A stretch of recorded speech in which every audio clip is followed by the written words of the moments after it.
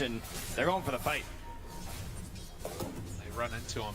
The smoke heading down south, and it's FBZ that is going to be the first point of contact. They might have seen the axes there. FBZ backs away, anticipating some heading over that direction. This is not where you want to fight for Boom. They want to go. They want to force a Roche right now. I think they want to force a Roche or a tower. They want to force an area that Team Spirit's forced to walk into. Yeah. Their Hawks, their vision. So you can see They're pinging it from Tim's. Tim's is just all over that Roche. They're going. Yopaj invis. And no sentries around, so if they head up this direction, he is there to break it off. And again, another one of these just runes picked up that could be game defining. Yopaj there. They drop the sentry. He's still over in the trees though. They spot him, Ward. He's just out of vision. They'll take it down now, and Team Spirit not wanting to give up this Roche for nothing. Yeah. Reset again. It's all these games. Best of ones, so much nerves. You don't want to be the team that makes the bad move. Yeah. You want to always make sure your moves are good, they're clean. Even if they end up gameplay-wise not clean, you want the moves as a team to be clean and together. Dire's middle tower is under attack. And after farming out bottom and then heading top, Team Spirit back to it in their own jungle. Boom is going to spread out a little bit. They're going to show Yopaj on that bottom lane, at least for a moment. And now Toronto Tokyo heading on in, ready to contest for this rune. It is a DD. Jackie's going to pick that one up. Oh, DD, BKB, Shadow Fiend. And this is with a lot of gold investment right now just being stacked and waiting on the OD and the next assassin, right? They want these Blink Daggers to transform their heroes a little bit here, give them that extra reach. So this is a good time for Boom. A lot of empty gold right now on Spirit. The lead is not as large as it seems. They head on in. There's no way to see into the pit right now for Team Spirit. As they're going to start taking it. Get the D ward. And are they just going to give this up on Team Spirit? It looks like it.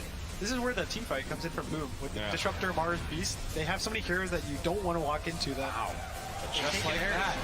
Boom. They're going to claim the first Aegis in Team Spirit. Give it up for them. We'll see if they can wait this one out, because last game we just saw how quickly things can turn around the back of an Aegis. You can see they're building for the fights here with the halberd done on Yadro. Try and ruin Jackie's team fight. Oh, ready to move in.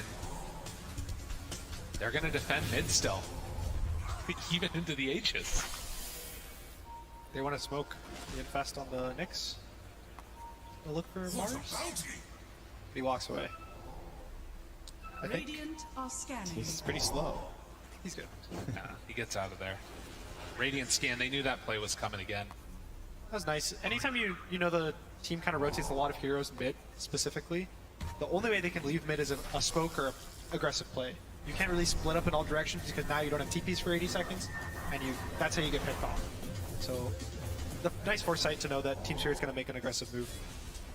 Bit of a classic at this point, right? The aggro immediately after Roche, trying to sort of like ruin this composure that you get having the Aegis, feeling the safety around the map. Yeah, there used to be a long time ago. It used to be you get the Aegis and you're like, oh, they're never gonna fight. Yeah, they won't come. I have Aegis. Yeah. Like he wouldn't kill me, but nowadays a lot of teams just kind of take that buff and will kill the Aegis really fast, or kill the one hero who's trying to abuse the Aegis vision. Yeah.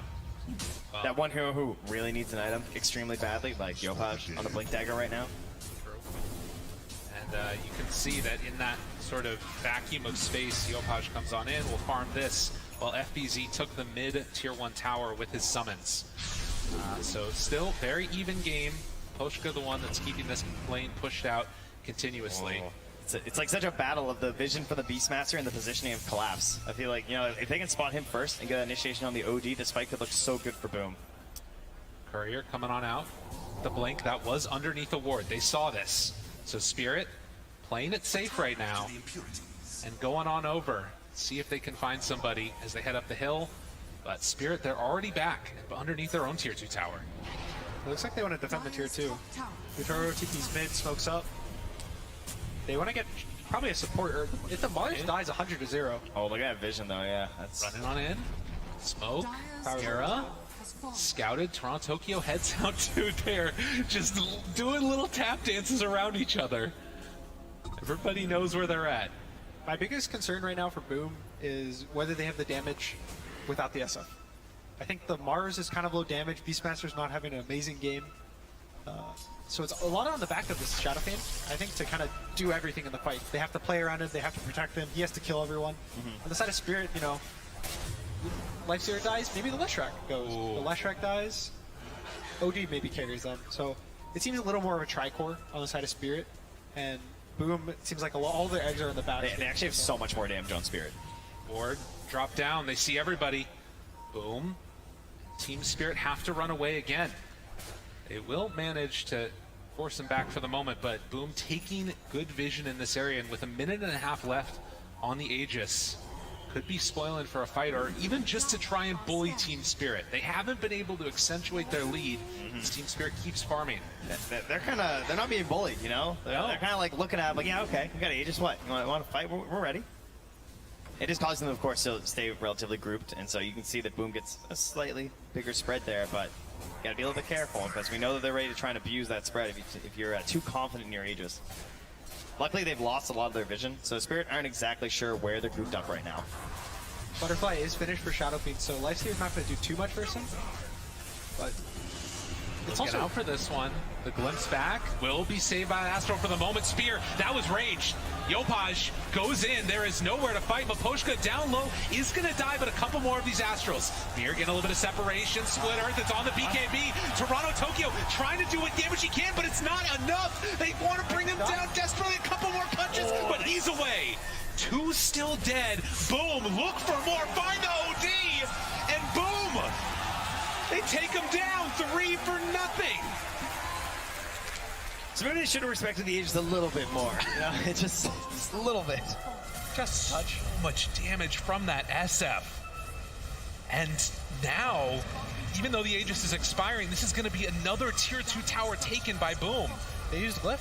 There's no more Glyph if they go for the tier. That is very frightening. Aegis is expiring, so I think they might respect Team Spirit, but It's certainly such a little poking part. Like Yaudo just like still hitting the creep there as well. Take him down, 3 for... Nice, but this was kind of crazy, right? Like the fact that he had So the enrage off the time too. So And then, of course, they haven't been able to accentuate their lead. The Lich isn't moving, then they get stuck. I think the important thing Causing right them, now of course, is, to stay relatively grouped, and so you can see that Boom gets before the fight started. Just so Kinda use it much as a- damage. causing them, He of can course, walk to in, stay go down, relatively he'll feel the grouped, creep, and so you can see that Boom versus gets they a go on hit, slightly I bigger protect spread him there, with but this.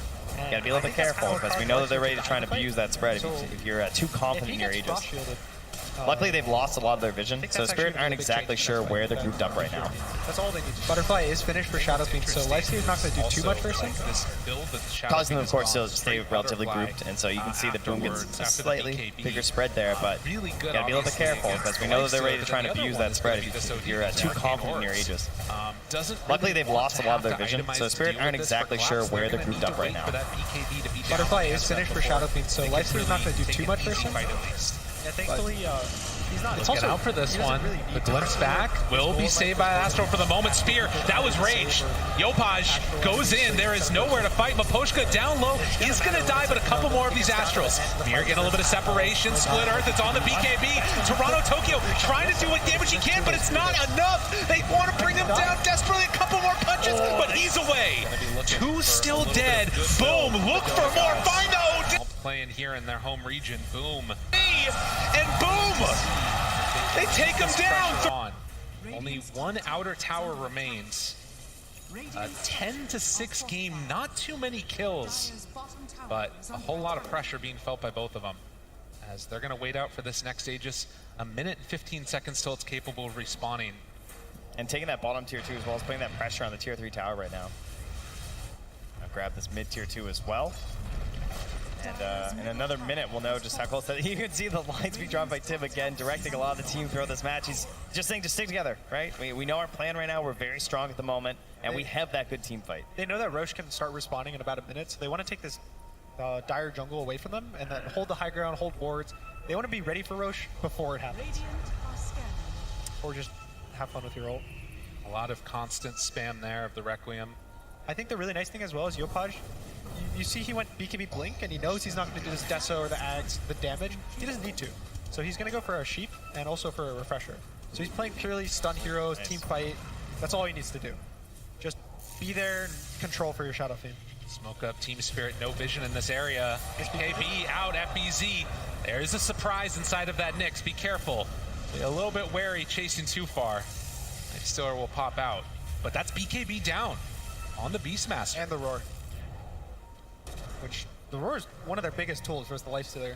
You can use it through Rage. It's their only tool they can use through a BKB hero. And a quick spawn on Roche, so potentially those won't be up by the time this fight could happen again. Yeah, they actually want to try and pressure that bottom lane by the looks of it as well. They're like sending Yopaj down, seeing if they can create that imbalance on the map. But Team Spirit, they're moving faster than that. Oshka heads on in. They already de-warded this area on Boom. Their scan misses. Oh, now they see him. Maybe a chance. Smoke breaks. FBZ Oh, they just swing him. just barely gets out of there. So close. That was very, very close.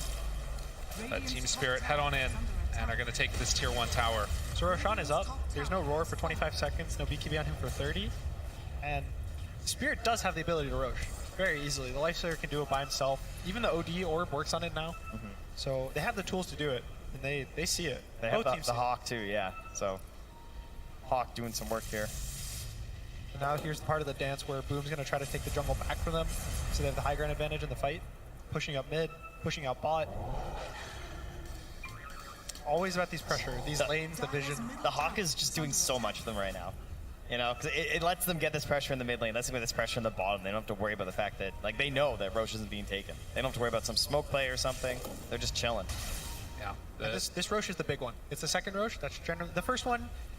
It'll give us 2,000 gold, but you don't really end the game with it. The second Roche, you get Shards, you get Aegis. This is when you have actually hit your timings, and you can actually end the game. So whichever team gets this Roche is probably going to be firmly in the command of the game for the next 5 or so minutes. Sliver picked up for the SF. More ways to just make him hit harder, stay alive longer, and even queuing up the Sange and Yasha next. So wanting to just be this whirling damage dealer in this game. While a smoke happens, 5 heroes. Also, like, the first time the game where the buybacks can be really huge, right? For this Roche as well. Yeah, that's also a big reason why Dire Jungle is so important for both teams to take. The outpost. It's the Roche buyback. And right now Team Spirit has it, so they should be a little confident about the Roche fight, but it's all about the team fight. It really feels like Collapse is the big one. Like, him not having the buyback too. Like, he's someone who can get back in the fight so fast if he were to go down first. Watch for it. And Team Spirit, they did take that upper tier 1 tower, which is normally where Radiant will come to help reinforce and save. The Spike Carapace hits, Okay, all right, yeah. but won't go for anything else there. Mira does have that Blink Dagger, but it's a little bit scary to make the move. The big Carapace plays so far today have led to some victories. I think he's really happy he has the Shard right now. If there's no damage over time, the Nyx is able to blink forward and stun him there. Yeah. True. Blink cancelled. Stay away from. Yeah. Maybe can hit a couple big spears there along the way too onto several heroes. We'll have to watch and wait and see, but Boom, they feel strong, they feel ready. They're heading into the pit. Satanic is done for Jackie. I don't know if they spotted him going in here, actually. They might not have. So Team Spirit on the outside, and of course, without any easy vision in here, they're not going to be able to tell that this is happening. Toronto's Blink is coming right now as well. They want to make this on the fight bot happen. side, there's pressure with the creep, so they're just being pulled around the map of what to do. And it's moving down, it's going down quickly. They drop down the field, looking for a jump. Does he go in for it? He gets it for the Aegis. It's in time. He got glimpsed out before he grabbed the shard. Oh, man. That was so close. That timing. That timing, though. We've seen some crazy Roche deals. Xin Q in the group stage was doing a lot. And suddenly, a 7,000 gold lead for Boom. With no more outer towers left to go. I mean, Team Spirit, they've got to be sweating at this point. How's Yopaj feeling? All right. You get a haste rune, you know, I find that go a little wild there, but back to farming. Seth, Aegis in hand, Jackie ready to move this one up. It's Yopaj's first TI after being a standout player this entire year and wanting to back up the rest of his team, see if they can get up there onto the high ground, take build-ins. I think Boom might slow it down for the next minute or so. The Shadow Fiend level 20 is a really big timing. You get 3 more damage per soul, 60 more damage for 1 talent. Yeah. So I think once they hit that, that's probably where they're, all right, I have my timing, we go high ground, we can end the game, honestly. Spirit, what is their answer going to be? Because right now, we haven't been able to see a successful move from them over the past couple of minutes. They have this Halberd, which seems really strong on Yatoro, but it's been a lot of like, okay, we can save this person, then we can save that person, but they haven't been able to do the damage that they need yet. The biggest thing is actually starting the fights. Again, all of it is on Mira to start the fights for them. You don't want to really start with Astral and show your position, and so the Lifestealers constantly have to infest. He can't farm. they have a Tim's BKB coming right now as well. So he can really get into these fights. Banish, Split Earth, connects there for a moment, just tickling for now. Another round of the Astral. Jackie will just walk away from that one. He sets himself the BKB and the Paladin sword, and Tim's just like, all right, let's go. They're ready for it. Try and force some Astrals.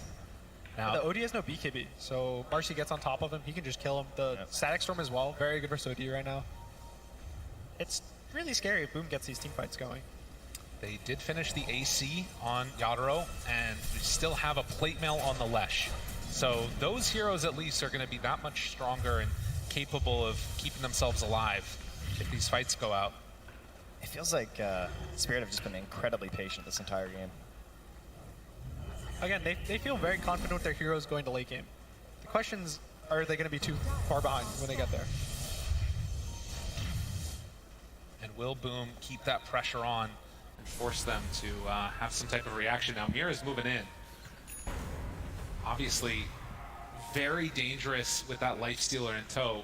Things could go wrong, and you don't have a BKB TP out with the Beastmaster in the pool. That gem is still on Skem as well in the Disruptor, so. All right, I think this is go time for Boom. They want to go high ground. They just finished AC. They just got level 20. The Refresher Orb is now finished by Mars. They just all these timings. They want to go. They want to end this game. Got a fresh Glimmer as well on Skem. Everything's coming together. The Glimmer. I mean, if this push doesn't go well, if they lose this Aegis, if they lose a big team fight, how hard does that swing things back into the favor of Spirit if it happens? It's pretty rough on Yopaj. It depends on spot a Refresher. Yeah, I think it Don't depends wanna on lose the Life Stealer. If he survives the fight, he gets items. Because again, Spirit, all they need is they need to throw one hero into the wolves, which is going to be the Life Stealer. He's going to get Frost Shield. He's going to get Astral, and then if he survives all that, then he keeps fighting. Then the Lush gets to own the fight. The OD gets to own the fight. But the biggest question is if he has enough farm, if he has enough time to actually survive this fight. That's why the bot fight, he dies first, the fight's over. So it's all about surviving this initial jump for Spirit and sending a hero in to get jumped. For now, they're content to hold this high ground. Net worth lead staying steady, 9K. They finished the Daedalus. Okay, I love what Mira just did. Mira just grabbed a Sentry. So I was actually looking through it, trying to figure out, you know, because they were all sitting on Maposhka right now. Because if you think about that Glimmer save, cause he's going to try and do some sort of a carapace play where he jumps in with the Life Stealer, and you really don't want the Glimmer to just save somebody. There it is. A first opening, just the Impale, but the Frost Shield on the tower. And then they jump out. They're going to use the Glyph now.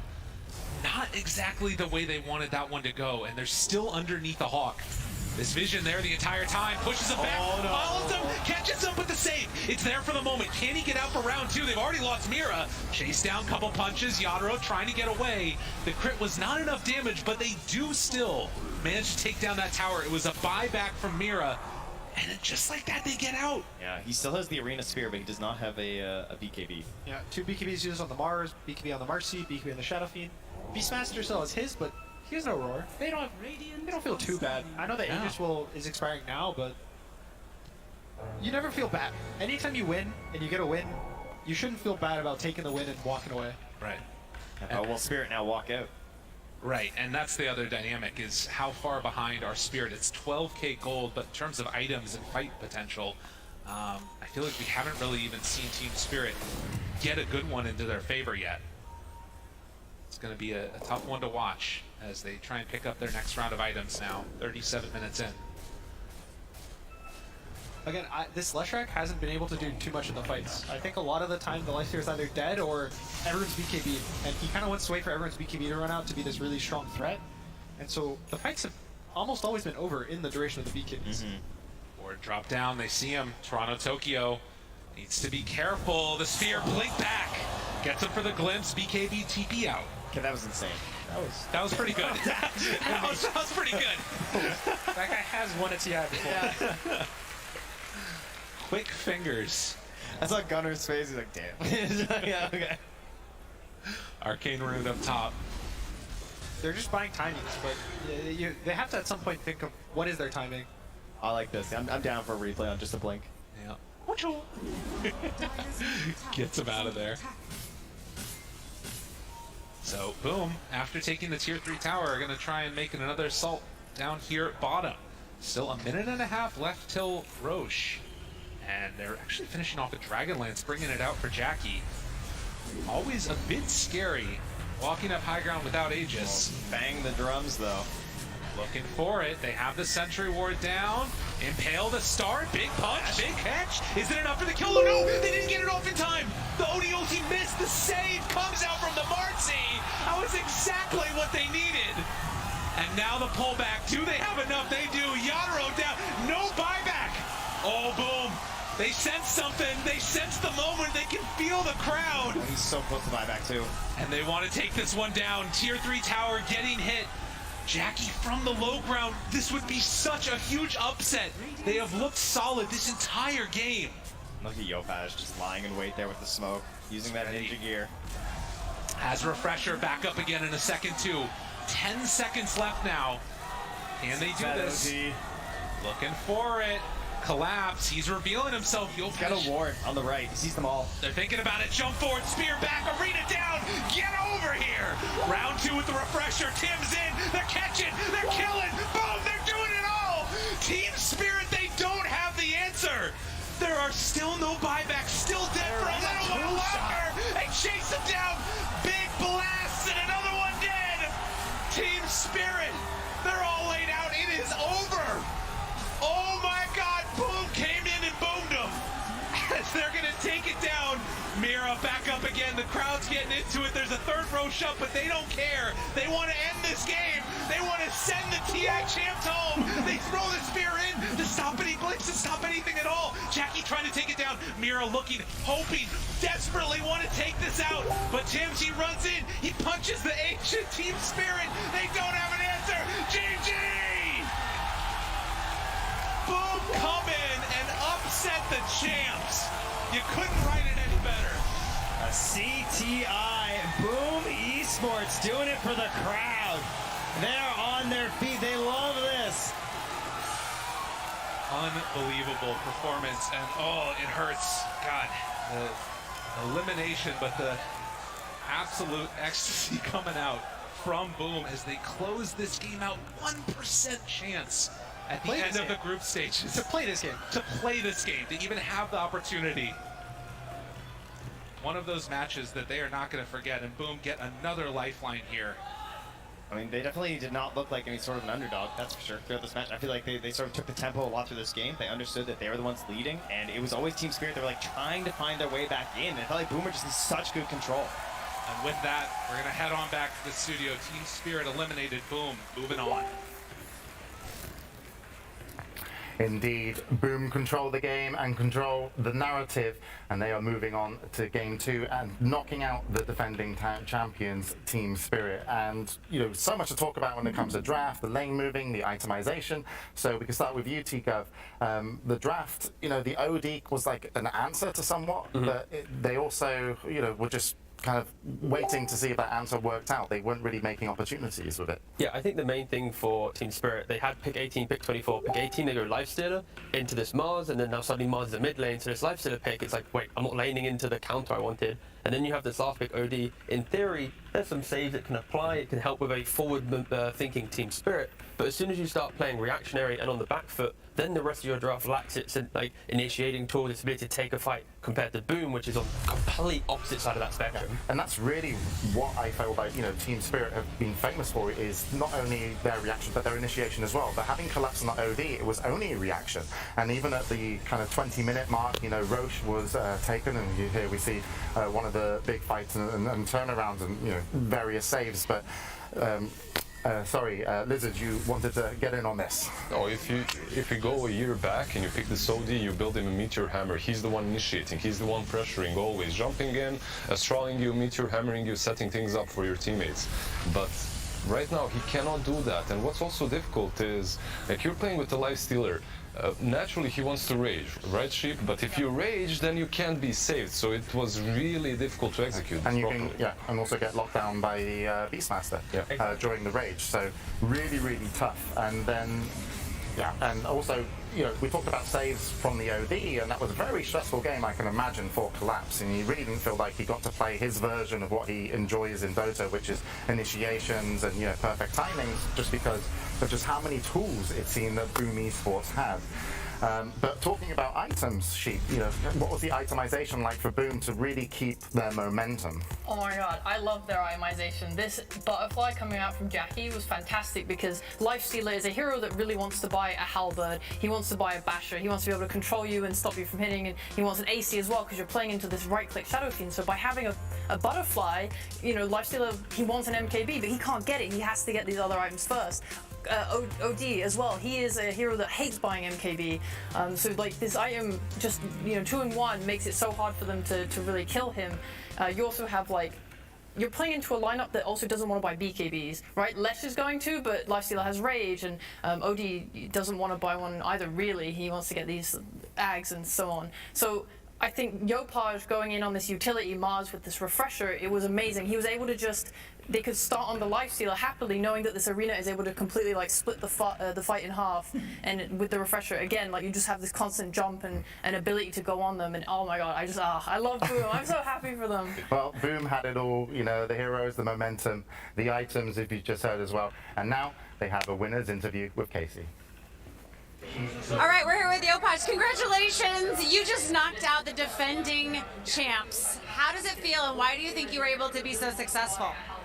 We're actually don't care anything, just play our own style, and yeah, we're just happy. We're just happy to beat the defending champion, and we didn't expect anything.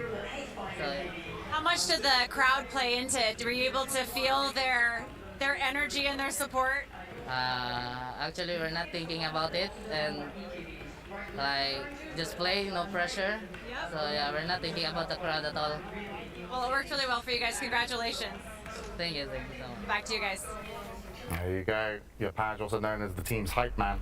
I love interviews like that because they are here just to play Dota. You know what I mean? That is their focus, and sure, there are moments, because where they are now, and then of course, for the final weekend, stadium gets bigger, where you can, sometimes even feel the vibrations. Some of the players have said of, being in the boost. But here, yeah, just wanted to play, no expectations. Yeah, we're happy we beat the defending champions. I love the IDC I just play kind of mentality. And if you guys remember, 1.5 years ago in Singapore, Yopaj actually made a name for himself. He was playing that Singapore major, he was dominating with the Wind Ranger and whatnot, and here he is a year and a half later beating the defending champions. I'm just picturing he finishes the interview and he's like, okay, I just breathe and we finish the hook, he's just doing his professional face. He's trying to keep it, stern so that no one gets too carried away. Because they just beat the champions, now they have to play up against second place. Yeah, we know who they're. I think we might know who some of the teams are playing, but we can check on that later. I'm not sure if we know exactly who Boom will be facing off against yet, but they've got 2 big victories under their belt. One in the group stages was EG, but this is the one that obviously matters with Team Spirit.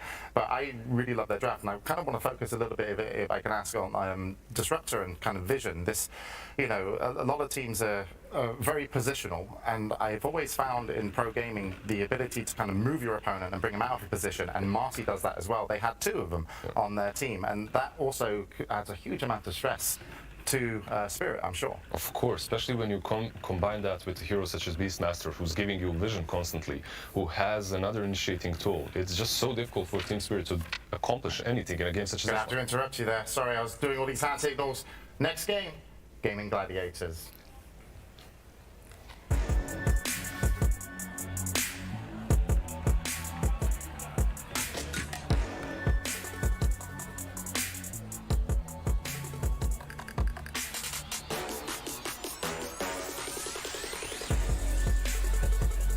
Diamond Gladiators. Diamond. Gaming Gladiators joining the stage, and yeah, you might want to keep oh, it's Ace. I remember him. Oh wait.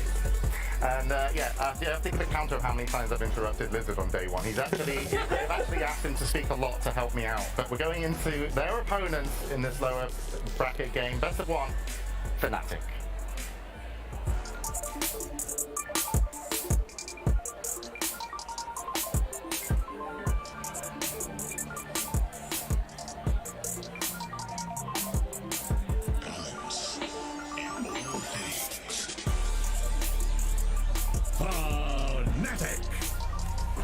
Likely to be the crowd's favourite here from SEA, Raven, Armel, Jabs, DJ. and Joao Niel. Well, I completely butchered his name, but he won't mind, I'm sure, because he's going to be hyper-focused on getting through this best of one. These games, as you've seen on stage, are just incredibly intense, and anything can happen, and that's really the magic of TI, and that's what we saw recently with the Team Spirit versus Boom Esports game. What's likely to happen here, if we can predict? And Lizard, I'm coming back to you because I interrupted you last time, so we need more Lizard. You need more of me. Okay, so for Gaming Gladiators, this is a team that has been around for quite a bit. Well, the stack has been around. Yeah. If you look at them, they have this famous trio. They have Boom, they have Celeri, and the coach Mortal Fate coming all the way from Viking GG. I expect a ton from them. Yeah, the amount of times that the Gladiators guys said in interviews, it's like, we're the guys that no one cared about us, so we made a team, and they've, at least in Europe, throughout their entirety DPC, they've been a strong staple at just dominating, at least being consistently in the top bracket of our region. And of course, this guy showing, it hasn't been the best so far, and they're in the low bracket. And it kind of also feels the same for like Fnatic. Fnatic have consistently been at the top of SEA, but now they're here. So I think both teams, strong SEA, strong EU, it's a very even matchup for this best of one. Yeah, 2 wins out of the group stage for Gaming Gladiators. Fnatic actually came out with 3 wins, 3 ties, and 3 losses. And how would you kind of explain Fnatic as a team, Sheep? Fnatic are inconsistent. You say they're at the top of C, but honestly, like they've struggled. Like this year has been Boom's year in terms of like in the region competition. Fnatic sometimes will eke out that like top spot and then just as quickly lose it. They struggle very much with discipline in the past, the same way that Boom has throughout this tournament, and I think Gaimin are also feeling that sort of pressure. And for Fnatic, they definitely have the skill, and we've seen that in the games that they've taken from the top teams in this tournament in group stage. So I just need them to really just lock it down, boys. I like the pep talk. And I like the storyline as well, because you're saying essentially Fnatic have somewhat higher highs maybe than their opponents. As in, when Fnatic are on, are they a scarier team than Gaming Gladiators? Yeah, you say they're inconsistent, but you also say they can... They can destroy, yeah, for sure.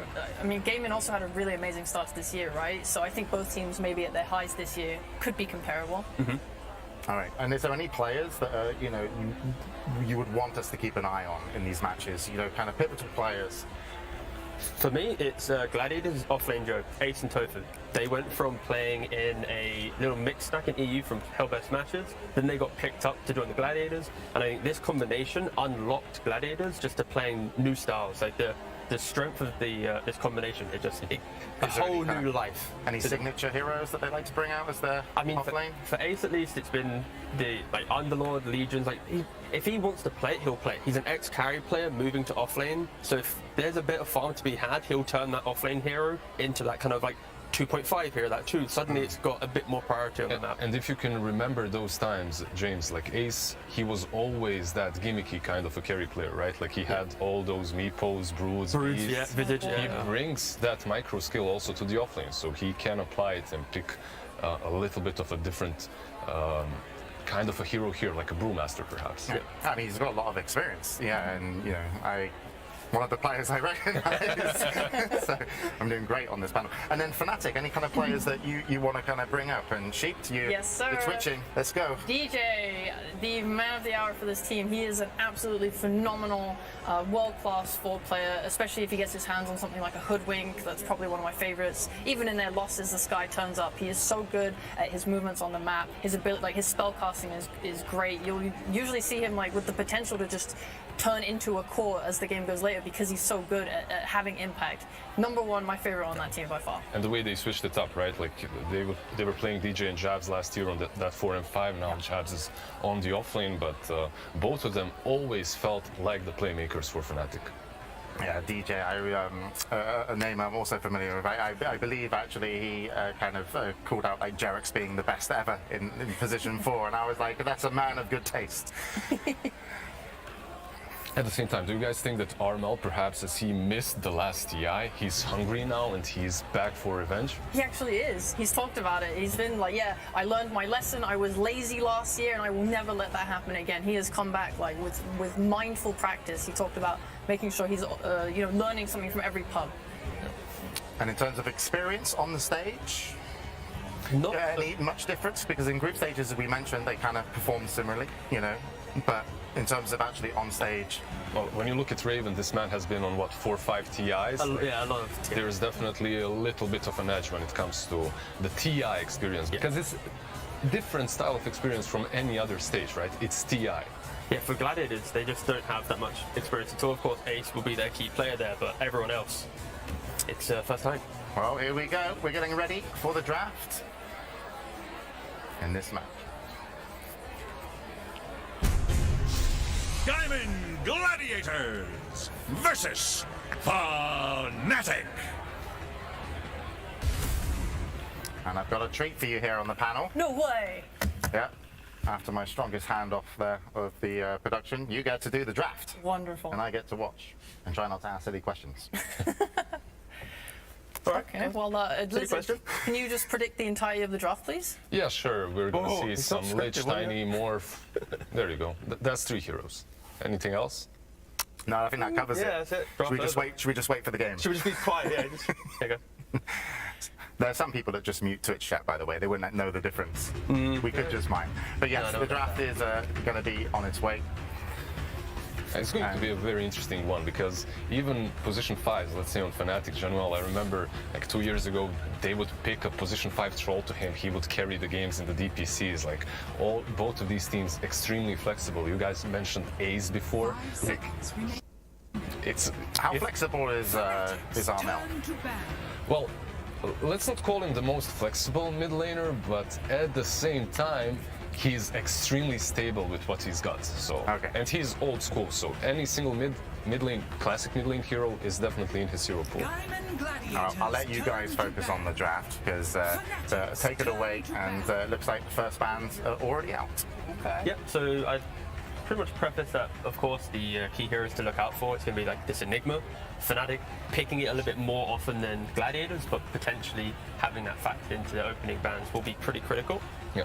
When I look at the drafts, I usually first look at what teams are banning against Fnatic and against Gaming Gladiators. Actually, versus Gaming, it's usually the Enchantress and Marcy that's banned out, but they get the Marcy out as like the hero is just strong in any hands at the moment. Yeah, very much respecting. Of course, Celery on that Enchantress, very prominent. Broodbuff has kind of risen in popularity during this TI, and now the key heroes are being let through. It's going to be the Primal Beast, it's the Shadow Fiend, Enigma's still available. Do you think that SF is perhaps first phase material for Gaming? I feel like SF might fall down a little bit due to the kind of the EG showing this morning. The team that was dominant with the hero just got, kind of put to the lower bracket so quickly. Sorry, Koshi. Oh, thank you. No, I'm just thinking in my head about how Fnatic have played throughout the year, and like Januel, he was a support player in like healing. You know, he liked healing heroes. He would play very much these kind of. He'd let DJ do all of the roaming, so he would go on like a Tiny, a Hoodwink, whatever, rotate to the mid lane, do his thing, and Januel would focus more on like making sure Raven was having a good game. So this Undying pick that matches that playstyle, I think it's cool to look at this TI and how support has like evolved, because I think in Arlington there were players like Picho saying like, oh yeah, healing, it's the best, it's just the best. In this tournament we have very aggressive fights. We have liches and disruptors and stuff with kill threat that want to harass you in lane. So Fnatic's still kind of opting a little bit back for that. When it comes to the Silencer, Tiga, is this a lane matchup or versus an Undying, or is this just something that Gaming like to pick up? It's a second pick kind of style hero because they've played it on both 4 and 5. So the ability to lane it into anything they need is key. And with this Primal Beast, they've also played it in the offlane, in the 4, in the mid. So because they're very flexible, right? Like this, it's opening. It's very robust because of course Primal Beast. You go phase boots, BKB. Your 20-minute timing is dominating, and then you pair it with this team fight here. But yeah, Sniper, that kind of secures a lane against this beast. You're so far disconnected from the lane that you can kind of, not really feel the pressure. It's probably one of the rarest heroes that can actually stand up to him, right? Like just keep your distance and... But always against a sniper, I guess that means that Gaming are going to need some jump. Yep. The Boom Storm Spirit could be a thing that we see in the future.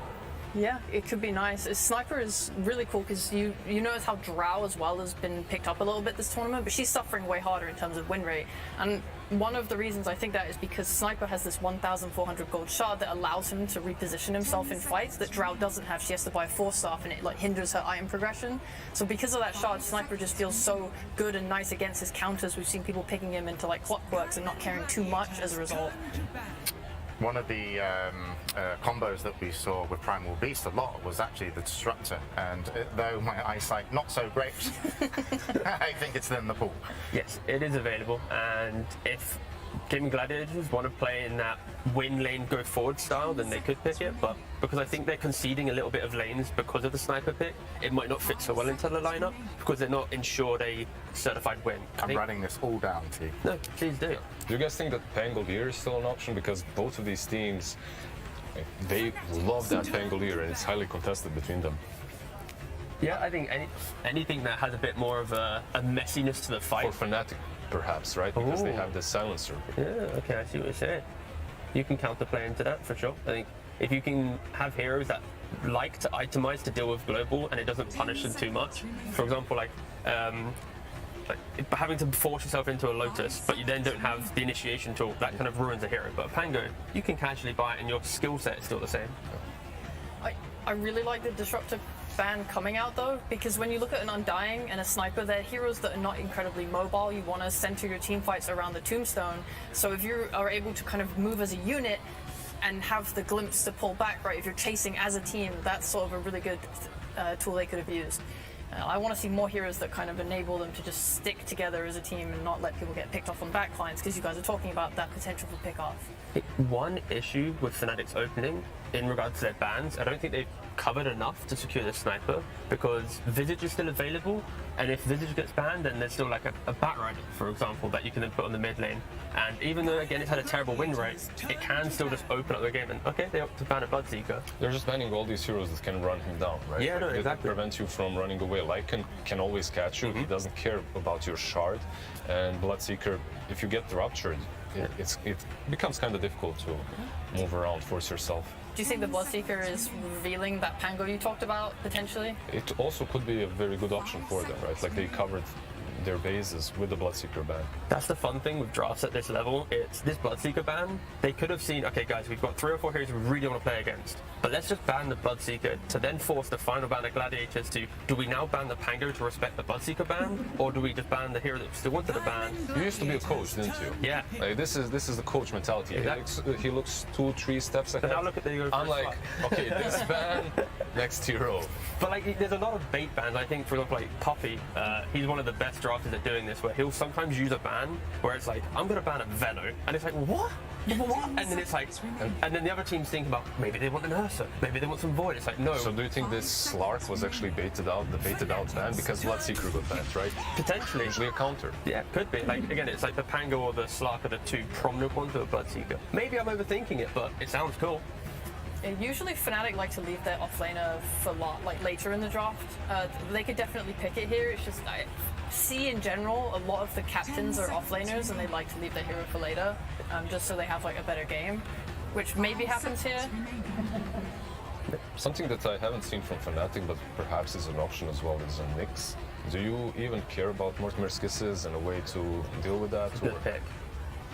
Especially because in this situation, Fnatic have to pick 2 heroes, so going for like Nyx +1, going for a really reliable offlane duo gives you some strength in the draft, because Gladiators, they've got flexibility for days. But the first 3 picks, they could be in any role right now in regards to We've 2 or even 3 seen players. Silencer offlane throughout the group stage and today as well. Right? Yeah, so having some like Nyx Death Prophet style, maybe not Death Prophet, but like Nyx +1 big offlane hero could be good. No, they just get their clock. Okay. This is literally what they like to play. Yep, same vibe. DJ or Jabs, like, it doesn't matter, you play it on 4.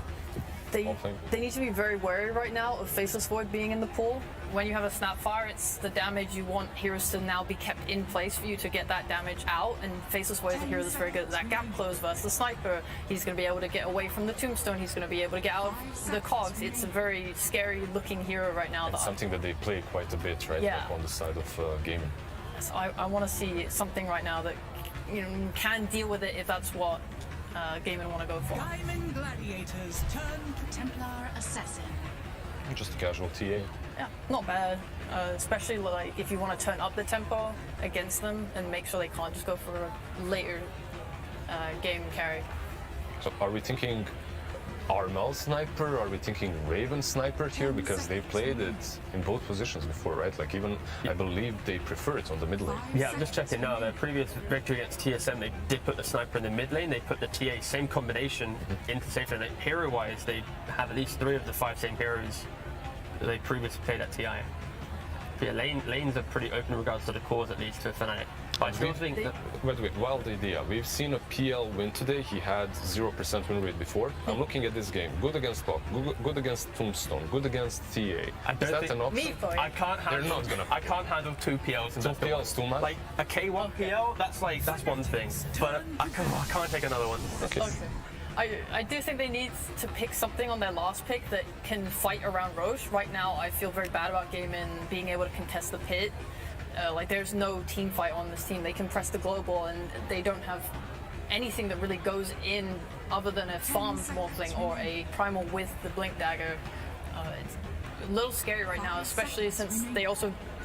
If you have a well-placed tomb, it's hard for Snapfire to just walk in and use the Shredder on it, right? That's the idea of her. She's meant to kill the tomb, but it's going to be hard to place it, and then you can't use your kisses. But overall, when it comes to Morphling, so he brings a lot of armor, decent against TA, right? He can also waveform towards the sniper, so he kind of can deal with him as well.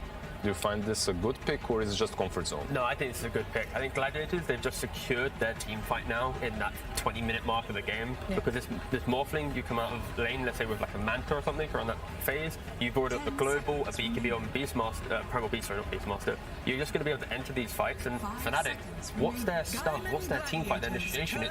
It's pretty non-existent. They can fight around a tombstone maybe, but they're now Morph replicating that. This final pick from Fnatic, it needs to be that initiating team fight kind of central hero to allow the big physical damage from TA and Sniper to be unlocked. I'm only afraid about like a 15-minute Deso Tombstone Roche taking timing. Yeah.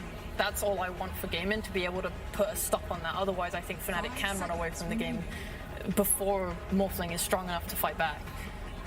But the hero's really good. This Ags build has been popping up really hard recently. Yep. It steals stats from the target. It also steals like extra depending on the attribute. It makes your carry cry as well, right?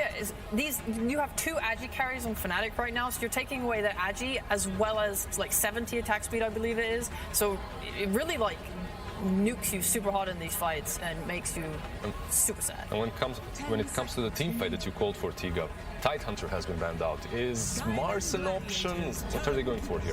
They just get to Visage. Okay. All forgotten. Fnatic wants to play a pretty strong lane. They got really decent lanes. Get that first Ocean, like Sheep mentioned, and then try and end the game. They want to end the game before this Morph fight. Before he even gets that. Exactly. Perhaps. So this mid pick for Boom, it needs to be a kind of map playing hero, something that just kind of unlocks the game for everyone else. Like cheap fight, skirmishing, and just buy time for the rest of his heroes to get into the game. We talked about Pango earlier. I would be okay with something like that. Get that defusal timing and just fight and rotate. If you can have your support come in and smoke you to side lanes, that would be very ideal. It kind of sucks as well a little bit for Gaimin that they don't have very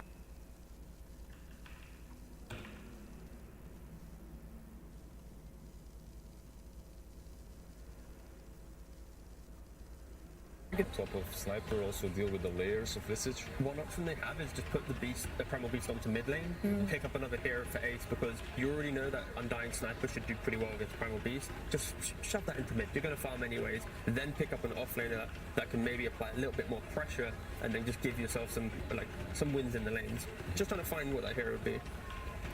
It's so much push, man. This is so scary. But I just don't think they handle this well at all. Like, both their supports are pretty bad at clearing like birds and stuff as well. Do you think they just go boring and go for like an underlord offlane or something? We're just going to push the waves out. We're going to wait for some time. Like, I've heard the same idea so many times. Well, show Ace some respect there, please. No, I just mean versus any team that has Visage, I've heard this same idea so many times. Get the stable. They go with the first stuff. I think this makes a bit more sense because it gives you at least this opportunity to outplay them in the mid game. You're not just backing off, farming up and waiting for them to start their snowball. It actually gives you that playmaking potential earlier.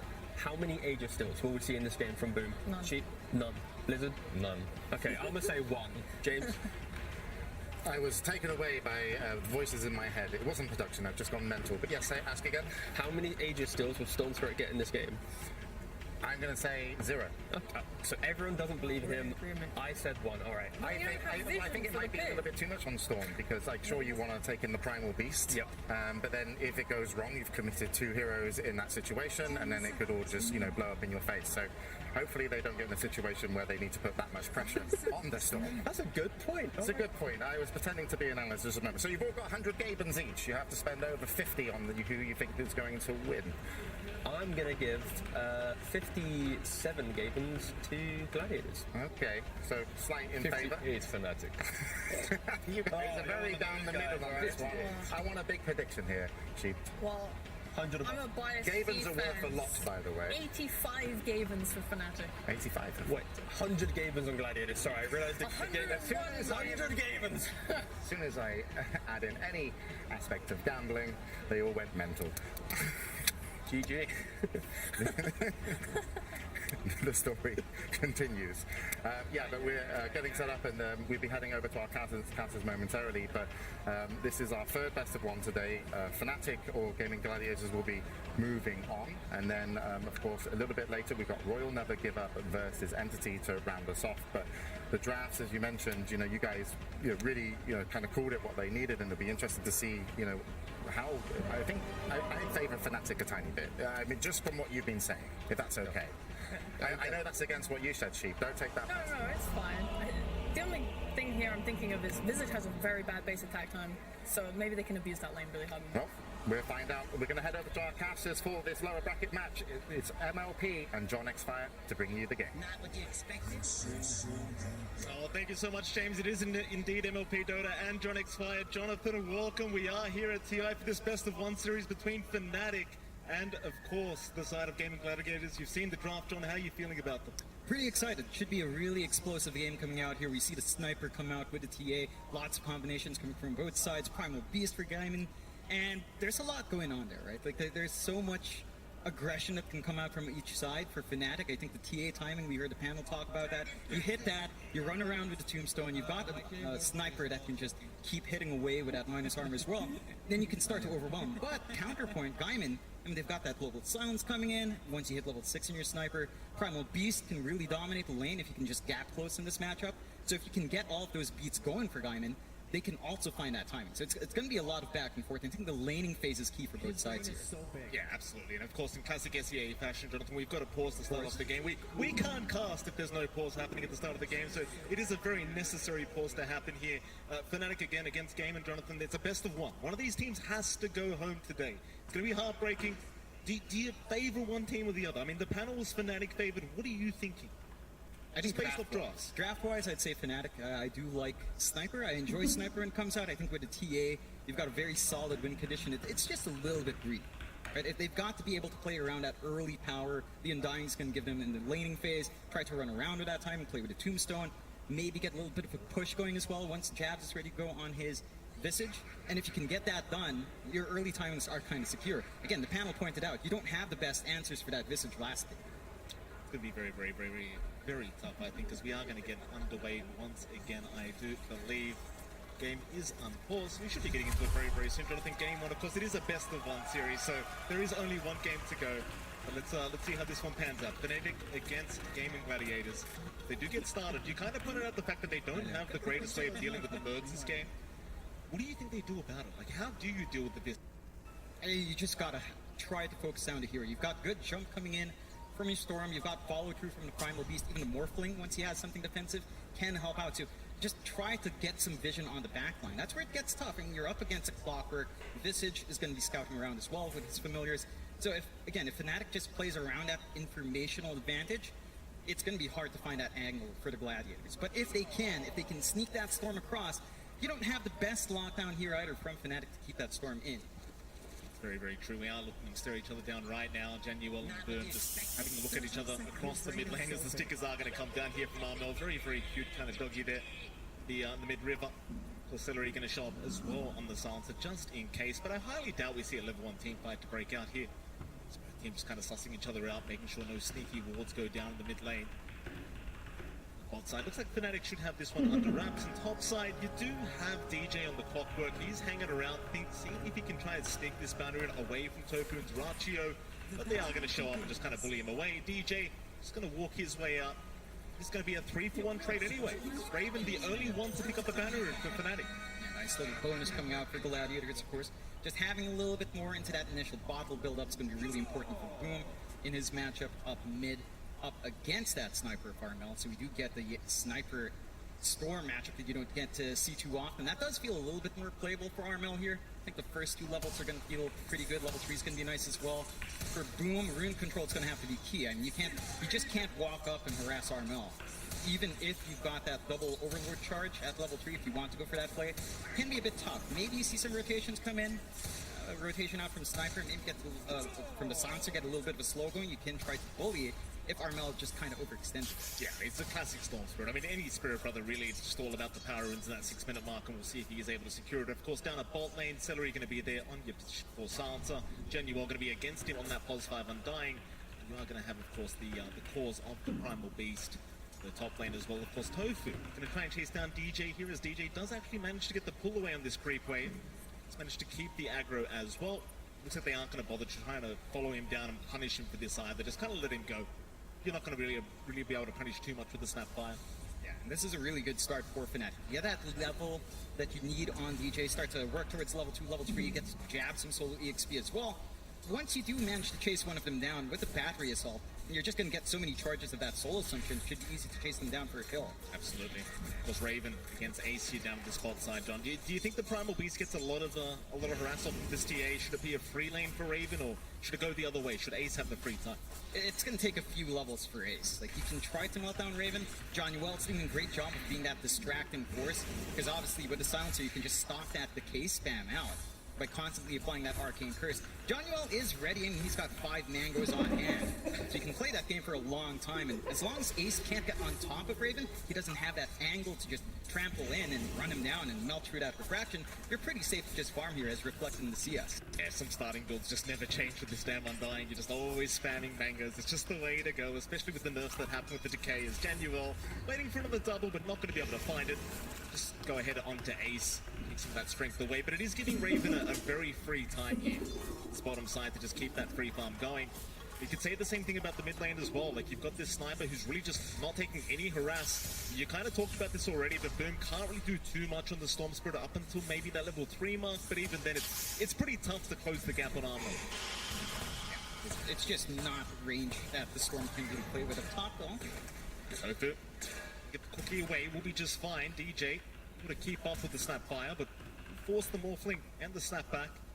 It's like, again, even the Visage having a very good time right now at the top side. And in fact, you look at all 3 cores of Fnatic at the moment, they are all top the CS board. So it seems like, at least for now, all lanes have been won. Of course, we are still very, very early into it, and as the levels do go up, things may change, but so far, so good for the Radiant side. Yeah, they're just working these things really well. I think DJ with his moves, Ace run forward. It's an onslaught away. Genuine not really going to be able to punish him too much. Creep wave his way as mid lane. Raven. Boom are going at it here on the Stormburst Sniper matchup, but it's kind of hard for Boom to finish off the job prior to that level 6 mark, so we'll have to leave him be. Meanwhile, top lane, Duraccio, he's going to be just fine to waveform away. So the harass is coming out between this Clockwork Visage laning, so a little bit tough for the Morphling just to juggle that strength in the edge. You make sure he's got enough HP to get through the Soul Assumption, but now doing a fantastic job here as the Clockwork as DJ. Continue the chase onto Tofu, will not allow the small camp pull away. Very, very annoying for gaming Gladiators. They just can't reset the creep equilibrium at this top lane. Yeah, it's a really good place from DJ, just holding this lane so well, giving Jabs basically a free lane, 15-7 CS, and keeping the Roger just super underfarmed. I mean, the Morphling's not the happiest hero going into the jungle, does need a lot of time to get that build up, so slower laning is just... It's going to be a lot of damage onto Boom. He's trying to make a run for it, but the headshot is kicking in as now DJ going to show up as well. Boom, he's just going to put the hand up, very far out, he'll survive. Just barely as bottom lane. Tombstone dropped as well, Januel. Going to be able to really keep that one alive, so Celery, go ahead and take that down and make sure Ace does survive. First blood yet to be drawn. Yeah, just playing, poking, and prodding in this lane. He's still in danger though. Oh, it's a big kill. He's still level 5 here. Boom can't get away from it, and Armel is going to be able to secure first blood. They'll take DJ's life, but it won't matter. In fact, they even force 2 rotations into the mid lane. They have to drag in both supports. The Cogs just burning some of that mana away as well from Celery as he comes in. It's just so much space now in the side lanes. Like, the mid's going pretty rough for Boom, but now Jabs has a really free time. Raven's just farming up. You don't quite have the solutions yet. And you kind of have to wait for that Storm to try to work onto that 6. Once he's got the zip around, it's going to be a lot safer to leave him alone. Until that point, I'm just getting to that point for Boom is tough with how focused Fnatic is on that lane. Bottom lane, though, they might be able to trade very nicely as Raven, dropping not really too low. He had the refraction charges, so he was just fine. In fact, Ace was the one who took too much damage. Wasn't able to really deal with the Meld Strike and the Strength Steal of Januel. Back their way out here, Fnatic, just 1-to-1. Still, all lanes just going their way. I mean, you look at Durantio back up the top side, and it does seem like he's been able to catch up in terms of net worth of the Morphling, but it is still a rather slow process. Yeah, it's going to be slow going. He's going to need a lot of space. They need to secure their jungle, buy some time out for Durantio. Left alone like this, and you have perfect control coming out from Fnatic. A DJ again just forcing Tofu to chase him down a bit, get some forward vision in that jungle to contest the farm down the line. They're going to have to really use that economy to clear out some control here. DJ just being an absolute pest, taking the Baron away from Gaiman. Once again, this mid lane going to be pressured in. They've got the siege creep there with Armel, so plenty of damage being pumped out. Tofu going to try and sneak away with the invis, but will go for the deny instead, realizing he cannot break the gap in time. Just a lot of pressure being applied onto this mid-tier 1 tower, and Gaiman, they are forced to try and respond to this, but they've left Ace alone down at bot lane, so Raven, he might just get right to work. Ace, he's going to try to back his way out and does juke very nicely. Raven, does he keep going? It does seem like he'll try. Onslaught will be there. Ace, he'll be just fine. Not secure the kill. Problem being though, John, mid-tier 1, it's still taking so much damage. It's just melting. Less than half HP left just from the slow prods from Armel with his little long-range sniper rifle, of course, and there's just no response that the Gladiators have on hand. They just don't have the supports that can really jump onto that hero well. Maybe if you can bring out Ace, that's where you can start to play that game, but it's going to take a little bit of time. He's not even level 6 yet. DJ again just ready to scout out if necessary. Does see a few stacks being made there by Tofu as he does get a very nice D-ward as well in the mid lane. Armel just getting right back to work into that mid-tier 1 tower. Just nobody around to defend this. Even Gladiators maybe just accepting the fact that it is going to drop for free, basically, as Fnatic not intending on backing off. While top lane Durantio, dealing with these frustrating birds of jabs, just can't really do too much about them. It's Burn. He's returned back into the mid lane here, but it's kind of dire straits as to what he can do to try and slow this push down. He will be enough just clearing out that creep wave, but now Fnatic, they'll just take the stacks instead. When these are just double stacks, but it is something. Yeah, it's something that you need on Duracho. He's going to need that catch-up form. Even Boom's going to be enjoying that if he had access, but they just didn't manage to clear out that control. Fnatic sees that opening, shoving in mid, getting a little of the tension away, and having that room to get that done. They're working this map really well. It's still a very even game, 1-to-1, 1k lead for Fnatic, but these two cores in the sniper, in the TA, are just getting so much more in this game so far. 1-to-1 though. 8 minutes in, a very, very slow game when it comes to the kill board. Just secure that laning stage. Again, Fnatic seemingly coming out on top, at least for now. Playing even Tofu taking over. Surfing that XP himself, but they might get going onto that tier 1 once again. Just so important because you are going to be able to infiltrate that jungle as soon as this tier 1's down, and Fnatic, they can choose to be very aggressive with this clockwork and Undying support duo. Though GG, they are going to show up. Who do they jump? Nice puts away from DJ. Not going to allow them to jump the sniper, so instead they'll try to go after Januel, but he's a tanky boy. He's not going to drop that quickly. His Ace is going to keep moving in. Pulverize will be there, and they will at least find the pos 5 Undying. Yeah, it's a kill. It's not the one you want. Really good timing out from DJ with those cogs to break off that jump in from Boom, and it's so many heroes down mid. You're only really leaving Duracho alone to farm, and even that solo lane up against Jabs isn't giving him much. Like, I like what I'm seeing from the Gladiators. Level 6 up on Boom, they want to make a play. Yeah. They have the level 6 coming out from Ace as well. They're going on Jabs. Yeah, they've got a great target. Jabs, he's a higher value target right now on the distance, so Celery is dropping rather quickly, but they do at least find Jabs. It's a nice trade. It does cost you quite a few hero rotations, but you've got to get something done. Yeah, it's some punishment at last, because that lane was just left alone for so long. They just ignored Duracho and just allowed Jabs to get that build up. finally something coming along for the Gladiators. Big kill for them, giving them some space up top, giving Duracho room to get more than just this Power Treads and Falcon Blade. And the side of Fnatic, well, they've already cleared the mid tier. So they're more than happy to kind of trade off that way. As you mentioned, Mike, jungle opens up, triangle contestation comes in, and if the Gladiators aren't careful, I mean, you still need some more on Boom and Ace. There's a bit of deep water here, Ace, I think. He's going to get included in here by DJ, but he's just going to onslaught away. Still, the Bird's trying to stun him up mid-onslaught, but not quite finding him. He's going to be just fine. Able to stay within that bot lane and keep that farm going. You kind of accept the fact that you can't slow down Armel anymore, you can't slow down Raven anymore, you've just got to try and keep up in terms of net worth, and for now they are at least only 1k behind. It's not too big of a deal for Game, and just keep buying space for these cores to make their way back in through the mid game. The question is, do Fnatic make their way into that dire jungle now and try to slow them down? There's some pressure to do that, not too much. I mean, they still have really good control on their own jungle, with their own tier 1's all still very healthy, so they can just kind of play on their side of the river. They're not going out so far, they're shoving in mid, keeping that in check. They've got some good wards to watch, some angles coming in here from the Gladiators onto that ramp in front of the tier 1 tower bot to make sure Raven's just fine. And they're just kind of using Jabs as bait up top solo. They want them to go onto Jabs. He's already got the drums up. They're keeping an eye on him. They're rotating in for this. I'm going to try and smoke up the top side. Jabs already in trouble. They might not make it in time. Jabs still dropping. Eventually will go down. Another nice secure here from GG as Boom does take the kill on the Storm. And Fnatic, they're up here, but without the Visage, what do you actually do? Yeah, it's not the biggest loss. I mean, Jabs is just doing his thing, keeping that lane shoved out, forcing a lot of heroes on time. You've got so much space coming out for your bigger cores in Raven and Armel. Armel now just hanging around. He has the Dragonlance up. Even with just level 1 take aim, with the Dragonlance, you can reach so far away. You're going to need a lot of mana expended out from Boom to find that kill. They will smoke up in the Gladiators, so looking for that opportunity here. Yeah, they've got the Arcane Rune still going here on Boom, so very nice timing for them to try and make the jump in, but DJ is prepped, in position, ready to break the smoke, and will take the gank. Beast for now, still making a run away. Hookshot away is going to be there as well. DJ, going to be just fine. No cooldown on the hookshot anyway, he won't mind that. Not beating any more kills away, but now Armel's been caught out. That's a much bigger target, and they do find it. Boom with a perfect zip in as DJ, he's not out of the woods yet either. He's going to drop to the way of Game and Gladiators, and Fnatic, they just don't have an answer for it. I mean, look good. DJ managed to sneak away, but it just opened up this path towards Armel. And suddenly the Gladiators, they're the ones taking aggression here. They're lined up for that top tier 1 tower. Really good use of the bottle from Boom with the Arcane, just giving him enough mana to play so far in.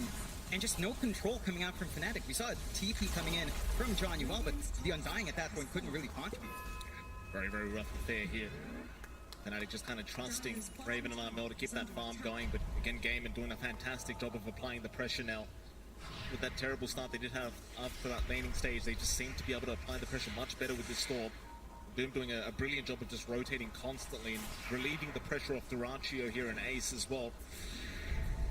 13 minutes in, 2-6, very, very slight net worth lead for Fnatic.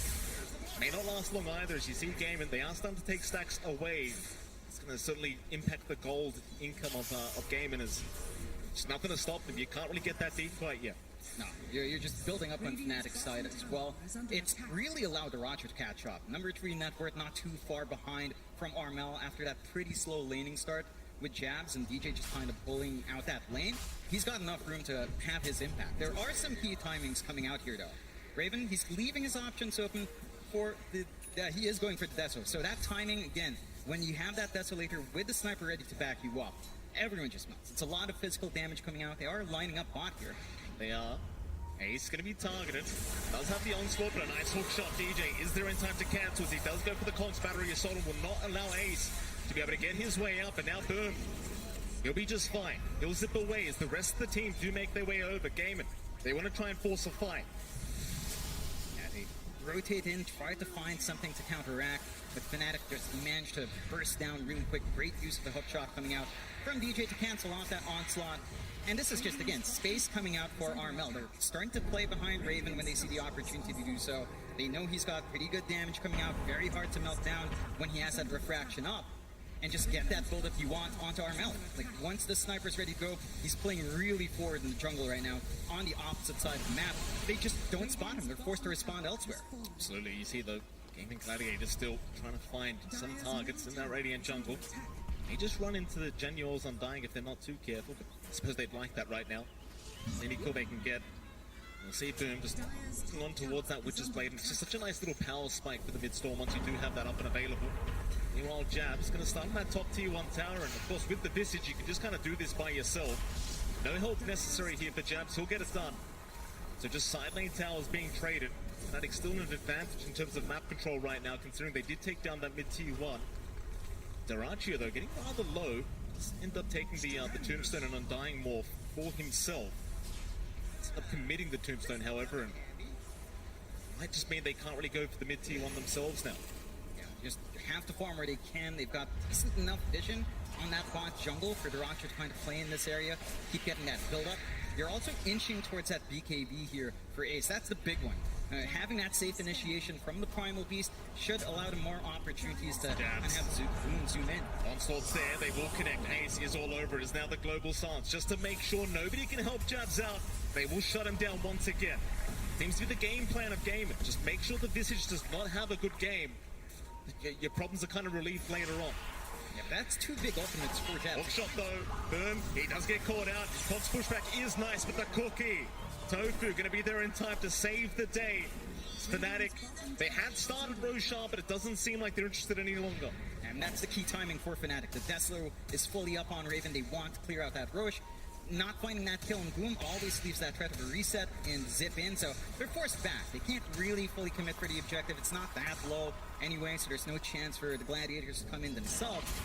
And again, the Gladiators just doing so good in finding these openings for themselves. 3-7, less than 1k lead still up there for Fnatic, but they're getting some really good breeding room out for Darachio. They're getting some great utility out from Ace and Boom. They just know they've got this early timing they can play around with. Well, the question I was about to ask you as well, John, do they keep going for this Roshan? Like, does Fnatic really want to try and get it? The answer is currently yes, they do. With the Desolator timing on Raven, they feel very, very strong to try and do this. Top the Flesh Golem as well here from Januel. Rocket Flare will give all the vision. Be enough. Fnatic to able to take a very quick Roshan for themselves as Gaiman. They just don't have an answer for it. They just don't have the vision for it to kind of spot that out as well. So freebie going out for Fnatic, secondary life up for Armel. Our sniper starting to lag a bit behind in comparison to Darachio, but at this point in the game, it's Raven that you should be worried about.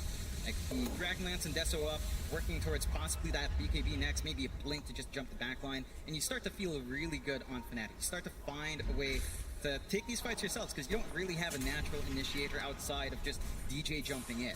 And if you can't find that angle, no one can go again.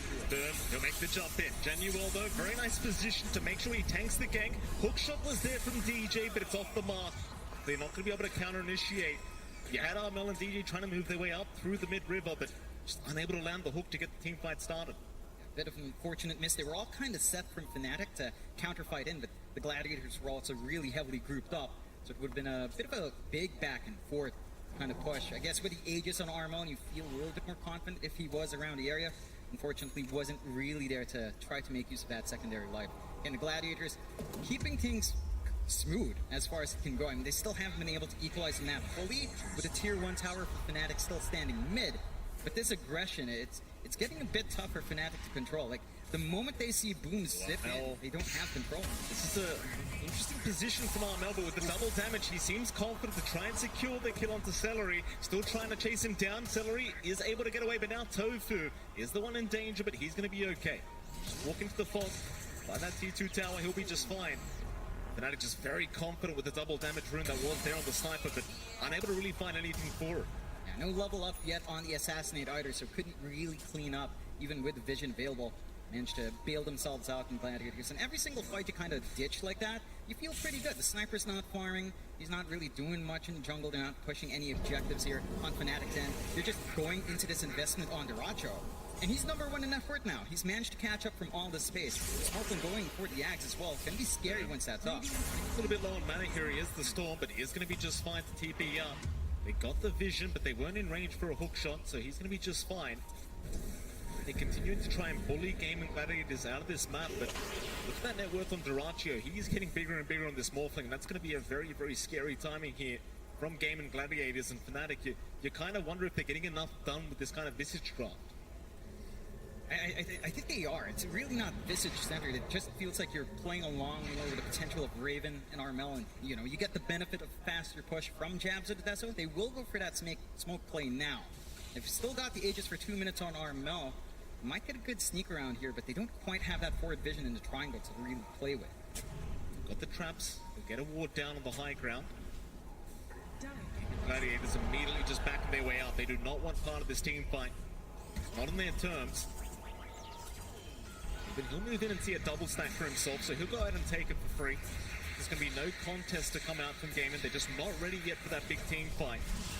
Understand that with the Aegis up, Fnatic do seem like the much stronger team at the moment. I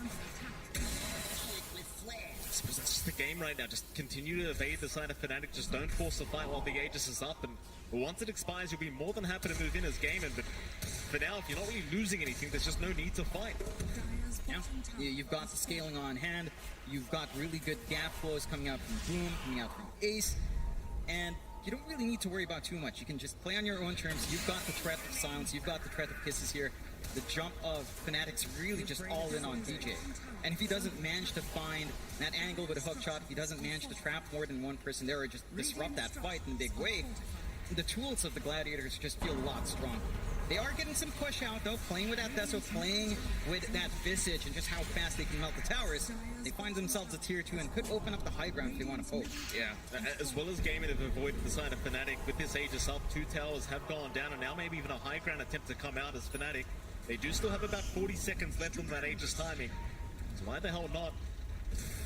Just be very cautious though as they do eventually back their way up. Not looking to rush this. Again, it is a best of 1 series, so you've only got one chance to try and proceed through to the best of 3s in the lower bracket. Just definitely don't want to get knocked down this round of 1 if you can, if you're either team. Still securing some farm here onto Ranchio, onto Ace. Very confident in their late game scaling here on this Morphling. Speaking of that Morphling now, John, the Axe is up. I have a lot of good forms to turn into the Undying again with the Tombstone and the upgraded Decay is going to feel pretty damn good. Going to be hard to burst down Deracho again, going back to that lack of control. And I like this from the Gladiators. Smoke up immediately with that big pickup on Deracho. They don't have the best forward vision right now, so they might not be able to find that angle, but if they manage to take Fnatic by surprise here, that could be the turning point for them. Yeah, Gaming, they are going to move in. Oh, it's a 5v5 smoke situation here, Gaming. They're going to move in. Smoke broken onto Ace. Tofu, who'll get stunned for the kisses immediately as the global silence is there. Onslaught out as well. They do find Genuor, but that's only the pos 5 Undying. In fact, never mind, they found Jabs now. Ace moving right in onto Armel, but a hook shot. DJ, he'll save the day for now. The Tombstone is going to be dropped as well. Genuor, he brought back into this team fight, and now Deracho. He's in big trouble. He's going to drop. Oh, they go too far in the end. A very nice buyback there from Januel just to be able to rejoin the team fight and drop the Tombstone. In fact, they just keep going. Assassinate out of the Tofu into the stun now as well. Soul Rip out. Tofu's in trouble. He'll try to run, but eventually does end up dropping. Raven able to secure the kill for Fnatic. Finally, they find the team fight they wanted. That's some really sick game sense coming out from Fnatic. Immediately smoking up, not seeing anyone kind of take care of those lanes. Knowing that that's a big one. Boom, he's getting perma-stun. Jabs, he's going to find it. Great micro out from Jabs, and Raven, who enjoyed the kill for himself, tips out. And this is where it gets scary. The high ground push kicks in. You've got the 15 talent up on Jabs, plus 1 armor corruption to the familiars with the Deso. And this set of objectives just don't last long. Fortify coming out to stave them off. But again, just the game sense coming out from Fnatic. You saw how much commitment came out from the Gladiators. Global silence and kisses just to find the Undying. It's just not enough. That certainly is. So much committal for that pulse 5, and with the buyback available, it's just not worth it. As now Fnatic just getting right back into the mid-tier 2 tower. Deracho does end up falling behind once again in terms of net worth. You keep trying to force a fight here. At least looks like for now he'll morph into the sniper and just try to force them back with the shrapnel charges, and that's going to be enough. Fnatic, they'll walk their way out just fine. Gaming, they might just have to take a bit of time here. I'm not sure if you smoke again straight away. Just want to secure a bit more farm up on your cores before you do get going, especially considering how that last team fight went. I mean, mind you don't have the buyback on the Undying anymore, so maybe you could force a fight not worrying about that, but it still seems risky. Yeah, it's still a massive risk. It does feel like you're going to need a BKB up on at least Deracho, maybe ideally you'd want it on Boom as well, just so you can get that safe initiation out. And you can't always start with a Primal Beast. You don't have that Blink Dagger up on Ace, and he's got the BKB, but onslaughting in is pretty telegraphed, so it can be tough. And we've seen it before. DJ tends to be ready to just interrupt the Pulverize when it does kick in, or when you try to look for that angle here. So you need more of that spell immunity up. You need more of those BKBs. That's going to take some time. And Fnatic, with the ground they've gained on this map, you don't have that much room to get all these cores farmed up to that point. Absolutely. Both teams once again just hanging around their side of the map for now. No vision on the side of Gaming Gladiators at the moment, who have grouped up just a bit. There's a team in that mid lane. It's going to be all about the next Roshan for both these teams. There's now even a BKB to come out onto Raven, so scary at times against the TA. Magic community, it's very hard to be able to try and burst things down throughout these fights. So much of your damage is just negated through that BKB. He's now going to show up mid-river, try and force something here. Traps are out to give any vision if they do need it. Raven is hanging around, but again, he's a very challenging target now with the BKB up. He's will show up, maybe trying to bait a fight, but Fnatic, very composed, not going to try for it. They just play it safe. They know they've got a pretty good stand on the map. They know they don't have to take these risks. They could just keep farming up a little bit more. They get big timing on DJ up with the Ags running. So the overclocking's up, way more damage coming out, way more utility from the Rocket Flare. And if they can work their angles really, really well. Side of Gladiators, they just need to kind of build in. Maybe if you find that opportunity to jump, you go for it, but immediate overclock, immediate flares with that smoke out here from Fnatic. Absolutely, such an annoying agony tip that I have to try and go against here. DJ just going to continue to spam out against so much vision. Jeez. That's a lot. Game, and they just can't escape the rocket flares, and now Tofu is going to get jumped. He's just fine though with the cookie. He will be able to break the gap away from Raven as they do move into that mid-tier 2 tower. Nothing to defend. It's a game and they're kind of stuck onto their high ground now. Maybe hoping for a high ground defense. I mean, you could still try to defend the top tier 2 tower. It just feels a little bit rough, especially considering Roshan, it is coming up rather soon. They have to go for a play though. Going for that smoke out, maybe they find a good angle here. They don't quite have the best vision again on that jungle. So they could get a, but if they manage to get a good flank here, it'd be big. It's just that Johnny Walt's the one's hanging back here. Here we go. Indiewell going to be spotted. Will take the gank, tries to drop the tombstone in time. Be able to get it as they do global silence. Genuel will drop. That's one. Now Ace in trouble. He's a much bigger target, just getting stunned up, but does manage to cookie away thanks to Tobu. But the hook shot is out. They've got Boom in the storm. He's still going to be able to zip away, but he's out of mana. He is out of mana, but where's the backup? It's not there yet. In fact, Armel, he was getting to work. Assassinate. It'll fly through and does find Boom on the storm. Not the worst fight for Fnatic, but not the best either. They do give 2 kills away for that. Both supports going down for the mid-storm. Gaiman, they'll be okay with it, I think. Yeah, it's a really nice back and forth. Again, they jump onto Johnny Wall. He's the one to break the smoke. He manages to get the tombstone right before the global silence in a really good spot on that cliff. Like, only Boom was focusing in on that tombstone. It took so long for him that DJ found that opportunity. So it's a good play coming out from Gladiators. They need to get something done, but again, they're finding the wrong targets. They're always getting Zhao first. They're always having to blow at least one big ult first. You see the replay here. I mean, you find the Undying, but he won't bind. He just gives so much information away to his team, and well, Ace just couldn't really walk away, sadly. He's forced the BKB up, but luckily Tofu was there to save. DJ once again, just fantastic with the hookshot, finding the storm. Just completely out of mana, and something you didn't really notice, John, but from the low ground, Armel, he was just getting right to work onto that Storm Spirit. The Assassinate just barely had enough damages. Now, well, Gaiman, they're trying to force Roshan, but hookshot is there, DJ.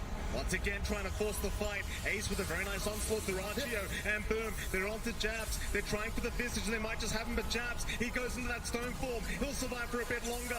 DJ, he will try to back his way out of the stuns around back to Rachio. He's the one in trouble, trying to back his way out, but Jabs is on the chase with the Familiars. In they go.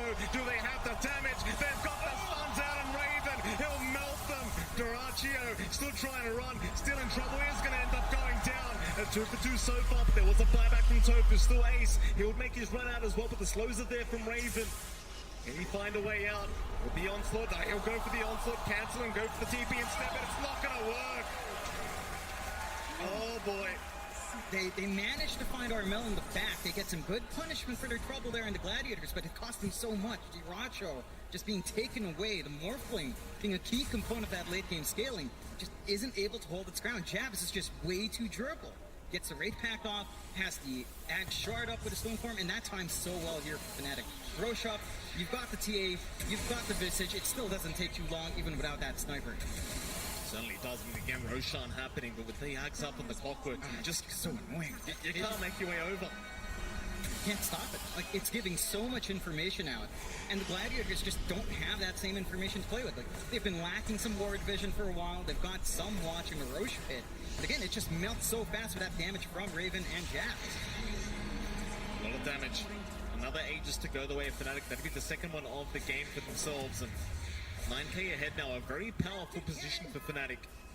Game in general, what do they need to do here? I mean, they're in a very rough position now. How do you make the comeback in this game, number one? I mean, you've got the BKB up on the Diracho. He had it last time around. You need to get a good jump in. Maybe if you could take out Armel before you lose your Morphling and then start to focus in onto Raven somehow, that's how it kind of shapes up. Get a good jump on. Don't jump Jabs or John Newell. Because those two, they don't mind being targeted, especially Jabs. I mean, he's just so durable. And John Newell, as you mentioned, just gives information. You need one of these two bigger cores to drop first from the side of Gladiators, and it's going to take some good vision game coming out. But as you see, DJ just keeps spamming out those flares out, and you just can't stop it. Like, he's just getting so much more out. It's kind of obnoxious how much vision it gives. In fact, I think we saw in an earlier team fight, it almost just killed Celery off with those rocket flares. Very, very scary indeed.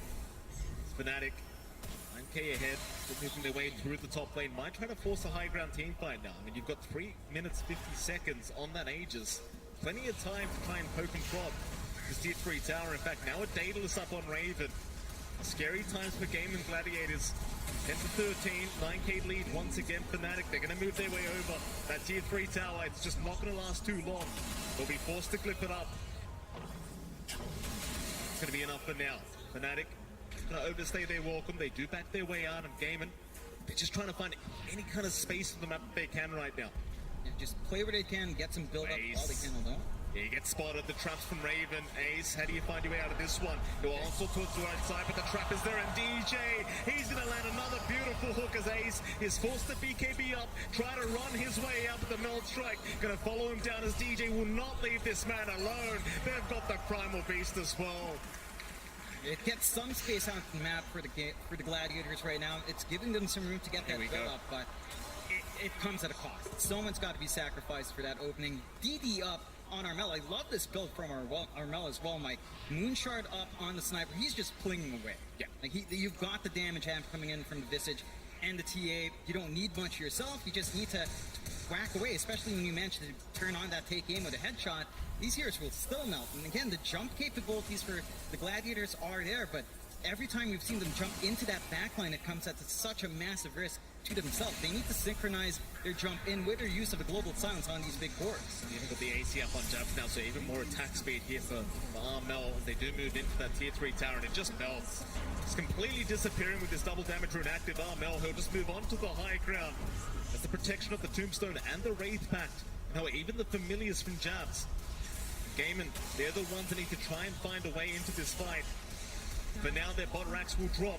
Just nothing they can do about it. The question is, do Fnatic keep going? They have no reason to really back off. I mean, you still have some threats out from the Gladiators, but you've got Aegis running for about a minute 40 here. You just take control of the jump. Cut off the resources for the Gladiators, keep all the lanes as shoved out as you can, and swing around if someone overextends. And you've got a really sweet opening with his secondary life on Armel. You're not too scared of that jump in from Boom, of that onslaught out from Ace. And they don't even have a way to position themselves. Like, these flares, they just get everywhere. You can't stand it. Look at Celery, he just can't make his way out of there. He almost died. Rocket flares out as well. He's barely going to survive. Oh, this is just disgusting. It reminds me of that bounty hunter Tinker meta. You just can't escape the rockets. Nah, it just never ends. And it's just down to that Ags. And DJ's just been such a menace since picking that up. Smoke out from Fnatic, trying to get the initiative here. They've got a good fight from the right side if they manage to catch someone off here. Well, Boom would be a massive target, but they haven't got the vision yet. In fact, never mind, they do. DJ, he's in once again, but the global silence not going to allow them to follow up. In fact, Boom jumps in a big vortex out from the storm into the trample. Now the pulverize.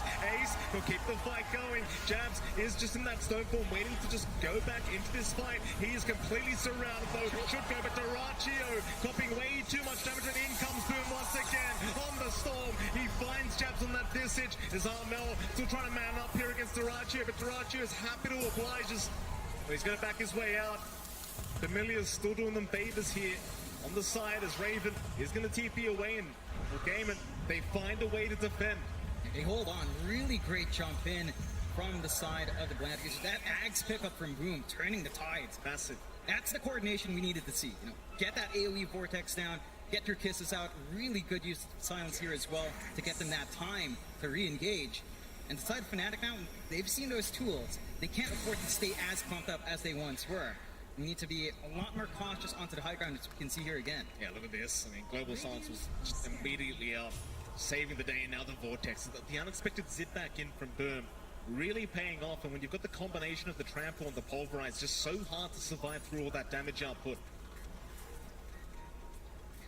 It took them a really long time to kill off Jabs as well, despite all of that. It's just they managed to isolate all of these heroes really nicely, split it up after taking them all together. And Armel, even if he had the Aegis, he had no one to follow through on his second life, forced to back off and just kind of play it safe. They're keeping themselves in this game here, the Gladiators, but they're not able to really push out the lanes as far as they can. You know, it's not an opening for a tier 2. It's not quite an opening for Roshan either. So they're going to have to repeat that. Because despite those losses, Fnatic, they still have the initiative here. They still have superior map control, and that threat for the high ground still lined up. You've got the Scotty now up on the morph as well, so Durantio just a little bit tankier and hard to deal with here. 16, I love myself a post-game done, and right now 7k net worth. Nothing to write home about if you're Fnatic. It's 36.5 minutes into the game, so 6k really means nothing here between these two teams. Short game, and they are down 1 racks, but still anyone's game. It is a best of 1, so one of these teams do have to go home after this one. Everything on the line here for these two teams. It's been such a long year throughout the DPC. They do smoke up as 4 game, and they're going to try and make something happen, but who do they find? It's just so hard to get the vision advantage against Fnatic's draft. You've got the rocket players, the traps, the shrapnels, just everything working in their favor. But they are still sneaking up through the triangle, but this smoke, we're out soon. They might just find Jabs on the Visage as Ace. He does spot him out and does try for the onslaught, trying to keep up. Does end up finding the Visage, but can't really follow up with that. Just go into that stone form and be just fine, as now the Familiars just going to stun up the Primal Beast. Do they have the follow-up damage here on Fnatic? I don't think they do, but they are still just throwing out everything but the kitchen sink. But Ace is going to be just fine. He will just casually walk his way out. It's very low commitment from Fnatic to shove you away there. You don't need to throw any bodies forward. Jabs is still really durable. He doesn't mind being jumped on that smoke. Racha's kind of playing tag, isolated from his team, but the side of Fnatic isn't quite keen to jump onto that Morphling as well. I mean, he's got the Scotty up, he's got a lot of stats, but in Manta he's got a lot of ways of saving himself, so he's a lot tougher of a target for Fnatic to just try and burst down. But they're still getting that build-up. They're still number 1 on Raven with that full Daedalus up, and they could just wait for the next Roche. It is just around 10 seconds away when we'll see that respawn. Good shove in mid from Racha, but again, they're not really able to fully commit for that objective yet. Absolutely. I'm just very, very careful right now. One team fight could just decide this game. You just haven't got the buybacks available. Game in, they'll just take over that Radiant Triangle for now. Oh, it's a quick Roche. It's certainly a very quick Roshan here. It's would be in the favor of Game, and they're in position for this one, and Celery seems to know he might just get lucky. 5 seconds to go. We'll see if Fnatic can try to spot this one out as well.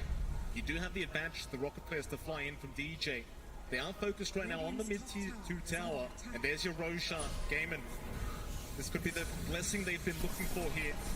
Roshan does start going down, but the rocket players are going to fly out and give the vision. Question is, can they make it in time? They are making their way over. In fact, Roshan is being abandoned right now as Game, and they do not have faith they can take it in time.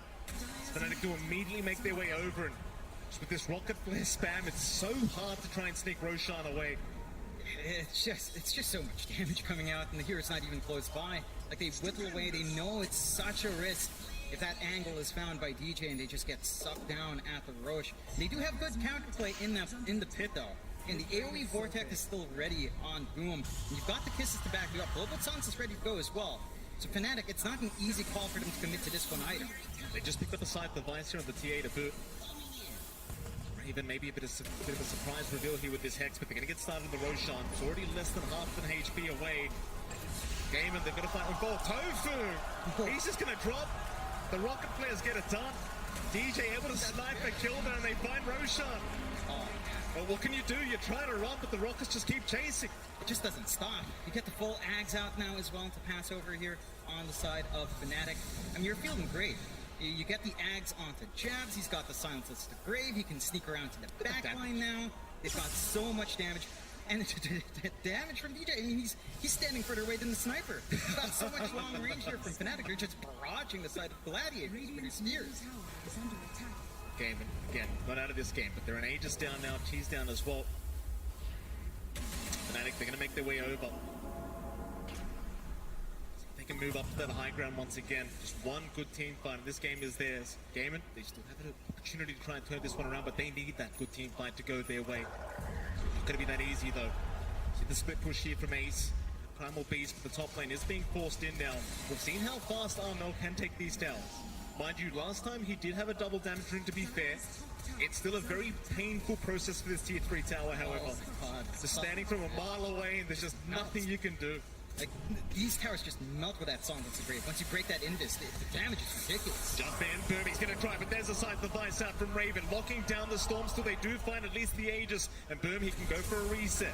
Not a bad start whatsoever here for GG. It's Duraccio, he'll keep moving forward, trying to find the sniper, but needs to back his way out. Just can't deal with the damage output of Armel at the moment. He did have the refraction charges to play with those, so didn't really take any damage. Sturm gonna move in again, but a quick BKB out Armel, this time ready for it, but instead they found Raven on the TA. He goes down, the Celery, he drops as well, but they do have the buyback, and now Ace in the backside with the pulverize into the Vortex. Boom, just setting up perfectly. Oh, what a Vortex out from Boom. Yeah, he makes it work. He finds the angle back in. He knows that the BKB out on Raven is gone. So you can just punish that TA, focus in, no secondary life up on Armel, and they just melt down from that damage. Like, the control came out, and they didn't have global silence. That's why Fnatic might have felt a little bit more confident to hang around there. But they still don't have a way of really punishing Boom when he does manage to get that jump in. I mean, they have the Hex, but the Storm, being aware of that, can just zip a little bit further away and just be safe. Now suddenly Gaming Gladiators back into this game, only a 3k advantage, no Aegis to worry about. They do move onto the high ground, the tier 3 tower in big trouble. Duraccio, he'll get it started. We'll force the Glyph out, but it's not going to mean Duraccio backs off. Nobody's brought back, nobody's respawned quite yet from Fnatic, so the map is completely free for Gaming. It's been such a long time since they've had this kind of opportunity on the map. They do force out another Glyph. Down towards the bot side, Duraccio goes. He wants 2 lanes for his trouble. Question is, does he even find one? Because the respawn timers are running a little bit low, but it seems like they do find the mid-racks while they can. Duraccio will find that bottom tier 3 tower, onto the bot racks. It's a very quick process here for Gaiman. 2 racks is up. They'll be very happy with that. No need to rush any further. They'll back their way out. Now the Gaming Gladiators are in complete control of this game. Really good racks advantage coming out. Their team fights coming in, their scaling's shaping up, and this Duraccio morphling with the Daedalus up, it just does so much damage. And Fnatic, again, they get overconfident. They know global silence is down, but they don't respect the Storm here. They're just doing such a fantastic job throughout these fights. Just every time the Vortex is up, there's just nothing you can do. And look at this Vortex from a mile away, just dragging everybody in. Just no chance to fight back once the BKBs are gone. And the game, and you keep that up, this game is yours. Yeah, it's just in their hands as long as they can keep executing. Fnatic, though, they're not going to just lie down there. Smoke out from them. Roshan's still a ways off, so that was fairly fresh in the last fight. But if they manage to get the ambush here, it's big. Still, you've got protection now on Boom. He's got his own BKB up. So even if he's caught off guard a bit, as long as he's able to turn that BKB on when he sees Raven nearby, and how do you lock down the Storm? You just don't have much to stop this. Hesitation now. Fnatic, I mean, they were smoked up, but they just aren't going to find the opening. Another double damage rune, though, is going to be found out by Fnatic, so Raven, he'll take it this time around. No bottle to stall that one up. He will just pick it up himself. It just doesn't seem like they're going to be able to smoke up and find some kind of opening, however. They're just going to sit back for now and just wait out the perfect time. Problem is now Duraccio, top of the network board, looking very, very farmed up, working on towards that Satanic. He's going to be a real problem once he has that up. He's already extra durable on this here, even with the Scotty up on Armel. It's not like he can just solely dedicate his time onto Duraccio. You've got a lot of room now for Duraccio to dance around on that Morphling. And again, they're just so slippery on the side of Gaming Gladiators. Like, you have to worry about Storm, you have to worry about the Primal Beast, you have to worry about the Morphling jumping on top of you.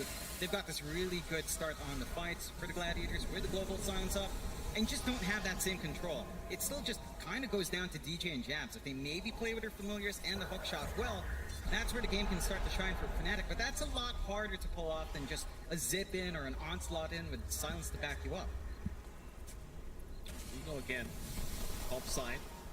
He's going to hang around his own jungle now, still maybe just trying to search for Fnatic, but they're not around. They creep back into that Radiant Triangle of their own. They do have the opportunity to smoke, at least for now. Raven just going to use his own Ninja gear, get his own smoke going, to make sure he can rotate across the map and be undetected by Game. And such an important piece of the puzzle here for Fnatic is that TA, and you just can't afford to lose her by yourself. Gaiman remaining grouped up. That Rocket Flare vision just giving so much information back the way. Fnatic as Gaiman just take over the top side of the map, but they might even start a high ground push. To get that done, Chow. And well, Global Silence will be there, ensuring they cannot initiate as now Duraccio moving very far forward. Vortex is there, they have found Armel. Hookshot is out from DJ Boom. He's running a little bit low on mana. Still Duraccio, he'll keep moving forward onto the sniper. Do they have the damage? They do!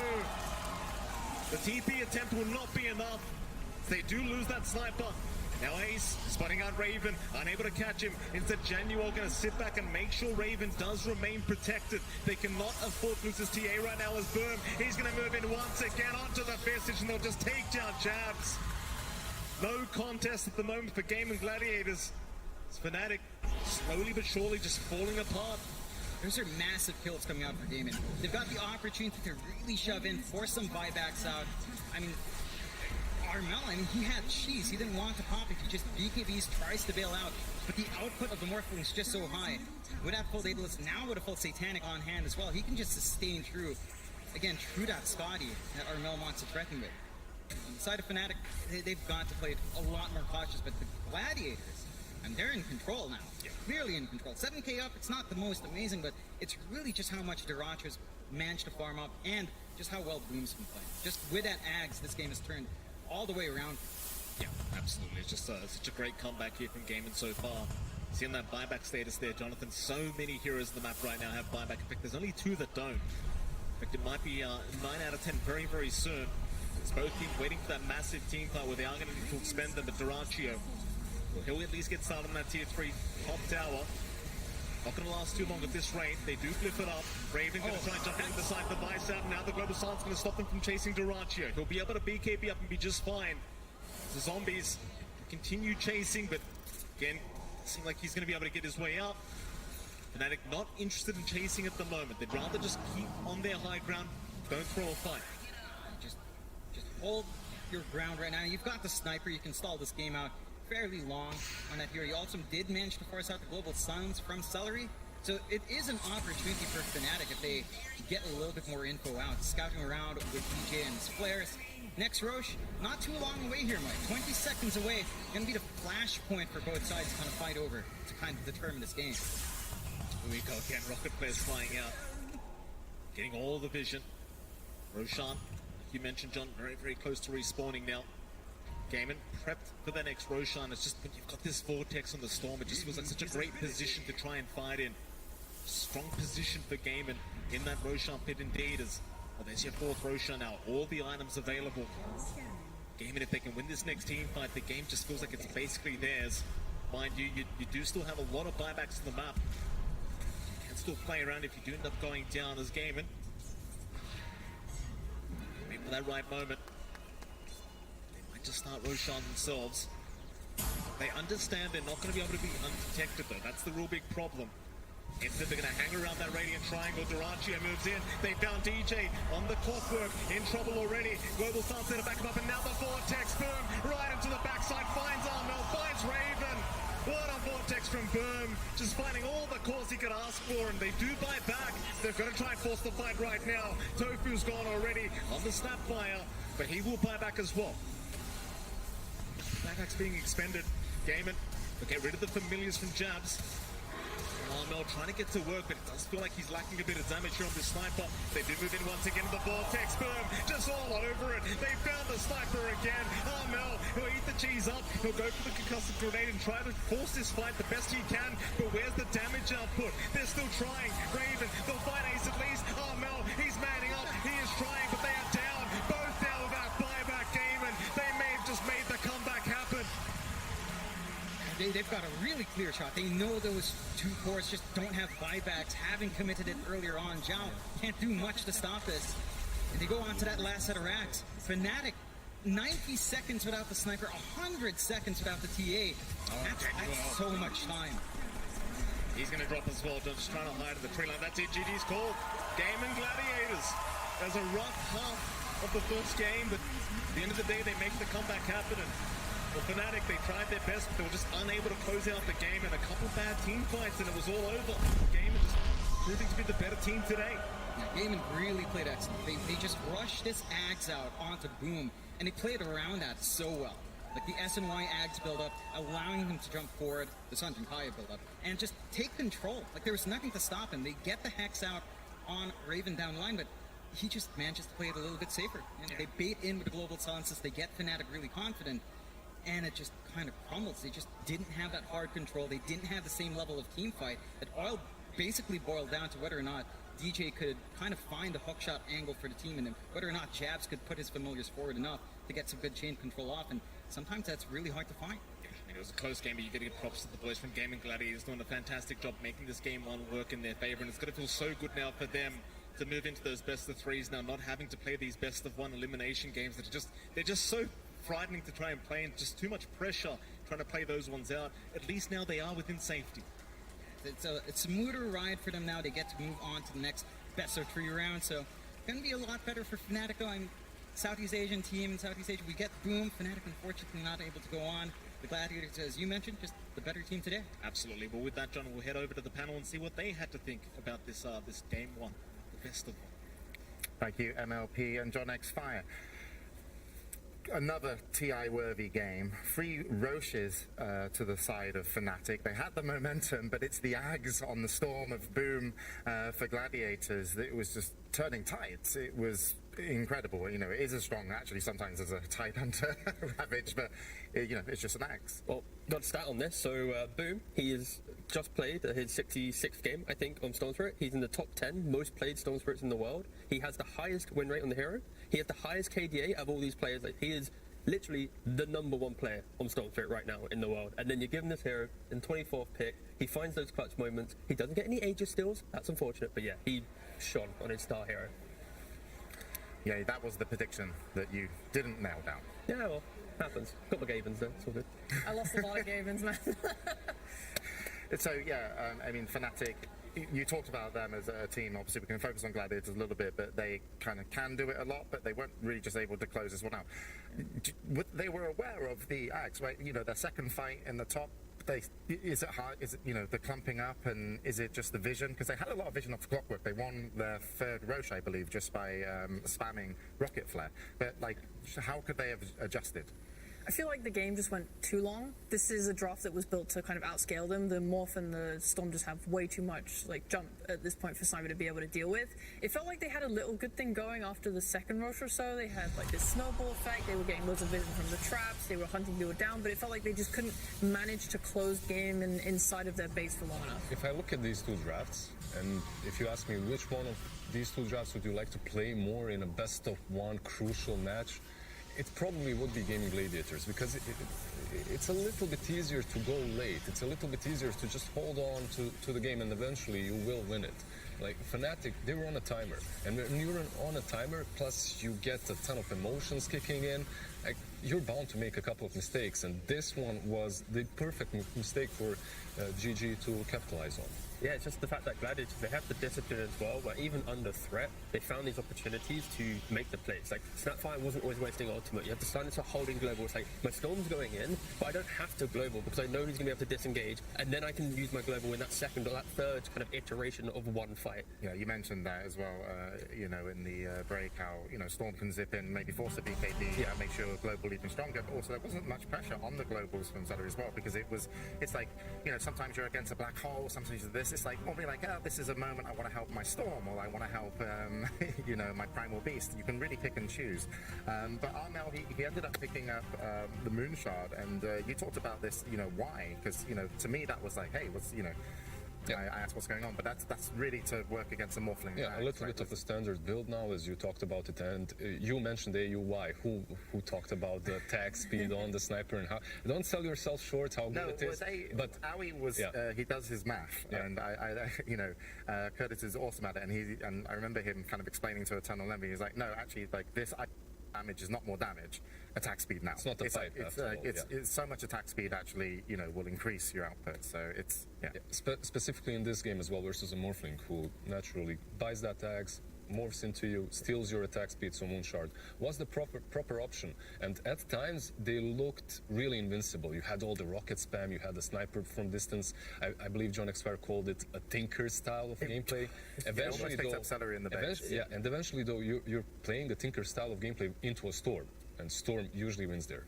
Well, congratulations again to Gaming Gladiators, and we do have an interview. Casey, I believe, is with Tofu. Tofu, congratulations. Thanks a lot, man. Just another day at work, I see. I know. I mean, there's no question yet. But it's like best of one, like kind of tense game in front of crowd after a long time of not playing on stage. So like a bit shaky, people are a bit nervous, but like we push each other up, and I don't know, we had a lot of good moments, and there's a lot of hype coming into the series. I don't know, just beautiful to play. Like, how did you do it with 42 minutes in and you're down by so much, and you had that amazing defense on the high ground? How did you do that? Was it down that much? Yeah. I mean, we're playing for our timings, and we delay the game until we're certain that we can win. Like we give up some Rex, for example, because we know we're too weak at this point, or you mess up a fight and you know you cannot contest this Roshan, so you just need to delay the game in order to get a second chance. And eventually Boom gets his Aghanim, so gets some amazing pulls, and that's the way back into the game. Nice. Well, congratulations. Thanks a lot. All right, back to you guys. Tofu there, smiling a lot during that interview, and certainly deserves to be. It's, you know, a great win for the team of Gladiators, and they'll be moving on to be playing further into the international. Now, our next game coming up is going to be Entity versus Royal Never Give Up. It's our last game of today and our last lower bracket. We're going to be introducing Entity first. I believe they're going to be almost ready to come out on stage. So this one, very interested in, because Royal Never Gives Up's journey. But for now, let's focus on Entity.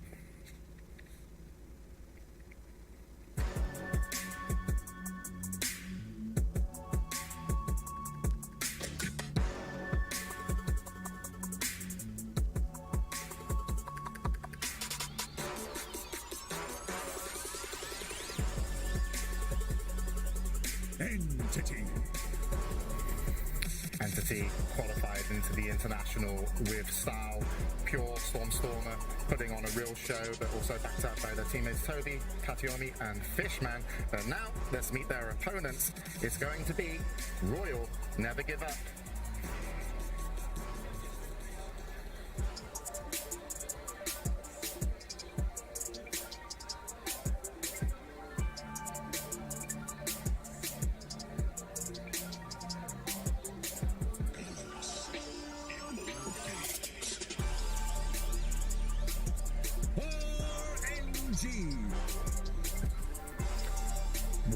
Royal Never Give Up against it all here. If you're in the Singapore audience, please make some noise for X-Nova coming out to the stage. He needs your support because, yes, they've had a hard time, but they're not out of it yet. This is their lower bracket best of one to stay in the tournament, and unfortunately, the team has been hit by COVID.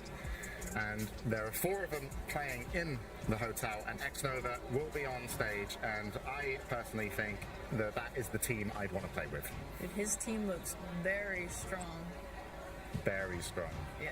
And the cost one of it on the time. I'm glad we have some English on the panel. A lot of respect though for RNG, of course. There's like a Reddit thread as well, giving some appreciation to them. They're still, battling through it and stuff. So I really hope that they can pull together. I think no one expected them to be in this best one situation. I think before they were, doing pretty well in the group. We had higher hopes. They had a lot of high hopes, but also they're performing a lot better. And so yeah, again, not expecting them to be here, but hopefully they can bounce back and have that poetic journey potentially. And there really is a chance for bounce back, because sometimes when you initially get hit with some of the bad news, it really can affect you mentally. It's like, oh God, that's happening to us. But once you kind of get to the realization and you have some conversation with your team, it's like, hey, this has happened, but we can come back. We've been training for this, we're good enough. So I think they've had enough time where, I hope it doesn't affect them. Yeah. East Coast said the same thing. Like in the first couple of days, they had some bad emotions there within the team, but they managed to go above it and adapt to the situation. The thing that's actually kind of funny about RNG is that Xnova connects all the pieces. Like he's the one on the stage, he's also the one that started his career with Somnus, played with Chalice quite a bit before, one that initiated the Kaka poach from retirement, right? Like he's the one that connects all of them. He's the only one on the stage. Almost does it all, Yeah. If they win, who will do the interview? Which bear? It will be a because Xnova can't do everything, and he's going to need a break, if it happens. But yeah, there they are in their hotel room. So Ghost, Samus, Chalice, Kaka, obviously going to be talking to Xnova on the stage. This is, a first. When you ask, in the future when people say, hey, did you play on TI stage? 1v5. I used to play Dota. Yeah, I used to play on TI stage. 1v5. It's me versus Entity. But let's focus a little bit on Entity as well, because they qualified in, really good fashion, I felt. But so far in the group stages, 1-4-4 with just one win. It doesn't feel like they've really found their rhythm that they had prior to the tournament. Yeah, so Entity is a team that has their set style quite heavily, and they have probably the lowest pick rate of unique heroes, only 33 unique heroes, compared to RNG, which is like 48. So I think just hero pools, they're very focused on their style rather than trying to expand as the tournament progresses. That's the kind of weird thing though, right? Like, Kata only played 2 heroes during the qualifiers. He played his Nyx and he plays Earthshaker every single game. They had it on lock. This is what they were comfortable with. But you move now into the group stage and he's played like 5 different heroes. They're really kind of moving out in a way that feels uncomfortable. Maybe it's a little too fast. It was what Puppy said. They had amazing ideas, and it took him like some time to get the gears turning to figure out what they were doing so well. So maybe there's a problem here where they've started to shift away with it to try and adapt to that TI meta. Sometimes you are forced to shift away because Entity, let's be honest, they weren't the team that everyone was looking at before Arlington Major. But after the Arlington Major, everyone looks at them, they figure out what heroes are necessary to be banned against them, and they put them in a position in which they have to experiment. They have to pick these position 4 Swans and hoodwinks. Yeah, sometimes new teams with that momentum get shut down by the draft. Exactly. By the more experienced teams. And, so, very interesting to see, if they've been figured out. And, of course, these teams have had time to prepare against each other. And that could be dangerous for Entity. It could be. A lot of teams will add heroes to their pool for TI though, so it's hard for me to say exactly like, oh yeah, this was it, this was their donezo. Like Pure loves adding heroes to his list. He's very authoritative in the draft on his pick. It's like 70-30. Usually they just listen to him. If he says, I want this, they give it to him. Like he really likes to kind of put himself out there with some weird heroes, and he's been doing a good job overall. Yeah, and with all the players being in Singapore right now, I believe Pure is first or second on the leaderboards as a carry player. Like he's spamming quite a bit of different heroes, adapting, adjusting to all these bans that are aimed at him so that he has a wider hero pool. Yeah, I mean, I've been very impressed by Pure and Stormstormer. I would say that Stormstormer's group stages, weren't as strong, but when they seem to be working together well, mid and the carry, they really, really dominate. But what can we say about Royal Never Give Up for those that are tuned in for the main stage? What's their storyline sheet that you think? Storyline, I think, definitely centers around Ghost as a carry. They didn't get to play with him during the Arlington Major. They had Anna as a stand-in and they performed quite poorly. Ghost is a relatively new pro player, especially to this team. He comes in, he's learning a lot from his experienced teammates, has said as such, and I think like the trust that they are starting to place on him is big. Like he is this key here. If he plays well, if his team has trust in him, I think that they will go far and do really well. I completely agree with what she posted. Lizard, I love the fact you just started talking because yeah. I literally, as soon as you started talking, they said, you know what? We're going to pick some bets. Nice. I'll continue anyway. Here we go.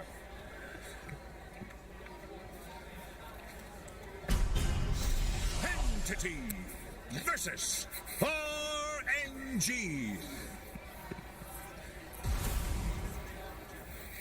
Royal Never Give Up versus Entity. We're back and we can start off with... We're going over piss and ban, so we focus obviously a little bit more on the heroes now. But would you like to finish your point, Lizard? Sure. Like, besides Ghost, they got Kaka back into the team on RNG, and we can talk about his heroes, his Lions and whatnot, his Nyx Assassins, because this guy is going to control RNG, and he's one of the main reasons why they are here at TI. All right. So, yeah, the first bans looking like they're coming out now. T, you've got a lot of stats in front of you. Yeah, do you want one or? Yeah, just take one from random. Just pull. Yeah. Random? Earlier you did say stats are not important. To be fair, that was actually pretty prevalent. The Batrider stats are egregious, but Beast Coast just kind of put those stats in the bin and just won with it. So maybe we can break the logic of stats once again in this series. But so far, that's not happening because these bans are the best heroes in the tournament so far, statistically. The Enigma, the Marcy, Brood's a bit more of a spicier one. Yeah. I'd say the most unique thing about RNG is they really like their Drow. I think they're also having success with it. Like did they win 3 times with it out of the 4 games they played, I think? Correct me if I'm wrong later, T. But I like the Drow. She's an answer to a lot of heroes that are strong right now. Like the Morphling, the Terrorblade, people are really liking to pick against those. And it ties up to the confidence that you were talking about before. Like, you don't give Drow to any carry. You give it to a guy that you have absolute trust in.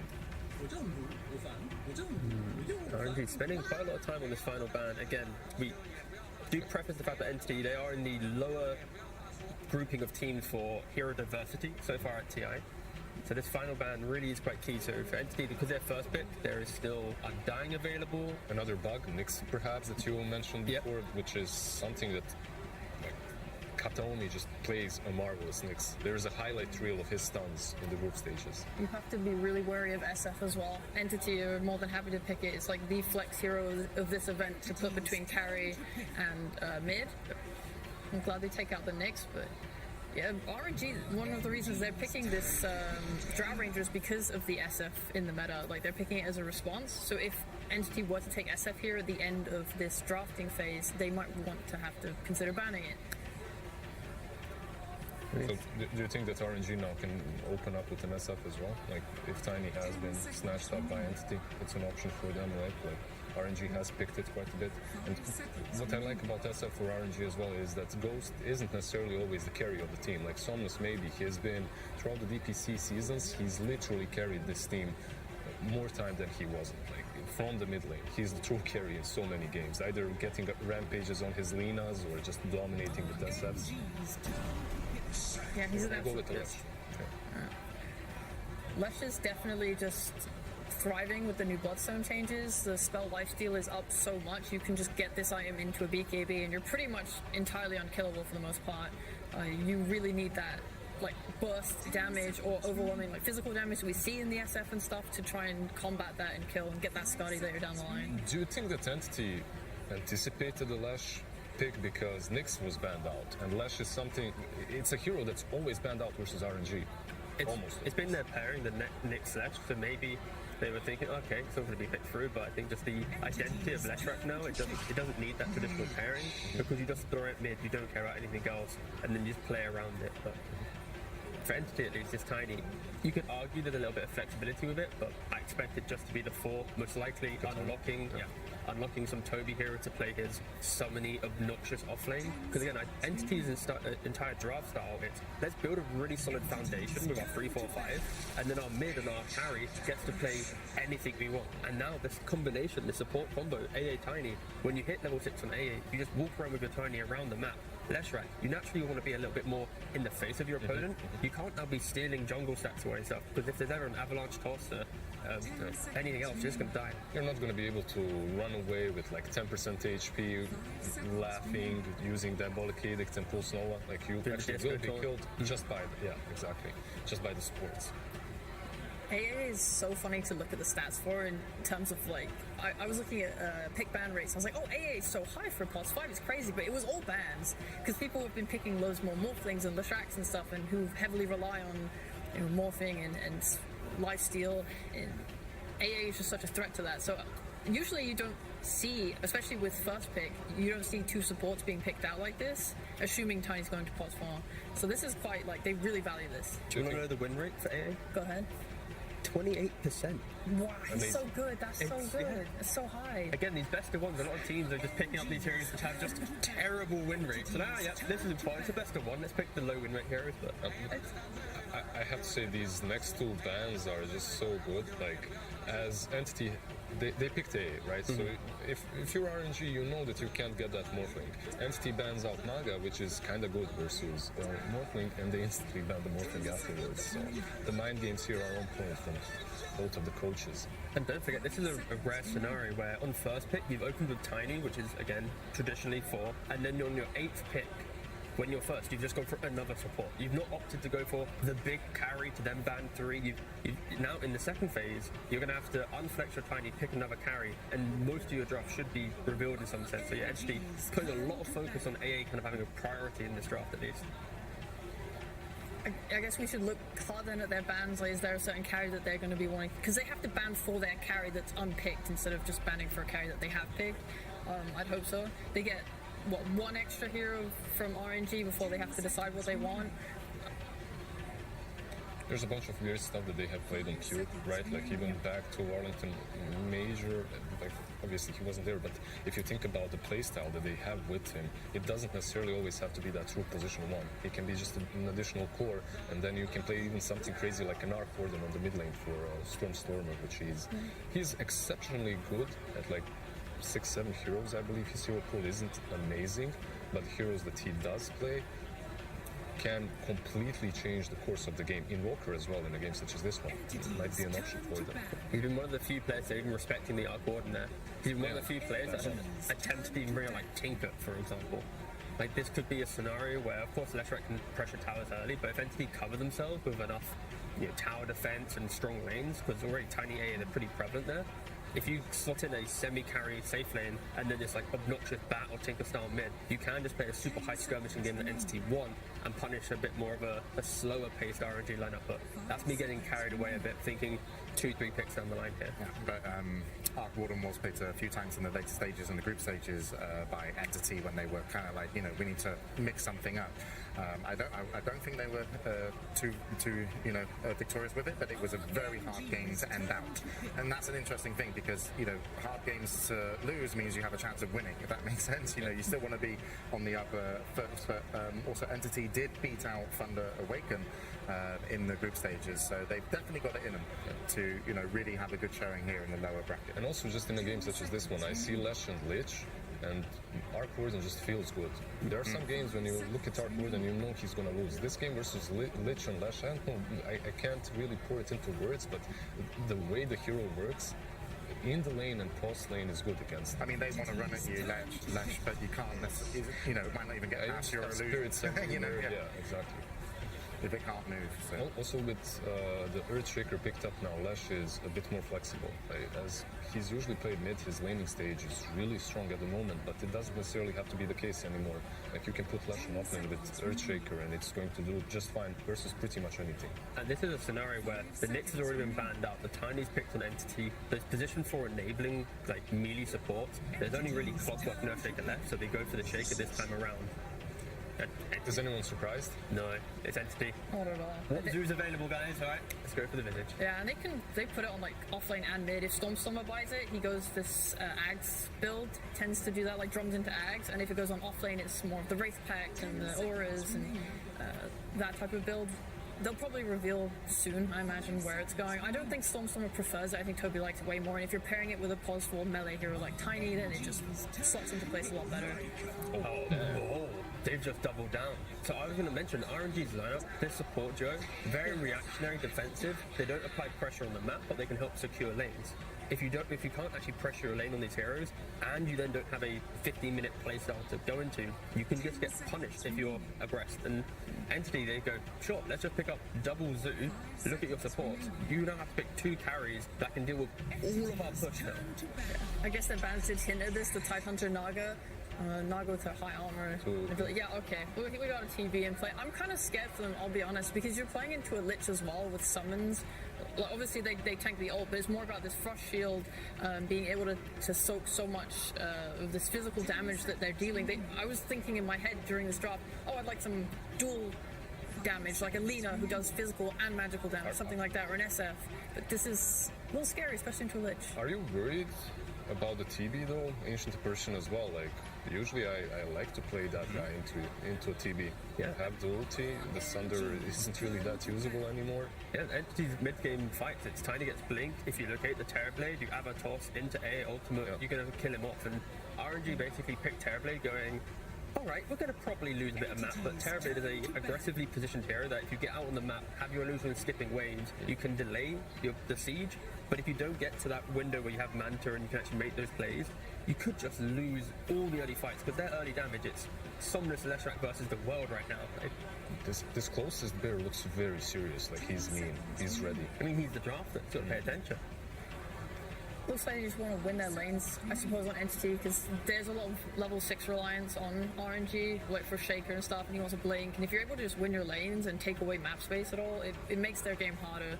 I'm imagining one reason this TB looks good as well for RNG is because he can send out his illusions and play this top half of the map. They're on Radiant, they want to be able to control top side of map. They don't want to give Roshan up to Entity with this Lycan and Visage timing. They get the drums on him and it's just like really, really scary. So they need ways to kind of contest that side of the map, and TB's good with that with his illusions.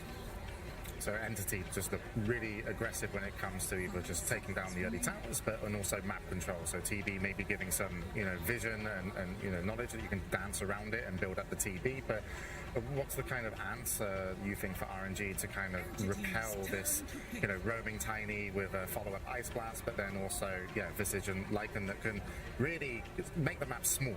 If you make the map small for your opponent, like one of the things I loved about the last match, Boom on his Storm wasn't just his Vortex, he picked up a gem. It's huge control against the clockwork, and it actually, made the map really small for a little time for, if they decide to put a Lesson offlane, some sort of a Spirit as well could work for them, like that's perhaps an option. You could also go for like a Pangolier on the offlane, but again, it's like such a weak hero, and they've not played it at all so far in the tournament. They can play it mid. Potentially, that's an option. I might prefer an Aura carrier, something that can build a Wraith Pact in a pipe, or Crimson or whatever have you. Just stuff that allows the team to sustain and keep this Lesh alive. Okay, go for Under. Yeah, I would really like that. If they can get a Wraith Pact, it makes their game a lot easier in these team fights. So we did discuss the same exact scenario in the last draft. Like Underlord versus Visage, he goes for all these auras, he goes for that Crimson Guard and whatnot she was, but you just lose so much map control that you aren't as relevant as you used to be. It's a carry Lycan as well, I believe I saw, that Pure picked up the Lycan. So they're really going to be leaning into get the items even quicker on the map. Maybe they're going to look to put the Lycan away from the Underlord lane. But yeah, Entity, want to end quick? I think Entity actually, when I watched them qualify, a lot of their success really came from playing behind almost, the tier 1s and sometimes tier 2s where the opponents didn't expect it. They didn't expect that kind of aggression from Entity, and the games where I've seen them kind of not do so well, they were always kind of backing off and playing, we need these timings and these farms, and we're going to go for, this defense over this ward. That didn't work for them. So this does feel a little bit like it's, even though it's very, one direction, but it still feels like it might fit their kind of young playstyle. Fully in their comfort zone, I believe. Do you also see the same contrast between the last game and this one? One team is completely waiting for their timings, and the other is full aggression. Yeah. Aggression. The best of one draft. They have push, they have ways to end the game. If they execute, they can win a single game with this style. We'll see how and who can end it. It's our last game here today, and we're going back to MLP and John Xfire to bring us the match. Thank you so much, James. We do get into this best of one lower bracket once again. RNG against the side of Entity. Jonathan, I've got one question for you, because it is an SCATR. What does every pub player say after a Dota 2 game in the SEA server? Felt like a 1v5. It felt like a 1v5, and right now for X-Nova, it must really feel like a 1v5. He's literally out there by himself. He saw Somnus' his headset, the cat ears. He said, screw that. I don't want this guy playing with me. I'm going to the booth by myself. And John, I think it's fair to say, in the history of Dota, if X-Nova and RNG win this game, he could literally tell people he 1v5 on the main stage. Technically true, which is the best kind of correct you want to be there. Let's see if RNG can get that done. I mean, for Entity's side, they've got this really aggressive draft, right? Lots of push potential coming out here. Going back to what they love, they get the Lycan out for Pure, they've got the Toby Brew, and they can just kind of force these fights out early. Take some really fast objectives once they have the summons ready, once they've got that Hump the Dominator ready, and just kind of get the familiars going. Like, it doesn't take that long for these objectives to melt once Entity does start to go. And RNG, they've got to be a little bit cautious. They do have that early timing lined up as well. I love the point the panel made about the Lich Frost Armor kind of slowing down some of that physical output that these minions will do to you. So you do have some save on hand, but you're going to be buying some space out for the Terrorblade. It can be a little bit hit or miss depending on how well you use your Metamorphosis, if you get caught off guard, how well your lane goes. And again, laning's going to be a really big part of this one for both teams. Absolutely. We'll see how it does go down. Of course, both teams going to hang around the mid lane for now. Just chilling out. Again, Lord's not going down. We'll scout out just a little bit from the side of Entity. See who they can spot out as they will see Chalice. And Lord, though, he has that Atrophy aura. Not really the kind of target you want to try and make the jump on. Bottom side. Now going to see Toby. That Brewmaster, but seems like Toby going to be just fine. In fact, Stormstormer and Kataomi are going to bully away the side of RNG in this bottom side. Be able to get away with 2 boundaries of their own. In fact, make that 3 for the side of Entity. So RNG only able to pick up 1 on Ghost. Just a little bit of a stronger start out for Entity. You're going to have that added gold down mid, of course, where you do want to get as much as possible out from Stormstormer. As Sheepo called, I think Stormstormer again on that Visage, he's just going to be looking to play pretty fast. He's got a lot of varied build-ups to go for. Somnus can still kind of hold this lane. It's not the worst matchup in the world. You are going to be annoyed heavily by the Grave Chill, but the wave clear is there for Somnus, and you can just kind of poke and prod, especially while you don't have Gravekeepers up. You should trade fairly fine here. Absolutely. So it does end up going here for Somnus. Stormstorm should be just fine as well on this Visage. As we look at maybe the bot lane here, Jonathan, you've got Toby and Kataomi against Ghost and X-Nova. Seems like a bit of an annoying lane here for Toby and Kataomi. I mean, against the Lich, it's just never really fun just copying that much the Frost Blast over and over again. Ghost should have a decent enough lane, I believe. I mean, you can get aggressive with Toby with the Tiny, but you might need a few levels before you do get going. It's going to take a little bit more to get that magic damage going there with the combination on your Tiny, of course. So you're going to just need to soak up, hold that lane. Not something the Brewmaster loves to do, sharing a lane, sharing EXP. Because you do want to rush into that level 6, you want to rush into maybe a value point in your Cinder Brew, start to burn away the Ghost, pull that's off, and it's going to be harder for him to trade. It will. This has that final lane going. Top lane, Pure and Fishman against Chalice and Kaka. It's probably the slowest lane of the map right now. Like, you've got an Unborn. In fact, I say that, but they are going to land a very nice Fisher here onto Pure. Body blocks out as well. Chalice able to find a perfect block, and actually apologies to the side of Entity for the caster curse there, John. I did say it was the most boring lane. Apparently not. Yeah, this can get pretty action-packed. A nice simple block. You've got good damage coming out. You're very durable in the front, but a lot of these heroes coming out from RNG in the top lane, and there's really not too much Fishman can do to aggress back, right? It's not the most aggressive thing in the world. The Lycan plus Ancient Apparition lane, something Chalice can really just stand back, keep spamming out the Firestorms, and not really care, not really be punished for it. You could leave this guy solo in lane. Kaka is just getting a pull off, getting his own EXP going, so you're ticking all the boxes in this lane for RNG, and you're just managing to get that build if you want. Yeah. Mid lane, a very slow affair between Somnus and Stormstormer. The runes aren't going to spawn up, so both of them should be able to find one for themselves. As Stormstormer puts the hand up, get a high five for himself. Somnus will take the other water in on the top side. The bottom lane, like, going back to this Brewmaster Tiny combination, like, at what stage do you think they can start moving? Because you do see Toby with the Cinder Brew, which does imply they want to get aggressive, and it's very effective with all the magic damage you do have against a hero like the Terrorblade. But at what point do you think they really start to get moving here in this lane? level 3 timing, maybe level 4 timing on your spells. That's where it starts to feel a little bit more comfy to try and burn down. The issue is if you don't manage to get that magic damage off, it just goes back to having a Lich. You're going to be cut off with a Frost Blast. You're going to have the Frost Shield down the line if X-Nova feels the need to.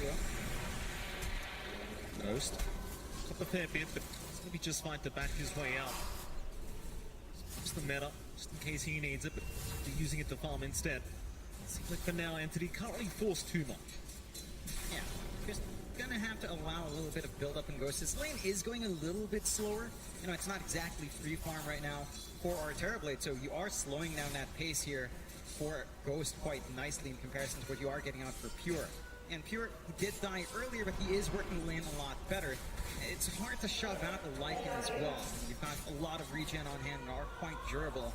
And Chalice has been pretty much left alone. Kaka's just stacking and pulling and soaking EXP, but after that kill opportunity, just kind of holding back. In return now, Kaka is going to make his way back over to the top lane, but pretty sure what he can get done here. A bit of harassment out onto Fishman. See the courier, it seems. Kaka maybe just trying to cut it off. Seems like Pure is well aware that Courier has been spotted. Kaka still going, does actually find Fishman with the Fisher. Might have enough damage, but just needed one more. Not quite enough here for Kaka. Unable to find any of the Couriers either. Just really finding nothing at the stop lane, but quite a bit of harassment out at least onto Fishman. Yeah, it opens up the lane a lot for Chalice, though. 27-9 now. Again, you're not really threatened by the Lycan. You can't really threaten the Lycan yourself. But you are keeping Fishman away, and you're cutting off the EXP of that AA. You want to work onto that level 6. You need a way to soften up these targets. With that Ice Blast, it's going to take a little bit longer in this game for Fishman. You just going to need to try to get what you can. Bottom lane. Here we go again. Toby trying to move him onto X-Nova, but X-Nova actually just turning around, harassing Toby back, and there he was alone in all this, so can't go too far as the Brewmaster. This is allowing Ghost a pretty free laning stage, like just knowing that you don't have the support of Kataomi around, who is currently just pulling the creep wave behind the bottom tier 1 tower. Trying to reset the creep equilibrium here for his Brewmaster. Let's do so very effectively. Speaking of quiet lanes, I mean mid lane, Somnus and Stormstormer just kind of trading CS evenly. Somnus currently 6 CS ahead of Stormstormer on the Visage. There is going to be a rotation out from Kaka on the Earthshaker. Just not an easy target to try and burst down the Visage. Kaka not going to be able to quite find the angle for it, but he might just stick around for the power ring. But bottom side, X-Nova, he's going to get spotted out by Kataomi with a nice toss back, but X-Nova, he can just TP away. It's just that easy. Just bails out, nothing to stop that, seeing the commitment from the Avalanche toss. So he's got room. They don't find anything for their trouble here on Entity, getting the rotations out. Somnus is still getting his farm. You're buying a lot of space out for Ghost. Chalice has a free lane, as Pure can't really stop that Underlord. He already has that Vanguard. So you really can't poke him. You can't even threaten him with a Lycan in. You can just kind of work that lane. You're holding off from Pure hitting his level 6, from building into his own Dominator, and as long as that timing's thrown up, got a lot of room. Moving in onto Pure, very nice Fisher out onto the Lycan once again, and Chalice, he's getting so much damage out. Pure needs a way out of this, needs TPs in, almost going down. Chalice, he's going to try and mount for this one, but it's not going to work out. Kataomi, he was there with the Avalanche just in the nick of time, and Pure, he will barely survive this. He's going to hang around the lane. He does have good regen up with a Feral Impulse at 2 and the Helm of Iron Will. Good timing from Entity to kind of jump in and save. They can't really find any punishment coming out, but neither can RNG. A bit low on mana, but needing a little bit more time to regen up as well before fully committing. Kaka could try to work an angle here if he wants, though. Hey, again, you still got Fishman around, and he'll spot out Kaka. Meanwhile, bottom lane, Toby, getting aggressed on here by X-Nova and Ghost, but we'll be able to back off in time. Playing Kaka, still looking for an angle here onto Pure, but could end up going for anything here as doesn't really find what he needed. Meanwhile, Somnus has infiltrated that dire jungle. Just going to try and annoy perhaps the Lycan. Somnus the most farmed here on the map right now, just very confidently moving across. Meanwhile, bottom lane, Toby still being harassed up by X-Nova, but here comes the turnaround from Kataomi and Toby. They'll just work together onto the Lich with the Frost Shield. It's just so much damage reduction. They'll move it in for the Avalanche. They will find the TB. Where it goes, the Fisher is there. Toby, he is going to drop. It's not a good trade whatsoever. I mean, you've got X-Nova, but you lose your Pulse-Free Brewmaster. It's just not great news. It's not what you want to see. You need that EXP, you need that farm up on the Brewmaster. You want that level 6 up. You want to be able to be chaotic in these fights.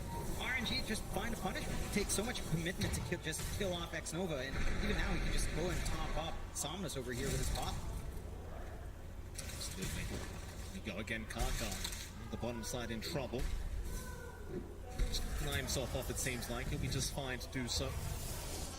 Around to even just soaking spears. Now Somnus being chased down by Stormstormer. Get those familiars in range. Just try and still creep away here from Somnus. Just being very, very patient. Slowly creeping their way forward into that Radiant jungle, not allowing Somnus the free farm he's looking for. Somnus actually sticking around on the left track, but not really much he can do at the moment to try and force them back. He doesn't quite have enough damage yet, I think, by himself, considering the build-up on Stormstormer, going for 2 points in the Gravekeepers, maxing out the Grave Chill. He can just easily run away from stun, so he's just going to be able to take control, keep farming up, cutting out away as a source of farm for the side of RNG. RNG, though, they've left Chalice alone up top. He's just pushing in, again, with that Vanguard build-up, straight into the Crimson Guard. The minion play coming out from Entity, it's not going to do as much once you've got that AoE effect on Crimson Guard. It's just going to block so much of that damage. It will. Just be able to set up for that bottom tier 1 tower, but the top tier 1 also dropping to Chalice. You of course had a cliff here on the bottom side. Toby will just get to work, and you've got the familiars there, so it's not going to take too long to get this tier 1 tower down. But again, Chalice is already pushing that top tier 1 for an even trade. Back bottom lane, who have they got? It's going to be Kaka. On the Earthshaker, he does get picked off here by Kataomi. Does end up going down very easily. It's not the biggest kill in the world. It does still open up this bot tower push, although down the mid. And we've got Fishman. Stun will land, they'll find the AA. A decent trade by either side. Trading supports. 2k advantage now for RNG. Entity, I mean, they've got this timing throughout the mid-game with this push-style lineup, so I don't think they're panicked about this. It's all about just waiting it out, hitting that mid-game, and getting the work done after that. I still worry about just how well Chalice is farming, though. Again, once you've got the Crimson Guard up, can you really push towers that fast with the summons? Because they don't have the highest damage. That's fair. It's just about spreading that damage out across multiple units and running down. But you get counteracted by just this one item coming out from Chalice. Not to mention the fact that Atrophy or Assault is going to be annoying on his team. So you've got a lot of ways of just stopping that. I mean, Pure is trying to shove Chalice away, but it's not really enough to stave him off. They're trying to go down. They've got good forward vision here from Entity. Really nice forward ward to just keep playing in this area. But they haven't been able to get the big kills they want. They're stalling out the Shaker blink timing, which is nice, but it doesn't feel like that's the biggest tool for RNG at the moment. They're looking elsewhere. And Kaka is still hanging around the bottom side, waiting for that creep wave. He said they don't want to allow the Earthshaker, that free kind of farm, and Entity are certainly still standing very aggressively around that bot lane. He mentioned though, it doesn't seem like RNG really mind. You focus on the Earthshaker, that's fine. We've got 3 cores that just farm the top side of the map, it's no problem whatsoever. It's mid lane. They will move in onto Somnus, but it's out of range for Toby to make the jump in on. He's just trying to focus down that mid-tier 1 tower. Stormstormer is going to be there as well. Chalice, he's going to be around to defend, and this is how it becomes very, very challenging. Against the Underlord, some things just don't change. It's just very challenging to try and even think about going for that mid-tier 1. They've got really good vision coming out here from the side of Entity as well, walking back, so at the very least they won't see anyone once it's around. They're going to be able to protect that sentry. They catch out Toby though. They do mid lane. Toby just going to drop on the Brewmaster all alone. Entity, they were focused at the bot lane again. It seemed like they were trying to go after Kaka in the meantime, and Toby just gets sacrificed for nothing. They have to be careful about working the map that way. I get what they're trying to do. They're still maintaining that control on the bot jungle, but they kind of split apart. And you are trying to buy some space out here for your liking. Yes, that is giving some space. Fishman. Not the biggest kill in the world, but they'll take it, it seems, as Kaka will continue, even popping the Echo Slam. Just in case he was going to juke them out, he'll just pop the R, and sadly Chalice is the one to take the kill on the pulse round for John, so he won't secure the kill himself, but you'll take what you get. It's worthwhile, and that's the full Crimson Guard out for Chalice. Again, the next time that pump up comes out from Entity, the damage is just heavily cut off. And now they get this opportunity to push mid. They've got level 3 Edict. they can just mount their own objectives alone. And Steve coming in. Yeah, they're coming in onto Chalice, but he's such a tanky boy. He's got that Crimson Guard up, so you're just literally doing no damage with these familiars or the wolves. They'll keep trying to move in, but where's the damage output? Kaka, he'll just block the path. Chalice just walks out. No problem. Yeah, literally 0 damage from a lot of that. Like, he just stood there. The magic damage was doing work. And you kind of want to play around that aspect, but this is a support time. You know, you're not going to be having that opportunity to have that fast blink timing, to have the levels to maximize the avalanche toss. And just after a bit of a reset back in, the tier 1 just gone. The power of Flash Track, the power of RNG's own push style with this lineup comes into play. At what stage do you think like Entity can start really fighting back with their own draft here, John? Like, what stage do you think they can group up and just start going for those big tier 1s in the mid lane, or perhaps even the tier 2 towers? In fact, you might have to hold that thought, John, because we've got a big smoke coming out. RNG, smoke just 4, moving their way down towards the bottom side. They're going to find the Visage. That's a big target, but they will not connect with the Pit of Malice. Stormer with some very good micro, and now Kataomi from the backside with a nice avalanche into the Ice Blast onto Chalice, but where's your follow-up damage? It's not there yet. They'll chase down Somnus on the left track, but he's going to be just fine. In fact, Kaka, he's coming in from the backside, but who are they aiming? Kaka in trouble, is going to drop on the Earthshaker as X-Nova now is completely surrounded and will also go down. In fact, Chalice still trying to tank up, but they're onto Somnus. Somnus, he's a Giga Chat. He might be able to fight back, but not quite. They've got so much damage. In fact, even Ghost showing up at the last seconds of the team fight needs to back his way out. And he will, but it's still a massive win for the side of Entity. They managed to find the big kills they wanted. RNG were the ones trying to be aggressive. They're looking for that kill, but they don't manage to burst down fast enough. And they miss that angle. Like, they don't get the Pit of Malice off. Really great use of the micro here from Storm to just drop those familiars down. Very clumped up from RNG. And it just gets cut off like that. You have to be careful about grouping so tightly up against that Visage. You look at the replay right now, and just a very nice avalanche from Kataomi. Just sets up the team fight, and you notice the way they just ignore Chalice altogether. Like, everyone's just screw the Underlord, don't touch him, go for the big ones. And Kaka, he did try to save the day in the backside of that team fight, but it feels like it's not another opening for the side of Entity at the end of the day. Yeah, it just allowed him to kind of come in and take over. Once you do understand that the Underlord is not the target, everyone else falls past, especially once that Crimson Guard active fades. So, RNG, I mean, they're still getting some room out here to farm up on Ghost Dragonlance up, going for a quick Sange into the Scotty here just to have a little bit more stats. You still have this blink threat from Pop. X-Nova in big trouble. The Familiars again landing perfectly. They'll need to let X-Nova die. Kataomi looking for a bit more, but doesn't have the spells to throw out. So Kaka going to be just fine. They did not have the avalanche. You saw Chalice trying to run his way up the river, but just unable to get there in time as well. It's starting to feel like Entity is starting to hold their ground a lot better. They're using this Visage really well to keep baiting in these plays.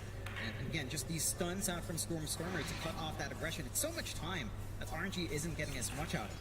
Because you are finding room to farm up on Ghost and Silence. But you're not able to goof around and play with your entire team. You have to wait for the respawn. And it allows Entity to just catch up really nicely. Full Helm of the Overlord on Pure. You've got the Ancient Creep to kind of drag around. The Thunderhide Creep's nice. Black Dragon. Granite Polem's also really good to tank up. And eventually even the Ags up on Toby's going to be nice to have as well with a Primal Companion. So things are starting to line up. Stormer, his own Ags a little bit further off, but we saw how much damage a Visage can have once that Axe is up as well. It'll just force even more out of RNG's economy. More investment. Somnus, they're going to find Toby. They'll drop the Echo Slam and Toby's gone. It's because they just weren't expecting the rotation from Somnus. Did have that the Ancient Black Dragon around him, but obviously he can't do much to help him out. And well, Toby, he will drop once again. And that's a really important kill for RNG. Blink up for Kaka off the back of that. They still have to wait for the slam to come back off. Of course, it's going to take some time. And maybe look for that opportunity unless they find a really good angle just to enchant and go for the fissure. But you've got more play now in RNG. You've got more ways to be aggressive. Your offlane isn't really the most playmaking here for Chalice. It just sits back and farm. So a lot has to come out from Kaka with the blink up. He can kind of set that up for his team. The side of NTT though, again, they're not lagging too far behind. Fairly even game 6-6. 2K leads. Bot lane. Right about to break out. The war form was popped here by Pure as he will try to rush forward. He would love Somnus. It's a massive pick-off. Kaka, he'll cop the Ice Blast with Somnus. He's the real target. Where's the help? He's popped the Bloodstone, trying to survive. In comes the Dark Portal, and now a nice Fisher. Kaka, he may have saved the day, but Somnus is still dropping. May eventually go down as Toby. He's trying to get the work done, but where's the damage output? Somnus, he's going to survive on the Leshrac. They don't have enough to finish the job off. Somnus, how does he walk out of it? He's alive. It's Kataomi. He's the one to drop. Chalice, he makes it just in the nick of time, and they keep trying for more now. Fishman also being caught out on the AA. He is going to go down. It's just that timing out from Chalice and the great use of Somnus with that Bloodstone. Like, you just can't kill him. He's just stealing too much. There are no BKBs to stop him from doing damage. So he's always going to sap some HP back. And it just goes back to how durable you are with the Underlord around you. Once Crimson Guard is up, you just don't die. There's just not enough throughput from the side of Entity. They don't have that burst damage lineup here. They certainly don't. Chalice just making it just the nick of time. It's buying so much time for Ghost as well on this TB. Like, we haven't talked about this man whatsoever, but he's just been hitting creeps this whole game and it's kind of being ignored.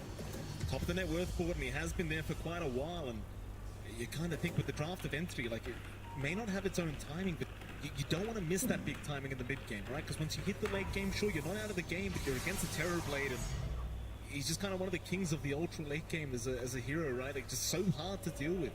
I mean, you have some answers on hand. Like, the AA can make it a little bit more annoying to hold on to your life for the Sunder. And they go again. Kaka gonna find Kataomi, so they do at least find themselves to support Tiny. Not the biggest deal in the world, but perhaps they could think about Roshan. It's not going to take too long. Ghost already in the pit with his Metamorphosis up. And Entity, for their part, it does feel like you rely on that Tiny to come in with the Avalanche Toss for the control. You can try to scout out here with Stormer and his familiars, but it doesn't feel like the follow through's there without the Tiny. Roshan gonna go down basically for free here as Entity just do not feel confident to try and make their way in. It's the first Roshan of the game, the way of RNG. Ghost will feel even safer now on this Terrorblade. It hasn't felt like he's been in any danger this whole game, and well, now you've got to kill him twice somehow. Kaka, you got to make sure that Ghost doesn't get jumped by himself, and again, I just question what the answers are going to be here for this carry. You need to hit your own timings here in Entity. Maybe a couple of BKBs would help. We're seeing Pure go for the AC, just kind of tank up a bit up against the damage of Ghost, but that's not an answer for Somnus, because you are kind of counteracting the Terrorblade by more durability, but this Leshrac will still have free reign, and Somnus is going for his own BKB, so he's really not going to care about the jumps in, he's not going to care about the Brewmaster splitting apart, trying to hold him off. Oh, Echo Slam top lane, they do end up finding Stormer.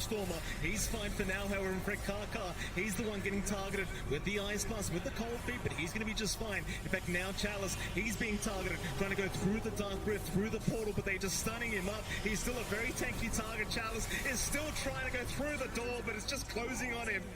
They will not let the man go through.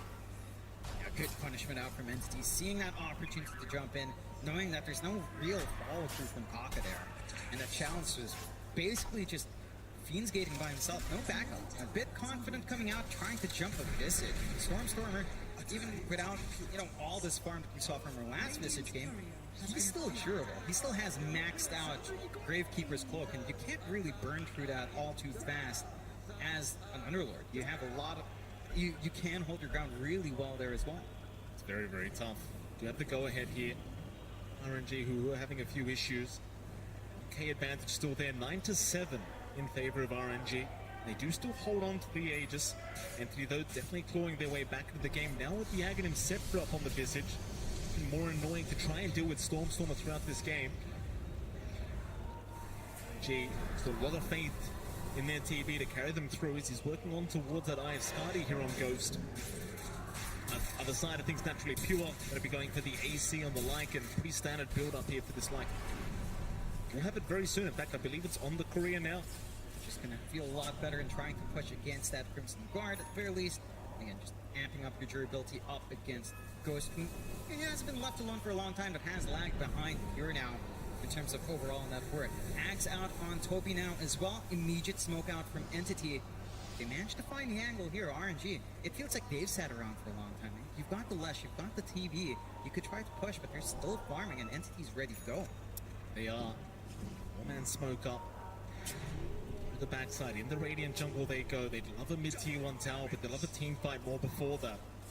Ghost, he might bait for the team. His RNG is smoked right behind him, and it seems like Entity, they know something is awry.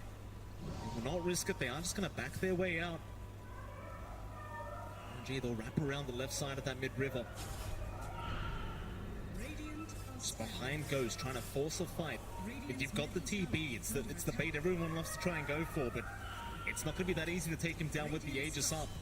Meanwhile, on the backside, Entity on the other side of things in the Radiant jungle, hanging around, setting Toby's remnants in.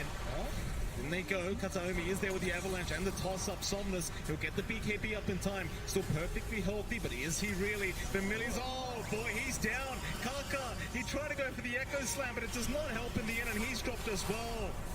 There's just so much damage now flying out from Entity. They've got the Chain Frost down onto the Underlord. That's going to be another, as Chalice just cannot get away. They just melt. That was really split up from RNG, and Entity were in a really good spot, just holding that high ground very well, very patiently, and just kind of drew them in. They had vision on the high ground when the smoke broke. Chalice was just a little bit too far to try and help keep Somnus alive. Like, he did just melt to the Silence of Grave coming out there from Stormer in his axe, and it was just overwhelming. Like, RNG can't afford to stay that far apart in two separate fronts to try to make this work, because once they see the Underlord's not even keeping anyone alive, you can just easily melt that DPS down. Yeah, certainly so. As we do see a replay here, and the Somnus just getting abused by these familiars, just so far away from his team. Even Kaka forced to Echo to try and help him out, but just could do nothing. Very rough affair here for the side of RNG. Is so many units try and focus down on these team fights as well. It's like, who do you actually focus? It's hard to call. I mean, it does feel like Stormer is actually the big threat, especially if you can just zip around with Silence Grave. You're gonna start to spam around the Soul Assumption fully maxed out now, get the Familiars to resummon and get the stuns off. It's really difficult as long as the Visage is there, but it doesn't feel like you have the steadiest answer to the Visage. Like, focusing him down is just gonna give so many opportunities for everyone else to fight in. So I think they've just got to look for a pickoff. Maybe just killing off Fishman might give them enough confidence. Taking away that Ice Blast, which just amps up all of that output from Entity, makes it simpler to look for those kills. There you go, mid lane again. This could be another great team fight. If Entity can find a way to try and force this as Ghost. Still hanging around.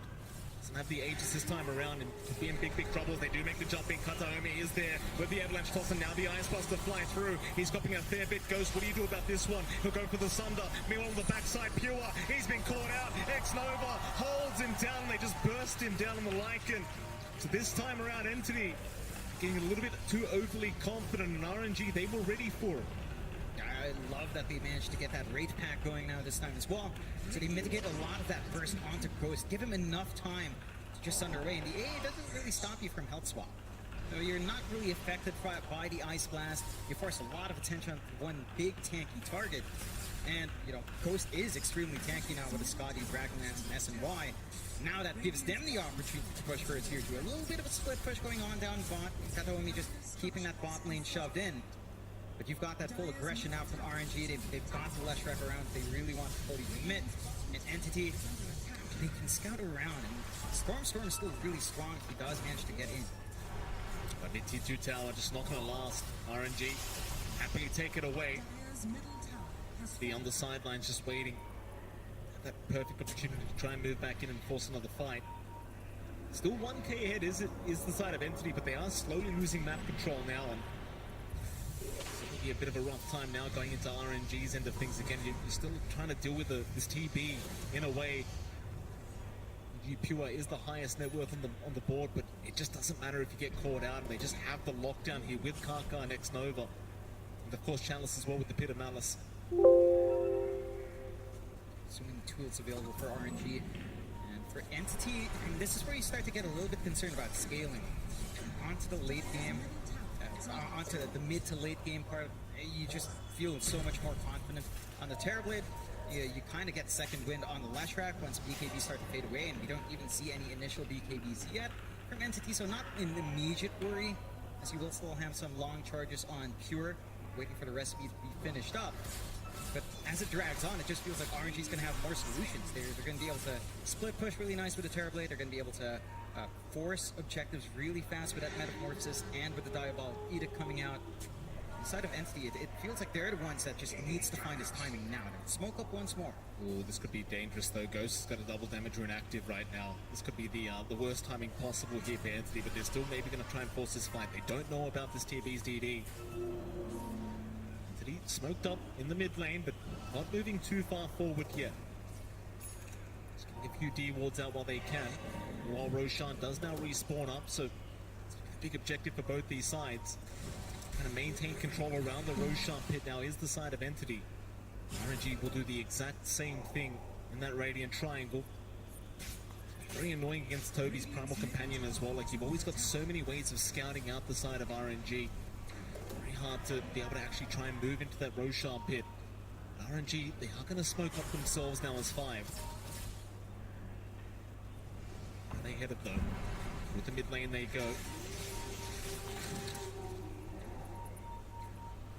Entity just kind of sitting back on that high ground of the Dire Jungle. Will counter smoke now.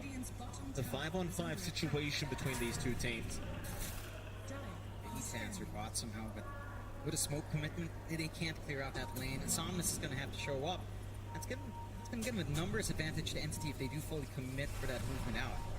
It's a very smart play from Entity, just trying to force the hand of RNG. They certainly are doing so. I think it's a 4v5 right now. I suppose Chalice always try to use the ulti there to try and bring him back.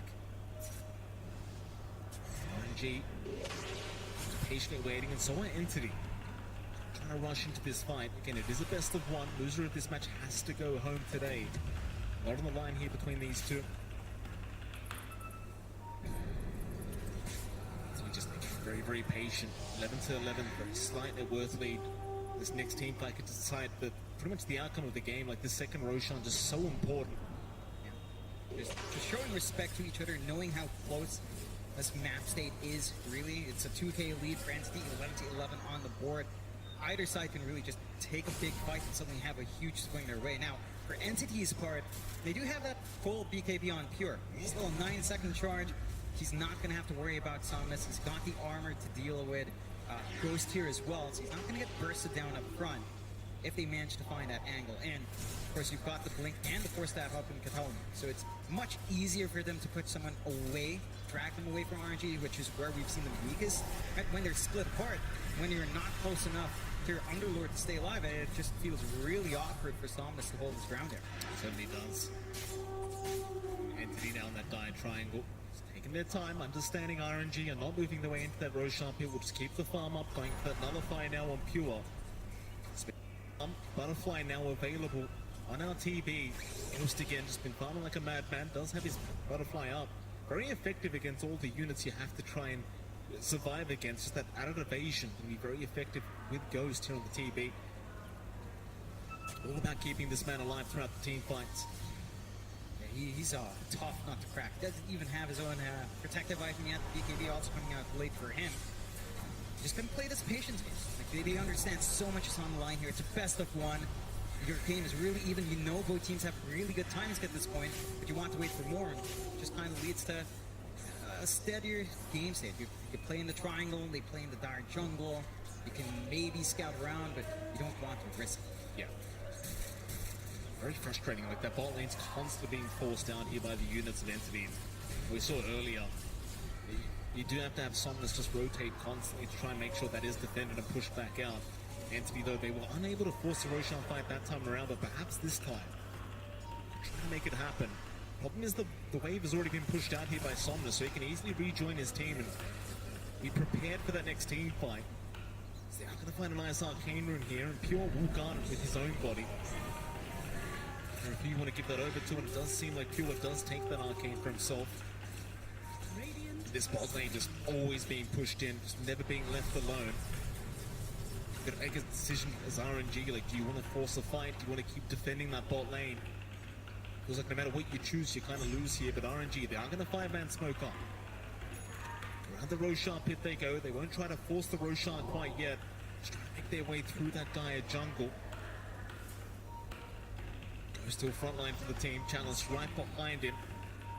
But to see Toby here on the Brewmaster and Karkar's in. He's popped the Echo Slam immediately, just no hesitation. But the fourth staff away is going to allow him a way out. There's now the Ice Blast. It'll land on a couple. Chalice, he'll be okay to walk. And it seems like Entity are not interested in trying to force this fight. They're just happy everyone survives. That'll be enough for them. They're still getting that bot lane shoved in still. A lot of creeps out. RNG, if they miss an opening, they pop Metamorphosis. There's now pressure here on RNG. Do you want to fully commit for the Roche? Can you fully commit for the Roche with a bot lane shoved in as deep as it is? It's a risky take, but they have no choice. Meta's down, they need to go for it. Yeah, they've got to try. Ghost is in. Roshan being chipped away at. Fishman, he's around the corner. Storm able to scout out with the Familiars. It's a very hard Roshan for RNG to try and take. It's very forced like you mentioned, and they are eventually going to have to back their way out. It's just not the Roshan you really want here. So many ways of getting that vision in the pit here for Entity. Now even a nullifier out on Pure. Just going to make life even more challenging for the side of RNG. Luckily for them, at the very least, the bot lane is not being forced in any longer, so they don't have to worry about that for now. But what they do have to worry about is this four-man smoke up from the side of Entity. They do wrap around that mid-river area, trying to make their way over to that Radiant Triangle. Ghost is going to show himself. Fisher is committed just on the Familiars, trying to burst them down, but Ghost, he does get caught out. Ice Blast and a big avalanche is out. Kataomi setting up perfectly. Chalice is in big trouble here on the Underlord. He might just drop and does. Meanwhile, X-Nova getting chased down, but will be left alone. So instead, they'll go after Kaka on the Earthshaker. That'll be another as Ghost now is completely surrounded. How does he survive this one? It doesn't seem like he can, though. Chalice does try to move in, but it's not in time. They are falling like flies here, the side of RNG. As Entity, they will just keep moving forward. Somnus still trying to fight, does go man up against Pure. In fact, that's a lot of damage from Somnus. He's got one down and another. He's found Pure on the Lycan. Somehow RNG still managed to find a way to fight back, and it's off the back of Somnus. Yeah, they did have to buy back on multiple heroes for that. Almost the entire team have to throw back up in that fight. It's going to cost. They at least have a Roshan to take, so there's some security coming in here. I think if you're Entity, you're still very happy. You force out a lot of spells. You force out a lot of good movement there. You manage to cut off Ghost, isolate him from the rest of his team, and just play around that. You toss him up in the air with a Brewmaster. You keep him so far away that he just doesn't have anyone to back him up. And you make it extra awkward for RNG as you consider. Just trap him in that ramp. Couldn't do much. Perfect initiation by Kataomi. Like you mentioned, John, if it wasn't for the 4 buybacks to come out from RNG, they just would have had no chance in hell of even turning that. And, well, quite frankly, yeah, you got the Roshan at the end. Definitely great news for RNG, but heavy costs coming up for their side. Kataomi, just so much impact on that support Tiny. Or at least RNG in the meantime do manage to take the top tier 2 tower. The ages that they do have up now. Finding something for their trouble, but I imagine with the buybacks down, chances are you are not going to be able to try and force high ground. You're going to have to play it cautiously, just hold back, build back up, maybe try to finish up that BKB here on Ghost, very close to just having the entire gold for them. And once you've got that protection on the Terrorblade, that's where you can start to get a little bit riskier. Still a rather even game. The odds are showing a slight favoring there for the side of Entity. Just a small margin coming out. So it's still holding even despite all the back and forth. Although RNG are finding the game a little bit tougher. Without that security of any buybacks, Entity has a lot more room for error here. Absolutely. Entity still grouped up as a unit. RNG. It's the same here in this mid lane as they do see the Overlord creep. They're trying to move in and take that one out. He fight for now, and they're on the backside. Looks like they have found X-Nova on that lich. The Crimson Guard, though, he is going to remain safe. Familiars just do not have the damage through that Crimson Guard. This Ghost, let's take care of the Familiars now as well. Storm, he'll go ahead and respawn them right back up. It's such a close game between these two teams, just neither side willing to give an advantage over. They do take the outpost here, Entity. They want to try and control the bottom side of the map and maybe just keep working on towards that bottom high ground. Doing a fantastic job with just the units being thrown onto those creep waves over and over again. Just waste the time of the Aegis here for Ghost. Just don't allow them the opening to actually find a successful team fight in RNG's end. Just prevent them from trying to reach that high ground here from RNG. Don't give them any confidence to try to take that risk with the Aegis right now. Keep playing on your side of the map quite, on their side of the map quite nicely here, and just kind of keep them locked in. Once this Aegis expires, Ghost is going to be feeling pretty awkward. He still needs to farm up for that buyback. He has to wait 2 extra minutes after the Aegis expires for buyback. So it's a lot of room for Entity to actually just do what they want. And they are doing quite nicely here as well. RNG for their part, I mean, they've got protection up, they've got the full BKB for Ghost, they've got the blink up for Somnus along with a shard. So the split earth spam can kick in, they can complicate that high ground push and really make it tough in the middle of these team fights for Entity to kind of try to reposition themselves. But it does feel like the one thing is that the impact of Chalice is kind of falling off a bit. I mean, he can still play around really big with Fiend's Gate. The After-3 aura is still sort of nice, and the Crimson Guard's nice as well, but you're not getting an easier way to do these fights now, especially if you absolutely whip the Pit of Malice, then it doesn't feel like you're getting much out from the Underlord, at least in these big 5v5s. Here we go again. 4-man smoke up RNG. They are going to try and make their way through that dire jungle. The triangles, they do find one, but Katomi, a very quick blink away. Gonna be just fine as Ghost. It's pretty far forward. So his team right behind him, but will be tornadoed up here. The bruising of Toby. He's just unable to find a fight once again. There's only 58 seconds left on that Aegis that he does hold. Well, he's Stormer down at the bottom side, but they just can't make the jump in onto the Visage. So you might find a bottom tier 1 tower, but this Aegis, it really just doesn't seem to have really paid off for the side of RNG. It's bought you time in the game, but that's about all it's done. I think that's really the purpose of it. Just stall out. You bought back in mass in that last fight. You needed security. So you just get that, you play it slow, you farm back buybacks, you wait out that timer, and you just find whatever objectives you can take. Starting to pierce into that tier 2 bot. Not going to really fully commit. The side of Entity's now fully smoked off. They find a good angle here. There's still some more time until those buybacks are back up. They're wrapping through that dire triangle.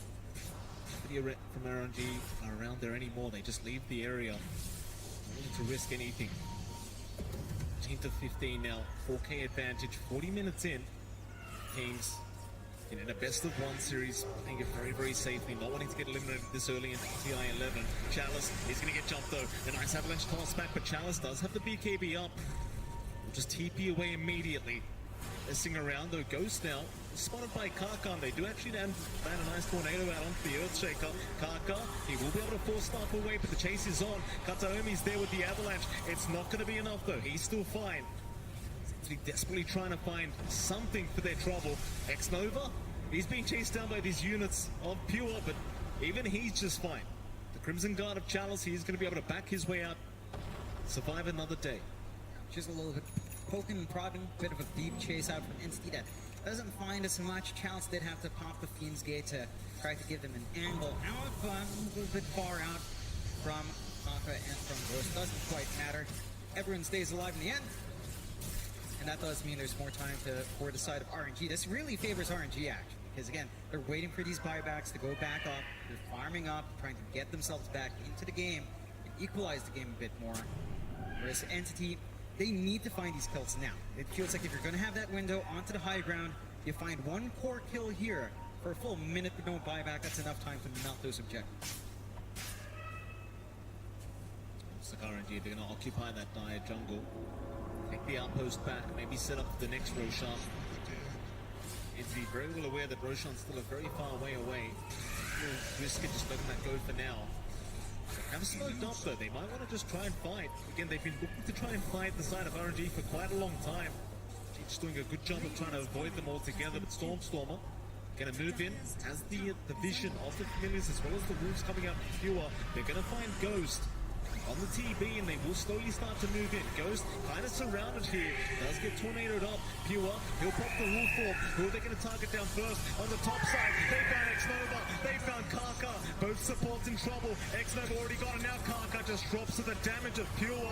It's just so much damage as Somnus needs to back out. The BKB is wearing off, he does get nullified. Ghost, he's going to try and mad fight through this, but can he really do it? It seems like he'll try. Toby will back out, they will lose Fishman however. Nova. That's the AA down. That's at least one down for the side of RNG, but Entity, they do buy back. In fact, RNG, they will not stick around.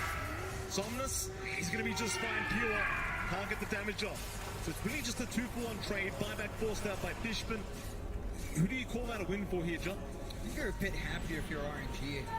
It's not the biggest kill in the world. You do lose your 2 supports, but you managed to survive through while you were still waiting for a couple of those buybacks. Buybacks are back up for Kaka and X Nova, and you don't have Metamorphosis to play around, so that is still another opening for Entity to gun for. But your final split's down for a little bit longer. You're gonna have to just reset to force the buyback out from Fishman here. This next up, Stormstormer just kind of going in on his own. Pure is around the corner, and so is Kataomi, but here comes Ghost and Chalice. They're going to try and make something happen. Toby, he'll show up from the Brewmaster. Ghost still willing to just fight back. Does take down the Brewling. They will focus down the Familiars and just the units in general. As much gold as you can out of this. Just doesn't feel like you ever really see a big 5v5 team fight between these two teams. Just all about these units being thrown out. It's just skirmishes, poking, prodding, checking to see if anyone's going to overcommit and punish them. You're not looking to make any of those mistakes yourself. Too much on the line for you to take that risk. So you just send out the units, send out the illusions, and let them do the work for you. Inside of RNG, they are getting that build up on Ghost. He's going for the full Silver Edge now. So what with damage, a source of break to kind of help him out and bursting someone down. Definitely going to help the cause there. A Lincoln's coming out from Somnus to help defend himself, especially from nullifiers. Going to be really nice to have as well. It's a little bit more for that to be up, though. Oh boy, they've got Chalice. That's a big one, but he does BKB up. In fact, now the Pit of Mars turning right back around Toby. He's a big target. He'll be able to force stuff away, though, and does get the Primal Split off, because now Ghost will be targeted here with the toss back of Kataomi, but Ghost is still fine. He will get forced off down a bit. Meanwhile, X-Nova being chased down by the units of Pure. In the backside, though, they've got an Echo Slam. They've got the Sunder. Pure being gazed off. Can they get some revenge here? They cannot. He is still just fine. Chalice is the one to go down with the Underlord, but Ghost still trying to man up, still trying to fight against Toby. Toby will force stuff away. Where's the team fight? Entity, it seems like they're out once again. They'll find a couple, they'll get the buyback out from Chalice, and that's going to be enough for him. That's a big win for Entity. They force out the Metamorphosis. The flank coming out from Pure is just huge. He runs in on the side. No one can really handle him. Still had the BKB to come on as well. And he just makes short work of some of these softer targets. Yeah, you don't find the biggest kills, but just wasting Metamorphosis, wasting another BKB charge round, it's more than worthwhile for Entity. Certainly is. It's all about the buybacks here in this game. Roshan is now officially back up. Scary times once again for both sides. More so for RNG, though, as Entity just, again, have so many ways of scouting out what's happening in the pit. It feels like they're never really worried about Roshan being just snuck behind their backs. Radiant's courier We get some D-wards off. Courier of Kaka on the high ground. That Roshan just feels so important in a game like this, just so tight right now, and you do have that Axe Blessing available as well in this next Roshan. So RNG, 5-band smoke up. With mid-river they go, into the mid lane. Entity, they are hanging around that dire jungle. There's a double damage, naturally, on the bottom side of the map right now, John, and it does seem like RNG are going to find it. Right before Roshan. Ghost will take it for himself. This could be the opening they're looking for. Roshan, not going to be started yet, but Entity slowly making their way over to the pit. Yuan might just get to work, and he will. Roshan now under siege. RNG, they're the ones that need to make the first move. Ball's in their court. How do they initiate this one?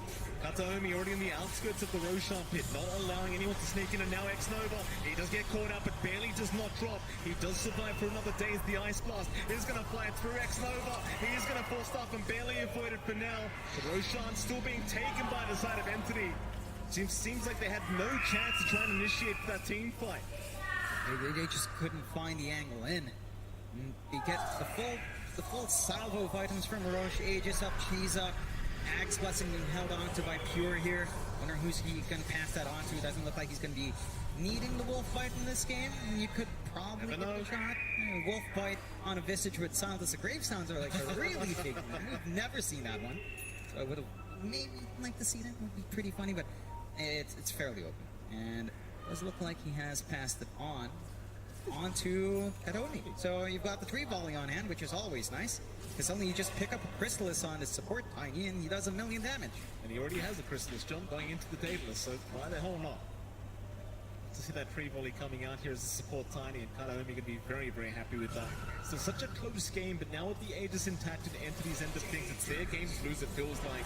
They've got the 14k net worth lead. We are 48 minutes into the net worth, may not matter so much, but it just feels like every team fight, they're able to disengage as soon as they want to. They see one buyback, they're out of there. Every single time. It's going to be the story of the game here between these two teams. Just unwilling to give any openings to the other. So yeah, they hang around that mid-river, but nobody willing to initiate a fight. Just play patiently, especially on Entity. They're not in a rush anymore. They know they scale really nicely. RNG, it's kind of all in on just having Ghost do something here. So they get the tips out, Metamorphosis pop along with DD, best feeling in the world. Entity's got that opening. They know once that fades, gonna be on cooldown for quite a fair bit. Get a nice set of kills. No need to worry about the Terrorblade. Simplified process for the high ground. Absolutely. It's a simplified process, John, but there's no simple anything about this game. It just happens like everything's complicated. Always is. Absolutely. Somnus takes care of that bot lane once again. RNG still patiently waiting for this high ground defense to come. Entity still just split push the side lanes. You know, John, I'd hate to say it, but is this, do I jinx it with the T? Do I say it, the T fight? I mean, it could go on for 10 more minutes if RNG hold on. Right. One big team fight could end it. Alright, Chalice. Fish is there. Ice Blast will follow through. There's your tree volley, but it does get juked down, and Chalice will force Staff away. Yeah, I mean, it could last 10 more minutes. It's just 10 more minutes away. So, well, maybe. John. Yeah, I'm not saying number, just implying 10 minutes is needed for that number to come up. Right. Maybe. RNG are doing a good job of holding them. Like, they are 16k behind. It's not the biggest deficit at this point. It is still a good amount of items coming out to the rest of the course. If you look at the farm distribution, the one issue for RNG is that you're not scaling on Chalice, although. Sneaking up from the tree line, RNG successfully back off, but every way you look, Entity's got the advantage. High ground on one side, tree line on the other. So going to hang around that mid-tier 2 tower. Ghost cannot afford to die here on the TB, though he does have buyback, but he'd rather not have to commit it, especially when you're so close to your own base. T2 top tower just going to slowly be focused down. It was forced out, but it doesn't seem like it's going to do too much in the end. Now Fisher, it's going to land onto Toby. The problem is, it just feels like you can't really make the jump in. Like, there's all these units in front of him. So much counter initiation here from Entity. They're just always ready to go. They've got that high ground advantage as well. RNG is being very, very patient with this game. Now 15 minutes in, just not trying to force anything. They naturally want that high ground advantage themselves. So you do see Somnus eat 2 tombs for himself now, very close to that level 25 one. Yeah, he gets it as well with the last home there. So does have the Lightning Storm bouncing on 2 units, or bouncing twice on units, which is really nice installing out this game further, right? You can just hold forever, and maybe they are going to try to hit those next 9 minutes here. The game is rather even. The side of Entity would feel a lot better into that point of the game, though. They control the majority of the map, and just clear out those cancels. Gotta be a bit careful. RNG, and they can stall well. It's a Leshrac, it's an Underlord. Your wave clear is really good. So even if you start to lose some tier 2s, high ground hold is still there. And I think Entity don't mind playing that game. Absolutely not. They seem to be enjoying themselves here. Sure, Stormer pushing with the familiars. Sees the Firestorm, immediately just walks them out once again. Unwilling to feed any free gold away to the side of RNG. Entity just back their way out. No rush for them. Aegis about to expire in 5 seconds. They're not risking anything. More farm to be had on Pure. The Basher now coming out on the Lycan. This little way of cancelling TBs off and actually locking people down throughout these fights. Again, it just feels like they're in full map control here. There's just no need to rush this game. Just kind of hold back, keep waiting. I mean, there are a couple of items I think RNG could try for. The overwhelming blink is coming out from Samus. You do have the full Ags up on Ghost, which is great to see. He does need something to kind of help him out when that Metamorphosis is down. He's going to have an option at least with a Terror Wave coming through. you will have some contributions for the team, and you're not beholden to this long cooldown as much as you used to. However, you do have a refresh up on Toby, so you still have the double primal splits coming out, which is also really annoying, especially in the late game. Like, all you need to do is really just fly Ghost up for the entire team fight. And that's it. Your Terrorblade's going to be isolated at the end, and it's a really easy target to handle. It certainly is.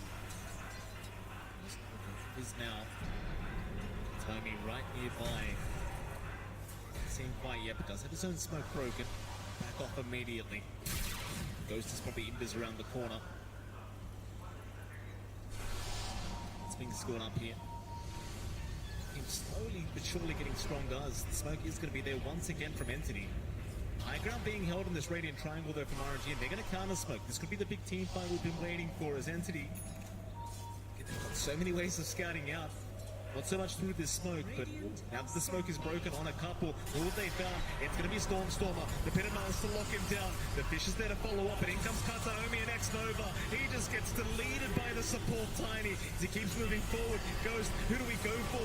Stormstormer, he's the target. They finally find the Visage, or maybe not Stormstormer. He's still running, but X-Nova, he's trying to get the job done himself, and eventually Ghost will find it. 2 down. Entity, they've lost a couple here, and it seems like RNG have finally cracked an opening open for themselves as Kaka, he even finds another. He's going to find Toby, but there is going to be the refresh. To the Primal Split once again. Toby's still blocked up by the Fisher, and now Ghost can get right to work, but they want that Earth Panda. They need it. The slow from the Eye of Skadi. Maybe they've got it. Toby trying to romp it is not going to make it out. No buyback on him. No buyback on Toby. And suddenly the game is swinging back the other way. It's opened up. Entity, they got some good scouting around there with Storm, but they didn't manage to follow up. He managed to get a good jump in, doesn't live true, and you still have a lot of damage on Ghost, even though it doesn't feel like it when he's whacking a Visage away. The high ground still clears up. Yeah, first racks of the game to go the way of RNG, and I can't really believe I'm saying that, John, but they've made a great comeback here in this game. I'm going to say game 1 again, John, but it is still the best of one. Just reminding myself, Spisha does come out. Chalice finds to back his way out, and again, it's still a very slow game. Like, you are still behind as RNG. Sure, you're 1 racks up now, but you could lose one team fight, and the game could just snowball back the other way. Though I say that, Pure does get caught out. He's the biggest target. The Gaze is going to lock him down, drag him out. The Kataomi, he's got the tie back on the lich, so X-Nova, he's down for 80 seconds. In goes Pure with the wolf form, but he needs to run away. His Kaka looking for the chase, waiting for the BKB, but now the Fisher is going to lock him down. Somnus shot out the damage and will eventually get it out. Pure's down for 100, but he does have buyback. He can come back in. He's not going to have a wolf form, and Kaka again with great blocks in this game, ensuring they find that major kill. They might not be able to take the risk onto the high ground. It's not the comfiest spot. You feel like a bit of a reset. You're waiting for Metamorphosis to come back up, but Roshan's up in a few seconds. So you've got this big objective to play for, and Entity, even with that buyback commitment, can feel a little bit risky going into that pit. Roshan's got everything on hand again. Absolutely. Everything now available on this Roshan. RNG, they'll get to work. Entity, they've got no way to answer to this. I mean, this is the first Roshan. It feels like that RNG could just kind of walk into the pit and finally get it done. And here we go. Everything available. Let's see what they can get done with it. Entity, they're the ones now that need to find a way to slow down this game. Haka, looks like he's got the Axe Blessing on himself though. Has he handed it? He has. Chalice will take it for himself now. That's really disruptive with a Fiend's Gate, with a Pit of Malice on both sides, and the slow as well. Like, combining that with the control coming out from Kaka, it's going to be a lot easier for them to lock in these heroes like the Lycan, like the Visage when he does have the Grave Chill, the Grave Chill on, yeah. So, you've got a lot of control coming in to counteract all that movement. There is still good wave clear coming out from Kataomi. He just gets a tree volley off, your wave does die. So going into the high ground is still a process here for RNG, but they even get a refresh up on Ghost. He's ready. Whew. Secondary life, doesn't matter if you waste the Metamorphosis or a Terror Wave or the BKB, you're always going to be able to have any of that on hand for the next. Although it is costly in the mana, does have the stats to back that up. Absolutely, this game just feels so much tighter now. Great advantage, just doesn't matter. 4.5 minutes away from that time. Dire triangle, occupied by Entity, but they are eventually going to back their way out. RNG was slowly making their way over. Down towards the bottom side, bottom lane. Is the lane with the final outer tower here for RNG. They want that bottom tier 2 gone. They might approach high ground with that Aegis up. So plenty of time available, and like you just pointed out, John, the refresh orb going to be very impactful here on Ghost. Especially with that Terror Wave, you can't underestimate that fear. RNG, they'll find the bottom tier 2. Question is, do they want the high ground? I mean, they could just go. There's not too much of a risk left. Buybacks are available once more. The issue is, with Katawomi around, as long as he gets the Protoss trees out, your creep wave just melts. It is tougher, although the next creep wave is coming in. They're just poking and prodding again, sending in the illusions to get that 3D work done. They say pigs don't fly, John, but Ghost, we just saw him flying there for a moment in that Hex Fall. He's still going to keep moving in. Creep wave is there now, and he has slowed this one down. They are going to fortify up. More Cyclones out onto the TP as Ghost. Very patient, still has that Metamorphosis, the pop, and still has the refresh available. Slowly chipping away with the illusions, but they are being dispelled here by the Storm Panda. Eventually, I think RNG might just have to let this one go and go for a reset. You've still got 2 minutes, 20 seconds on this Aegis timing. If you can afford to reset and maybe come back another time. Yeah, no rush. You've got all the tools under your belt here. For the side of RNG, Entity's just kind of pushed back. Dagon does fly on. So a little bit more burst damage on hand. Let's see if it's going to be enough to make a big difference here. Love me Dagon though. Always fun. Absolutely. It's a lot of fun. Another double damage room on that top side, Jonathan. Another double damage available for RNG. I mean, it feels like they're just getting blessed with double damage after double damage here, and they're certainly going to be happy to accept this one. Ghost will take it himself. Well, now you've really got no choice. You've got to try and go high ground again. Yeah, you've got Metamorphosis ready. Terror Wave not too far off. So, yeah, no risk here at all. The one thing is, again, wave clear is still pretty good for Entity. It does feel like you want to catch one of them off guard. Get that pickoff once more, so we've seen RNG sort of find the angle for. They haven't really been using the Fiend's Gate for any aggressive movement out. More defensive, but they'll get to it. Terror Wave out Ghost, just going to get right to work. The bot tier 3 tower already gone. Bottom racks, not going to last long either. Kataomi is going to jump in though. Avalanche tosses out. Ghost is in big trouble. He got silenced and he will go down the first time. But he's got the Aegis. He's got the refresh. He's still got the initial better, but the silence is there with another fire. Oh my god. Oh, Ghost is gone. And the rest of RNG, they need a way out of this team fight. Challenge just leaves, but he's left by himself. Somnus needs a TP out on the tree line. With the BKB is going to be all right. But they've got Ghost down. He does have buyback available. And Jonathan, we've jinxed nothing. It's 60 minutes in. We've got tier 5 items. Yeah, it's coming out. And I think the one thing that changed was really who had control of the map. 10 minutes ago, Entity had control, and for a while, RNG had it. Now, Entity has it back again. You find the Arcanist armor. I mean, pretty damn useful up against something like the Leshrac on hand. Does skip the Giants ring, but we know that's what everyone wants to see. Yeah, I want to see a gigantic flying visage around. See that last fight, great toss back from Kataomi, catches out that Terrorblade, and the instant hex. He couldn't refresh the BKB, all the control in the world, and no one could follow up from RNG's end. Absolutely not. Mirror Shield now coming out, Ex Machina as well, and the Seer Stone, just so many items being dropped. Just taking those items as soon as they possibly can and backing their way back towards their base. Knowing they don't really want to have to try and force the buyback out from Ghost. Trying to avoid it and just hold out for now. Ex Machina was taken by Somnus, and Mirror Shield actually taken by our TB, though he is still dead. Maybe just prepping for that buyback. Meanwhile, Parrot Hat is going to be sitting there on Pure, so no attack speed on his side of things here on the Lycan. Everything else gone. You've got the Arcanist armor here on the Visage. Makes it an even harder target to try and burst out, letting the rest of his teammates. Stone, of course, naturally on the Pulse 5 Fishman. He has to suffer. He gets the boring item. It is what it is. It's the destiny of the support. You don't get the funnest item in the world.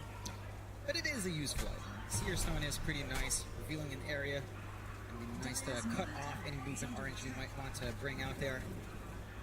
And side of RNG for their part, it's not the end of the world losing that push. They still have the advantage. You've always got to send some units, send some heroes up top to control that. Smoke out here, though, could find themselves in an interesting spot. Oh boy, here we go. RNG, they're gonna try and force something. They found Toby. The root is there. They should have follow up. You don't have the burst damage though with the Aeon Disc. He's gonna be just fine to reinitiate this team fight with his own primal split. But they are trying to back up a Kataomi. Look at the damage output from this Tiny with the tree volley. He does at least find Karka, but the buyback is there. Ghost now is trying to force the fight once again, but does need to back out. It just doesn't seem like the one. So the BKB does wear off, and now Entity, they keep moving forward. They want the Terror Blade. They've got it locked down with the Abyssal Blade. Ghost is in big trouble. He's going to try and find a way to buy back. He'll go for the Terror Wave, but it does nothing through the BKB. This is not the team fight. RNG needs to get back to the high ground and will do so. Did you see the damage out from Kataomi, John? This is a support Tiny with an Apex. Don't underestimate the amount of damage this man has. Apex, Monkey King Bar, BKB, Daedalus, very standard support Tiny items at this point. Rapier queued up as well. Yeah, of course. You want to end this game, just get that Divine up, splack away on those buildings, and the game's going to be over pretty fast if you're not careful. RNG for their part, and that was such a costly fight. Refresh pop from our Terrorblade Ghost, and he has that refresh orb in the backpack. So it's also just not going to refresh anything for the next long time. We'll have to bring that active. And Entity, again, they find themselves in this position where they've got so much more to play with. Refresh up, and Stormer as well flying out. Roshan going to see that timer in about 15 as well. It's got a Stygian Desolated now, John, with this support Tiny, so things are even scarier for the side of RNG. Balanced. Very balanced, Jonathan, very balanced indeed. Look at the T5 items for RNG. Like, what have they... We've got one more to go. Can we get a giant thing in this game? Like, we haven't done one yet from either side. I don't know if you really wanted an RNG anyway. Like, try and swing on Ghost is going to be nice. The added strength is good. It feels like you might want something else. And, it's going to keep the mirror shield. I know. Like, Giant's Ring on Chalice would be funny. I just don't know if it really does anything. Arcana Stormer just kind of does the same thing for your team. Yeah. And they go again. Mid lane, they're going to find some familiars and some units. They're pure. He's going to pop the wall 4. They have found him out. He'll go for the BKB right back in onto Somnus, just chomping him down. It's a fair bit of damage, but not quite enough. Somnus, he'll turn around. Looking for the fight, but Pure is out of there. They know where RNG are. Entity, we don't want to fight without the wall 4, but they might just think about it. Mid lane, Chalice will get hexed up here by Stormstormer. It's a fair bit of damage with that Bloodthorn. He's still going for it with the familiars, but with that Crimson Guard, he's taking a fair bit of it as Chalice still in trouble. He's going to walk his way out. Meanwhile, Kataomi looking for a way back into the team fight as Stormstormer. Now the one in trouble. Somnus moving back in with the Bloodstone charges, trying to get some damage down Chalice. In the meantime, in the mid lane, just tanking all the units out here from Entity. They're just dealing with Broodling. They dance around really nicely. Kataomi gets a really good angle to just get 2 tree volleys off. No one dies in the end. So a lot expended from both sides. It does feel like you risk it a lot more on RNG's part, having to pop the BKB on Ghost to just try and find something in the middle. And Entity, they don't find anything for their trouble either. So we're stuck in a bit of a deadlock here, Mike. Yeah. Probably the longest game of the day already. 65 minutes in, 66 minutes in for day 1. And there goes X-Nova. He's not going to last long against that support Tiny, but in comes Ghost, trying to punish as he cannot. In fact, now Ghost, he's the one turned off. That's a bad position. Somnus, he shot Nemo with a massive split off the Nat Chalice. He's there with the Pit of Malice as well, trying to burst them down. The Familiar's the Visage. He's in big trouble. Karka's out with the Echo Slam. Maybe they've got it up, and they do. Stormstormer's got with Somnus. He will drop as well off the Toby. The Aeon Disc is going to proc into the Primal Split. They go. X-Nova, he brought back into the team fight. He'll back his way out at least for now, and he's going to be just fine. It's another reset fight. Yeah, it's just back to the start. Buybacks expended by both sides. We find a bit of a bigger kill on the side of Entity, managing to take out Somnus. He did get a little bit more in exchange. It's back to this next Roshan, Mike. It's best of 1 Dota. Back up. This is best of 1 Dota. No one wants to leave TI. No. So everything's on the line. You're playing as hard as you can to find that clean win condition. You don't want the risk. Roshan, we saw them dance around this objective for a long time as well last time. Like, and be tough to really fully commit. wonder what if you get the gold as Kataomi, do you just buy the Divine straight up? Like I know we're 67 minutes into a game now. Do you just buy it? I can't say yes to that. I mean, if you have buyback gold, sure, because the toss back and high ground defense is huge. But if you just go in, risk it all in on that Divine, you probably have enough damage with a tree volley. To be fair, that could just literally end the game. But if you do die, you give away the rapier, you won't have buyback, you don't have that toss back for these fights, it does get a little awkward. So I'd say at least safer to buy back first. Double side device now coming out from RNG. They've got one on Chalice, they've got one on Somnus. That could make all the difference here for RNG. They can catch Entity off guard with those hexes up. They get the damage off in time before those BKBs do come out from these cores. And Roshan is the main objective. All items up. In they go. Toby will just do it himself with the Flame Panda. It's a slow process, but he's getting there. TV Illusion will move in as well. Yeah, this went on for about 5 minutes in the last Roche, right? Just an Illusion in, Primal Companion in, and then just reset. What you're telling me is we need T6 items now.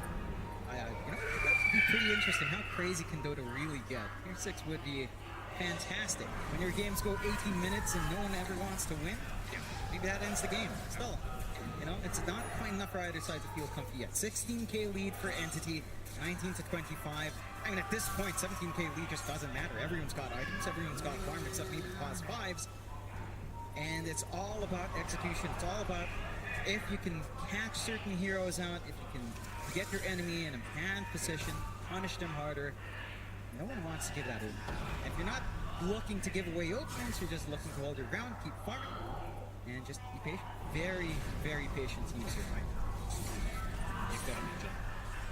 This is the thing you've been playing for the whole year. I mean, if there's a time to be patient, it's right now.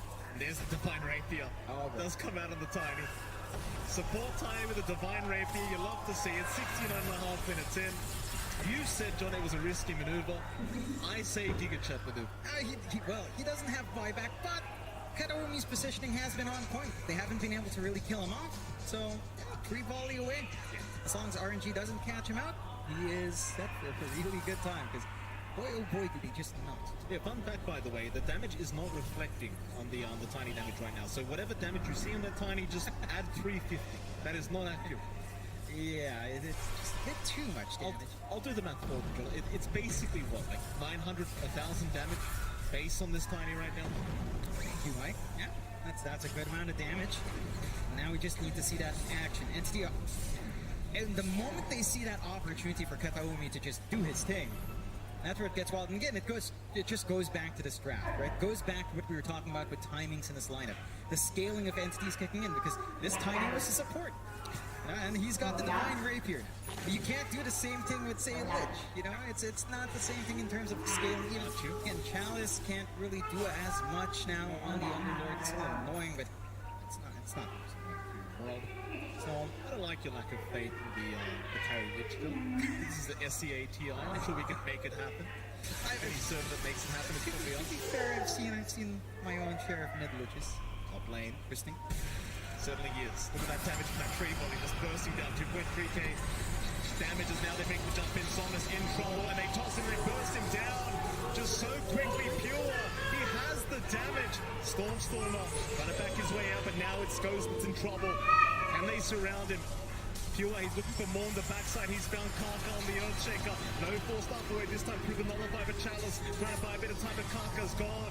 Pure going for more now. Somnus, keep in mind he has no buyback available for this fight. Where's Ghost? All by himself. Still trying. Does end up getting the Terror Wave off just in the nick of time to force them back. But he's going to find a target that be aimed down. Toby will move in. Now the bot on. He's dropping way too much damage. But the Sunder is there in time. Ghost trying for the TP out. He is going to make it. Just barely. This game is not over yet, but it is a 4v5 situation, and they are missing their mid-lash run. And no buyback out in Somnus. It's still a big window for Entity. I mean, you had to expend so many resources on RNG. Refresh down from Ghost. He's going to have to wait a lot longer for that safety net. Now Roshan opens up for Entity. There's no contestion out from RNG. All the items once again going the way of Entity. I wonder who they give the axe to at this point, because I would say just hand it over to Pure. Yes, have the Wolf Bite. Wolf Bite a Visage with Silent as the Graveyard. No, just Wolf Bite. You're Tiny with Tree Fall. Yeah, it sounds Wolf fun. Bite, you're Tiny. That's about it. Here we go. Pretty much. Go on, Pure, do it. He's going to wait a little bit. This is going to be a real treat to watch. I mean, we saw this last grand final of TI-10. We're going to see it all over again. Some things never change, John. Some things just stay the same. And RNG, and this is a toughie for them. They still have their racks intact too. That's the crazy part. Their high ground's still completely there. But they haven't been able to do anything else with that one lane racks they took. They've not been able to find more beyond that bot melee. And Entity just worked the map a lot better. They're trying to get the second set of talents up for Thomas. He's eating all the books once more, rushing into 29 for that 20 strength. And that's going to help a little bit in durability, but we're talking about Tiny with Divine Rapier and Daedalus. I don't know if that helps by that much. Swift Link play. The Jonathan. Tiny's now got a Swift Link up as well. Up and available. Still grouped up here, Entity. Daedalus being built up on Pure, by the way. I mean, this is the point where they're just running out of slots to put items in. It's kind of rough for them to try and decide what they really want this game. Resources is, I believe, the key word here, John. Resources. Those slots, it's not something you can always just find more of. So yeah, and we've seen that be a problem for Ghost, right? Like having to juggle in the refresh. What if you could, like, say 75 minutes in, they just give you 2 extra slots? That's really broken. That's absolutely broken. Yeah, you're 75 minutes to the game, John. What else are you meant to do? That's fair. Everyone's going to get the slots in this hypothetical scenario of yours. Yeah, I mean, you've got backpacks. Why not have pockets? Makes sense. I guess it could work. That would really, I mean, that would just make late game Dota even more insane. Yeah. To be fair, like, it's already hard to understand whatever's going on here. He's a wolf right now, John. That's a very, very scary predicament if he does make the jump in with that Swift Link. Let's see how it works out for them. They're going to try and defend high ground here. RNG, in there go. Kaomi, he's in with the A on disc. He's going to save X-Nova. He'll be back out of there. That Ghost, he's the one to move in. They found Pure. Pure's in trouble and he's gone. At least the first time. That's just the age, it's the tree volley. He's going to fly but Pure. Casually walk out as they do cyclone up the TV once again. Ghost cannot get to work, but now they found at least Fishman on the AA. Ghost forced the BKB up, but he's going to be just fine to take the AA down. And they hold on to the top racks. This is quite literally defense of the A. This is what defense of the Ancients is, John. They are defending. Yeah, but we're not even at the Ancient. We're still at the racks. Like, they still hold on to the racks, and it's Entity who's at least a lane and a half behind. But they've got the 35k lead. And RNG just managed to execute in that tight area so well. Like, you saw Kataomi try to jump in on the flank, and the Aeon Disc just managed to buy enough time. He doesn't want to stay around there. It's too risky for this Tiny to take that frontline role instead of just playing with the tree ball. So even if you have that wolf fight, if you don't find that instant kill, he's out of there. And that just gave RNG the chance to jump in, punish Pure, chain stun off. They've got so much control in a choke point like that Samus just really shines on that Lush rack. It's that point where it starts to really start the game well. You gotta give a shout out to our boy X-Nova as well. He's still on the stage by himself right now. It's 75 minutes in. The guy's just been stuck there the whole time. Yeah, well, with his 4 teddy bear teammates, of course. Those teddy bears are playing mad Dota right now. Yeah.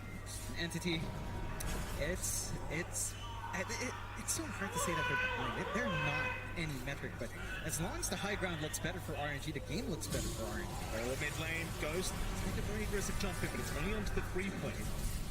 Entity don't want to borrow this. They do back their way out. But keep in mind, you are basically one mid lane barracks away from having Megas up for RNG, but I don't really think it matters so much right now, considering they're almost 8 minutes into the game. RNG gonna move their way in. There's your tree volley. It does do quite a bit of damage onto Ghost. There's half his HP pool. The Ice Blast also gonna land, but they are gonna be fine to back their way up. Buyback was forced out from Fishman. That's gonna be enough for the side of RNG. Just go back, reset, maybe.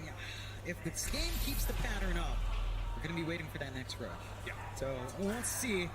I do feel like RNG's got so much more to play with. Like, just having this Axe up as well on Samus, it forced this build-up of the Revenant's Brooch up on Pure, because he needs a way to hit while Ghost Form is up in it. So he has to go for the Brooch. Very unorthodox, but very good counterplay for the Lesh. We'll have to see if it does play a big part there. As it just feels like that Nihilism's also going to be a problem up front. 38k lead still up for Entity, 20-27. And next Roche, still 2 minutes 40 when we see that timer come back up. Entity, they've got Travels, 2 and Katomi. I mean, they've really just got full course. I mean, at this point, you know what? Get the Ags up on Fishman. Just go. So we're going into that point of go to where everyone's going to be a core. I don't care about the core AA. I want you to tell me how we can get a core lit. That's what I really want. How do we translate X Nova here into a +1? Just never mind. Toby could be in a danger. RNG trying to move into that mid lane. There's 2 big targets. If they can make the jump, Somnus is there with the side device to get started. Hidden Malice goes trying to move in with the tree volley damage. You've got to be wary, but he has the Sunder. He'll reset back into the fishes. They go. Stormer is going to be able to back his way up. Now without the BKB Ghost, he's going to be so careful. It's in the backside. Chalice is gone on the Underlord. Kaka, he'll go for a fish and try to hold them back, but they can't control this Tiny.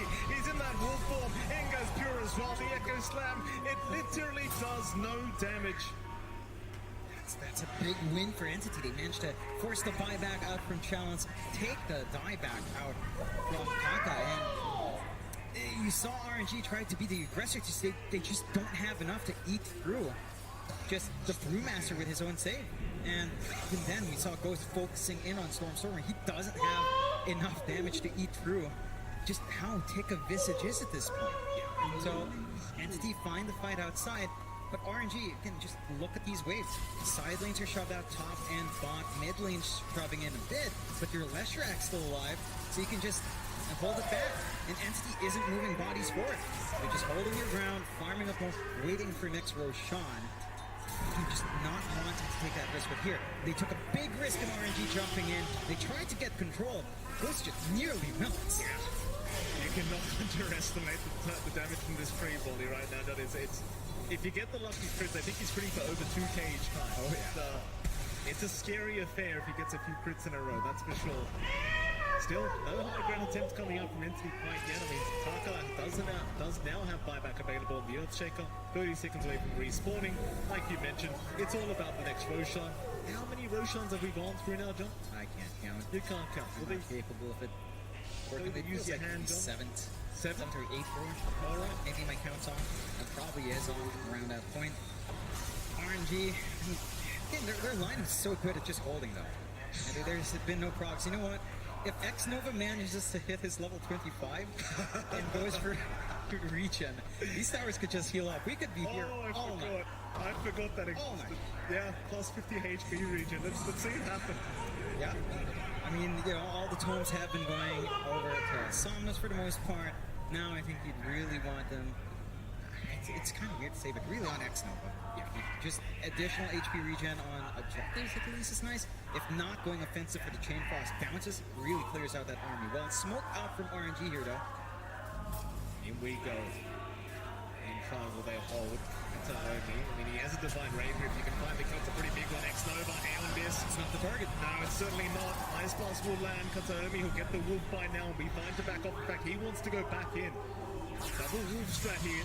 They do move in. Somnus with the Shiver's Guard effect. They found Toby, but he has his own Aeon Biss, so he's going to be just fine. Meanwhile, Pure, he'll get stunned up through the BKB. Will retreat immediately. Didn't have enough time on that BKB left to keep going. Understands he can't really handle Ghost without it. Just back his way up. Speaking of Ghost, he's got a Divine Rapier locked in his backpack right now as well. We're ready. Roche respawning. This is pretty good for Entity. They have the better position here to take Roche. Another full complement of items. It's time for Fishman to have his own axe. So you will see the Chill Touch removed. Secondary life in. Is this enough to open up high ground for them? It surely should be. Are you kidding? With 7th Roshan, you're telling me now it's gonna work? Yeah, it takes 7. Okay, it's all the way up to 7. You don't even know if it is 7 yet, John. I'm really not sure. I can't count. I really can't count. I'm just not capable.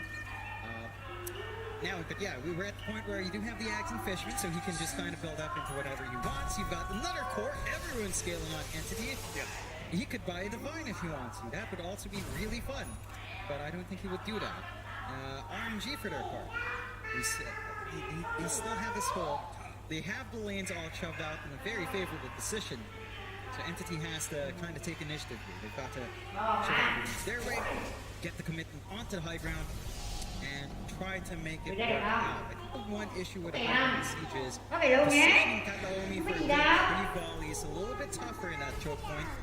So finding that angle for the burst from far is a bit of a challenge here. It certainly is. 82.5 minutes in. Again, Divine Rapier was combined here by Ghost. Now a Refresh Orb available on the Tiny as well. So you've got double Treevon. Maybe that's the... More trees are the answer. It could be. It could be. And that might be enough. The issue is, again, in some of these choke points towards the high ground, you will run out of trees. I'm not sure if the refresh does everything you'd want it to. I think the bigger thing might be just multiple tossbacks. Right. That could be it. Opens up this game. Just instantly relocate multiple heroes back. Keep controlling Ghost. Keep controlling Somnus. And open up the high ground. Still, you drop the Pit of Malice. You drop the Split Earth. You drop the Firestorm. A push just doesn't happen. No, it doesn't. Now Submit 5, and who have they got? It looks like Somnus on the left track has been caught out, but he'll BKB up. He'll survive. His Ghost will go for the Terror Wave. Is going to be just fine. Hasn't popped the real Metamorphosis. Still has Refresh anyway. I suppose if you're Entity, surely you're just going to keep chipping away. I mean, you've got the Aegis up, you've got to keep going. And that they will. Still, again, now Pit of Malice out, Somnus. Oh, here we go again. Ghost just brings him right into the center of all this, dealing with the units. Stormstorm's familiars are just going to knock through this. As well as the rulings from Toby. He'll keep sending them in, trying to get the damage out. Just a slow chip away. Like who they got there on the bottom side, it looks like Stormstormer was caught out there for a moment by the Pit of Malice. He's going to be just fine though. His Entity still trying to move in onto the high ground. Just can't get it done though. Familiars are being fed back the way of RNG. And that's going to be it. Entity there out once again. And they hold high ground. Pit of Malice, Split Earth, Firestorm. What push are you really looking to get out here? Yeah. And does take some risk from Ghost. He has to come in, get the Terror Wave off, had to pop the refresh once more. So Entity are draining resources still, but they also drain their own. Like, they don't have Familiars for a bit longer.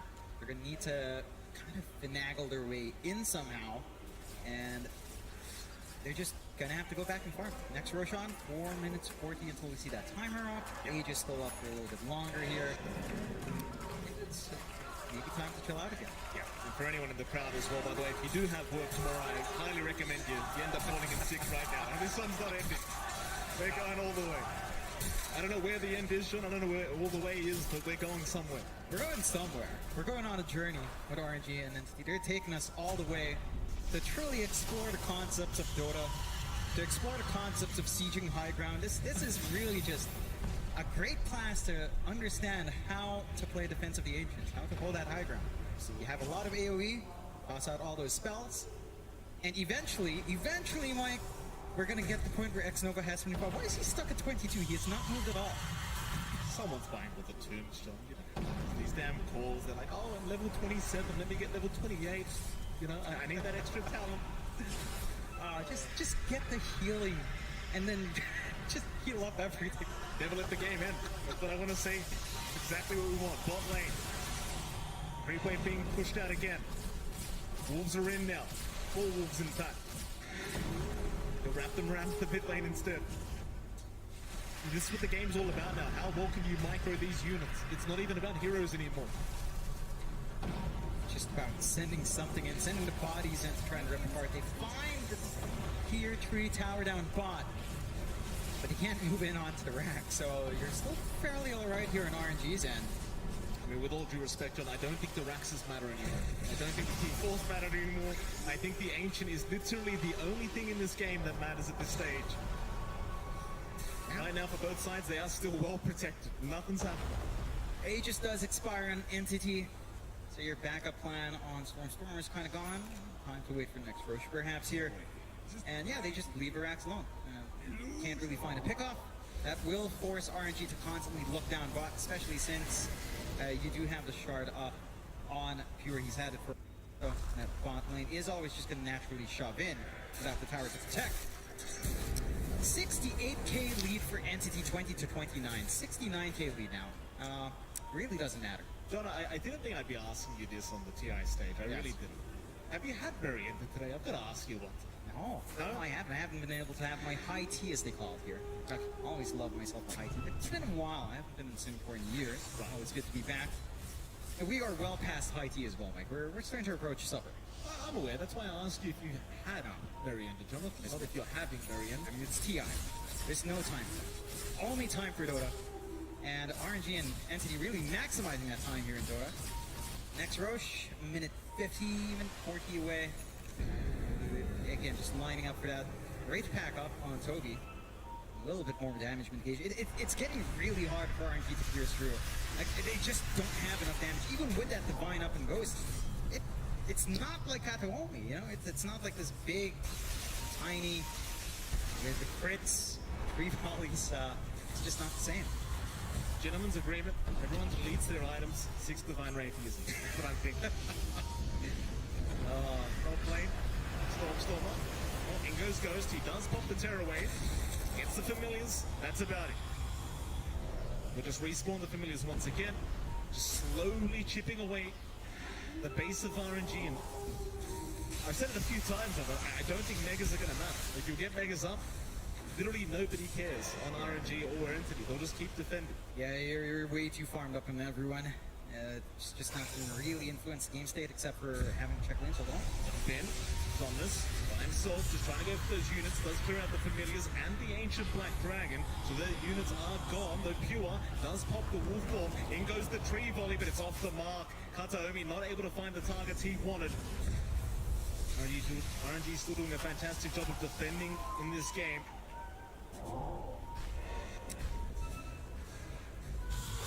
Hot lane, Toby, he gets spotted out though. Kaka, he's the one getting jumped in on the Earthshaker, but he does have the Aeondis. Meanwhile, from the backside, Kataomi, he's got that tree volley in X-Nova. He's going to go down, but the immediate buyback is there as Ghost now. Man's up against Pure. It's a lot of damage onto that Lycan, but he backs his way out. Now the Hex is out. Ghost is in big trouble. The Ice Blast will connect, and he is gone. But he does have buyback.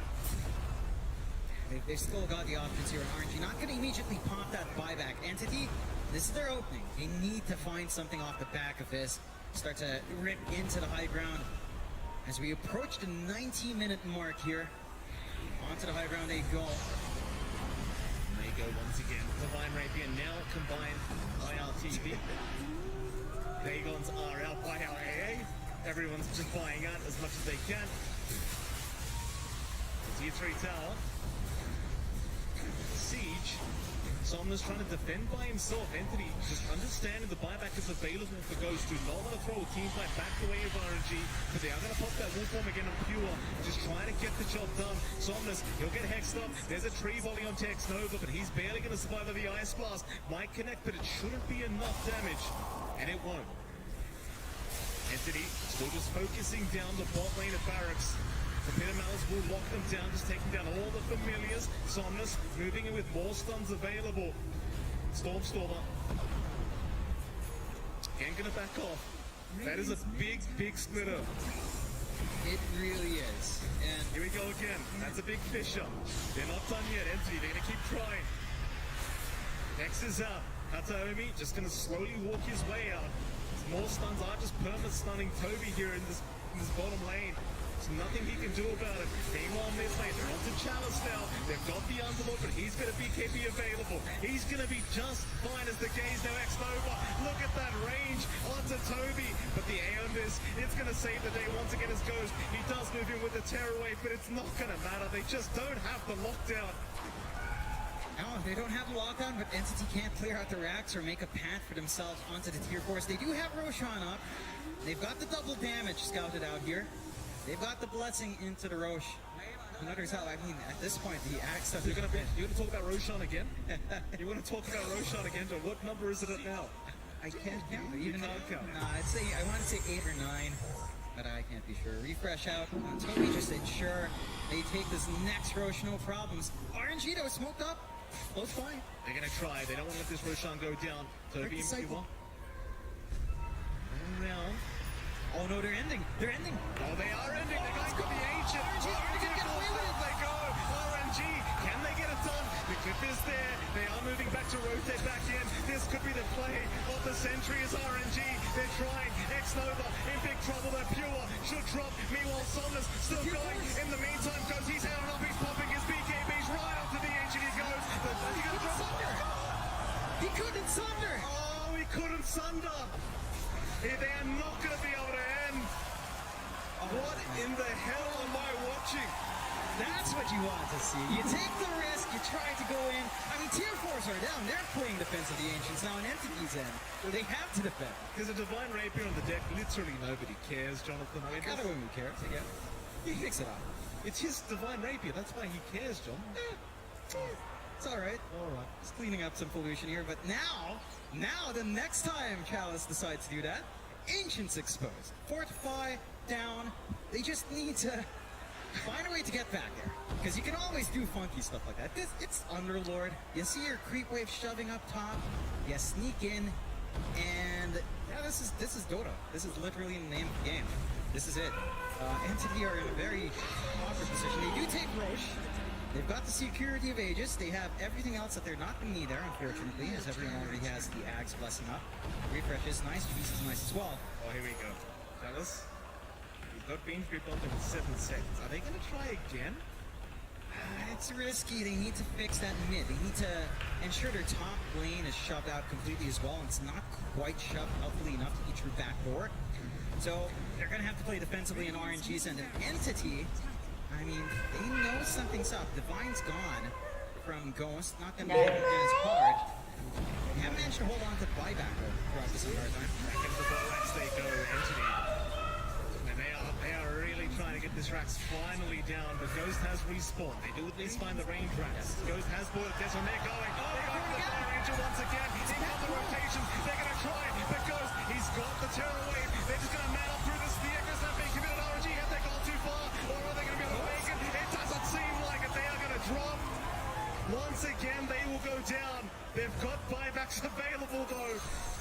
This game is not over yet.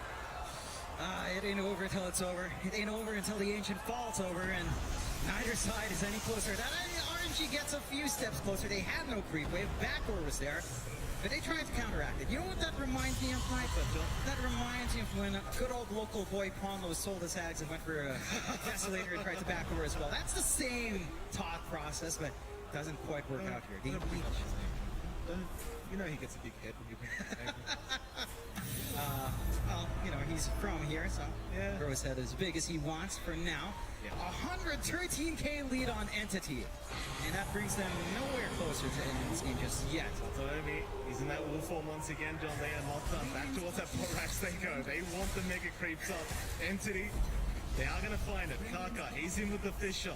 One lane of barracks now left for Entity trying to aim for, and that's the top side, but they're going for the T4 towers. They've had enough of this game. They're off the Visage though. They could have him. Stormstormer, he's in big trouble. Somnus will keep moving forward. Stormstormer, he does go for that stone form. He'll survive for now. Is RNG. They will go for a reset, or do they? Backing off the Stormstormer they go. They want the Visage. They've got him down. But he's got buyback. He can rejoin the team fight if necessary.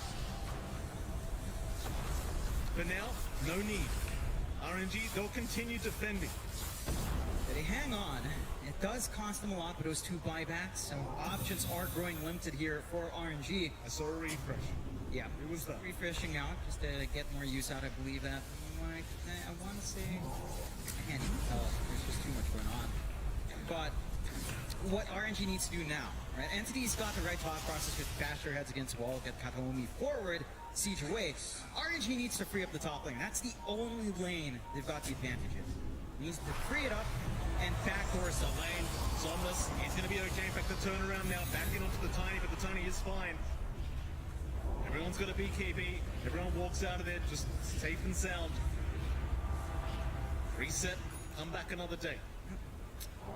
112k, 96 minutes in. I think that's the longest that we've been together in one spot at the same time. 6 minutes in. It's only our third man, Jonathan. That's fair. Don't get all sentimental on me, don't look at me in the eyes. I was like, what's wrong with you? I mean, we're approaching the 100-minute mark. You know, at this point, I would say it's fair. Hand in 2 more item slots at this point. Yeah. Make the ancient attack when it's under attack, when the tier 4s are gone. I love this game. I hope it literally never ends, John. I hope this goes on forever. This is an amazing game. It has a very high chance of not ending. I'm still baffled that X-Nova is only level 23. Hey! Kobe just gets rid of the X-Bless. He just denies it all. How rude of him. It's just there. It's littering. You know, almost everyone's upgraded except the side of RNG. They don't want to give the free axe away onto X-Nova. AoE Sinister Gaze actually would be pretty good in this game. So you don't want to hand that off. Taka could make great work of jumping around with the enchant as well. And no one checked anyway, so if you don't see the axe blessing being denied, does it really disappear? Very good question down the bot lane. A great question is can Sumner survive through this one? But now at least he can, just trying to walk his way up, and he's surrounded, and once the ethereal ends, he is down. In goes onto the X-Nova, trying to chase down the Lich. A nice Fisher left from Kaka, gonna make sure he's fine. X-Nova still fine. Hit of Malice is out into the chain cross. They just want to make sure Toby can't keep chasing back Toby. Dropping so low this chain cross. When does it end? It won't be enough in the end. Toby's gonna be alright. You've got the Divine and Fishman now. With the Axe Blessing on him, and his own Divine that he buys out. There we go. This is what we were talking about. This is how you end the game. This is it. This should be it for Entity. And if somehow Fishman dies in that, which honestly as an AA isn't too hard to do, and that could help RNG hold on once more. But they really have all the tools they need. This massive Tiny, this massive AA, or RNG, if they manage to hold on somehow, that's, I don't know what to say. Oh, here we go. E3 tower top lane, still up, goes, still take care of it. With the Terror Wave, just pushing back all the remnants, though Kataomi will go for a tree volley, but not be able to get any damage off onto Ghost. Kobe gonna move back in, does find the tier 3 tower, so that's the tier 3 goal. Up to the racks they go. Got the mid lane to go through as well as Entity. Familiars, getting the job done. Eventually, that is, though, Goes trying to slow them down the best he possibly can. It's out early on. Racks up. Indeed, in goes the Tiny, though the Hex is out into the Fisher, and now the chain crunch. But Kataomi, he does have a BKB up, so he's going to be just fine. Back his way up. On to the top racks they go. They do get Pit and Malice up, just everyone being rooted here by Chalice. Ice Blast is going to fight through onto Ghost, but there's going to be no follow-up. They just want the Megas. Onto Pure, though. He does get caught on the left side. The refresh is there by Somnus, but leads to nothing. Is now Kataomi. He does move in onto Toby, onto that Brewmaster. Can they take him down? Not quite. Aeon Disc is there once again. No Toby. He is dropping low now. He might just drop in dust, but he's got buyback. And I know Mega Creeps are up, it literally means nothing. No. It does make it easier for Entity to kind of pressure into the high ground. It will leave RNG stuck in their high ground as well, but they've been stuck there for a very long time. What it does do is take away the potential for RNG to try to go for that cheeky Ancient play. That's fair. Like, they are not going to be able to shut out lane safely anymore and make their way onto the Ancient to try to force the end. They haven't been able to repeat it. They tried it last time, didn't quite pay off. So we're crossing the barrier here, Mike. 100-minute game. Yeah. It's RNG clanging on 127k deficit and making Entity work for every single game they get on this map. Welcome to TI, Jonathan. Welcome to TI. What a game it's been so far in this best of one. Elimination Dota, nothing's more entertaining than that. RNG not out of this game yet. Still pushing out the mid lane, and I suppose you did make a fair point, John. It's going to be hard to rat the base now if you are RNG. The wave is naturally just to keep pushing in over and over again. Luckily for them, they've been dealing with this for roughly 101 minutes now, so they should be pretty used to it on the side of RNG. So they are going to move in through the mid lane, see if they can try to force a fight against these Mega Creeps. Rather against the side of Entry with the Megas, and in they go. Ice Blast is there. Chalice going to be targeted. Here comes the killing touch. It's a lot of damage for Chalice. He does have the Crimson Guard to protect us now. They move in onto Somnus with the Terror Wave. Goes to Zard. Onto Kataomi. He'll try to focus him down, but the Wolf Form allows him to get away, as it seems like they need to try and reset. RNG, it's not the fight they wanted. They just can't lock them down long enough. In goes Pure, though. Onto X-Nova. The Fisher is not there in time to block him off. X-Nova still actually being left alone here by Pure. Instead, he sees Chalice on the Underlord. He'll Abyssal blade him up. Chalice in huge trouble. Should drop surely. Eventually, as he gets surrounded and will go down. No buyback available on the Underlord. Zexnova, he's going to go down to the Ice Blast of Fishman. Will buy back immediately. Chalice, he needs another minute to be able to buy back into this game. Guess what? Roshan's up. Yeah, with a double damage rune as well. On to the next Roche. Entity goes. And RNG on their backs. 8th Roshan. 9th, 10th. It literally says 8th Roshan. Okay, I'm just very You can't read either. I can't read either. 8th Roshan melting. Probably just deny the Axe Blessing once more. Smoke out and Entity look to make this game end. 102 minutes in, RNG. And they've been holding for such a long time. They've been able to just play their hearts out, but it's so tough with how well Entity's scaling. Even just the damage from Fishman. It's no joke. No, it certainly is not. You see the Axe Blessing getting denied off once again there by Toby. Just does not like it being left alone. 60 seconds without Chalice, but buyback up in 3 seconds. It's not really too big of an issue here for RNG. They are up against the Aegis, they're up against the Cheese, they're up against the Refresher Shards. It's not that easy as Chalice. Immediately, no hesitation, will pop buyback. Not messing around, doesn't want to lose these T4 towers. The creeps are pushing in.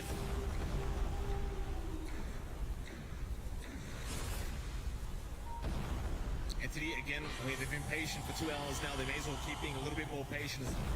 Kataomi, will form is there. Double damage rune. Avalanche toss back. They've got a big target on Chalice. They've lobbed a dieback right now. Ghost, he's going to try and jump in and save the day. Refresh is out. Terror Wave is out as well. Toby, he's the one to drive back. No buyback available.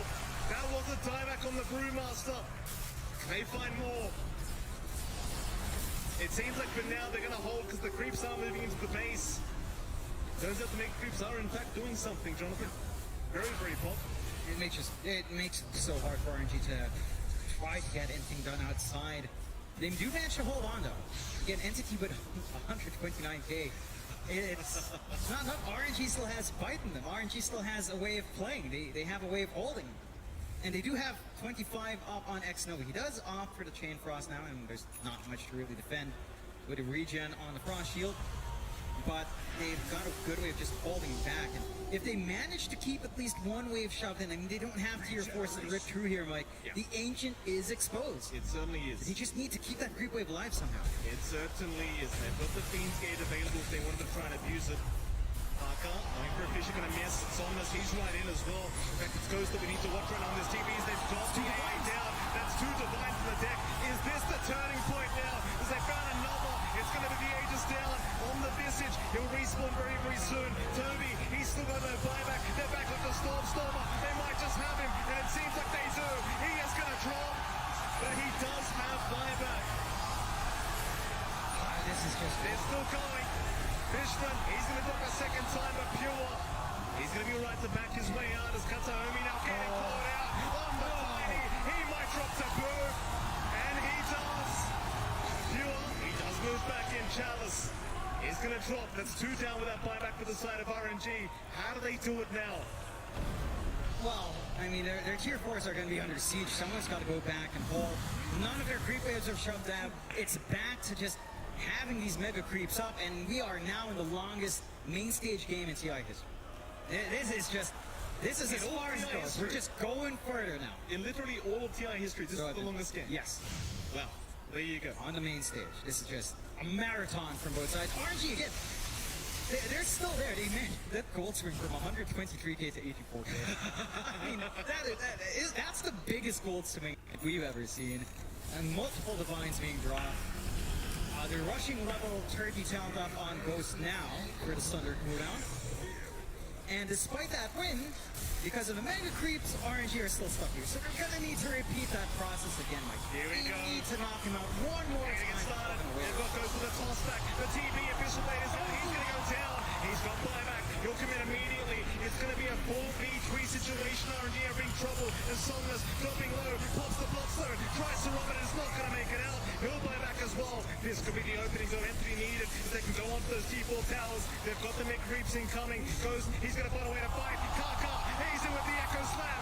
And the Fisher locks them down. Tearaway Villain with the wolf form. It allows them to just keep running as Kalaomi still trying to fight back. Stormer, Tree Volley, everything thrown at Ghost, but it's bubble now. It's a 2v4 situation. Surely there is no way to defend this. The Somnus will try one last time, but it's over. Or is it? They paused the game at a very awkward time. Fisher's out. It's all over. The big groups around the ancient. GD is called eventually. Entity barely managed to do it.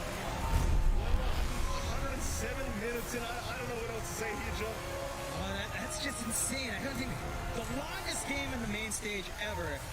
And my God, Entity, what an amazing game they played. But props to RNG as well. They held on when it just looked like they weren't supposed to. Yeah. But they hung on for so long. And Entity, I mean, yeah, it just took way too long. But they do manage to ride on. And the crowd's loving it. What a game between these two fighters. Incredible game here. Of course, you're seeing Expo as well. Not looking the happiest from this guy's probably the biggest Giga champ on the stage right now, all by himself, without his team, putting on a performance here with the side of R&D and Entity. Of course, happy faces from them right now. Just you almost had a 2-hour game. You've got to be smiling after that one as Expo again has to walk off by himself. But he's a Giga champ, you don't. He did phenomenal for not having his team physically around him. And RNG, again, considering that they're all, staying safe right now, separated up, they put up a hell of a fight. And it's such a shame. This team has gone so far. They managed to fight against those odds really well. The handshake coming out, it's just such wonderful. Yeah, I thought they almost had it there, RNG, at the end as well. Like, just all over the place. It's hard to know who was in the lead. You hear the crowd very, very happy. Entity doing a fantastic job once again, making it through the best of ones, getting through those best of threes. With that, Jonathan, of course, it's been a long game. We are going to head back to our panel who are waiting to talk about how this game went. We'll see you very soon. Thank you, MLP and John Nova. Yeah, we're going to break it down 10 minutes at a time. The longest main stage game in the history of TI. Entity take the win over Royal Never Give Up. Heartbreaking to see with Royal Never Give Up as well. X-Nova, out there shaking hands by himself. But for Entity, you can't take anything away from them just because of Royal Never Give Up situation. They played their hearts out. That was still amazing from both teams. Yeah, I think both teams just played some of the best they've played in the entire year. Like Entity, they're a push threat. They didn't even take a Rax or a tier 3 until 90, 100 plus they lost minutes. the lanes. Exactly. Well, like they're behind on the lanes, they're behind on the team fights, but they find this beautiful way to kite out so many engagements that this RNG lineup that against other teams probably would have out team fought and won the game. They just again, it's hard to go back, but minute 40, 50, 60, all this just amazing team fights. It could have looked like nerves and non-commitment, but they were like, no, we can't go further than this. We know that yes, we pressed spells and abilities, but we can't go deeper. So they kept on having to have that discipline and kept pulling back out until there were these sliver of moments and chinks in the armor of Royal Never Give Up. It's always like that. This rule form, you pop your BKB, you go in, you go deep, but you have to pull out eventually. You can't just continue. Attacking is the moment your BKB and full form are off, you're going to feed. And they played perfectly around that. Did they have some opportunities to maybe seize the game a little bit earlier? Perhaps. But the emotions are running high, you're in the lower bracket, it's a best of one. You can't afford to make any mistakes, and this here was just... Yeah, it was one of those moments where your heartbeat is 200. Bro, we were begging for this play with the Underlord ult for like 10 minutes, and it took so long to come out. When it did, it was like so hype. You have to force these glyphs. The bash, sorry, I just got excited. I was standing and watching the highlights, I'm like, and stuff again, like, oh, maybe we can do it, maybe RNG can win. You don't have to be excited, we have like 30 more minutes of the highlights. He was the most excited. He was like, no, this is, and I was like, how do you analyze this? He's like, when it gets here, there are no rules. It's just a wild west, like at any minute, RNG can make this clutch play, there's rapiers on AA, we got Dagon 5, like everything, like, this is what everyone wants their pubs to be. Some messy tier 5 items, 80-minute games where you have to completely forget you need to cook dinner and stuff, you're just committed to the moment. I know, and it's like, you feel so bad as you get further in the game and you have these amazing scaling supports on Entity side, and RNG just have a lich. He's just the saddest little lich you've ever seen in your life who can't scale into a core. He's not even hitting his level 25 to get that like frost shield talent to defend his base. He's having the roughest one. Yeah, so it's something the teams have to think about when they're playing Entity. Better pick supports that can become cores. Yeah, they did end up with 5 cores. Who stood out for you from Entity? You know, because when it gets into these weird situations and you start shifting into this game, it felt like It needs to be said, Katon. Yeah, right? okay. Oh, ooh, okay. On the Tiny, come on, he brought the game back in, or at least he gave them that glimmer of hope, right? Because you're playing a Lycan lineup. It isn't really a lineup that can scale that very well. However, at a given point, you get that rapier on Tiny, suddenly you're a threat in every single team fight. Yeah, in a really big way. They deleted Thomas on his the Shrek, and it was like, oh, okay. And you know, for the help of Underlord, they were able to kind of walk back their carry into the base.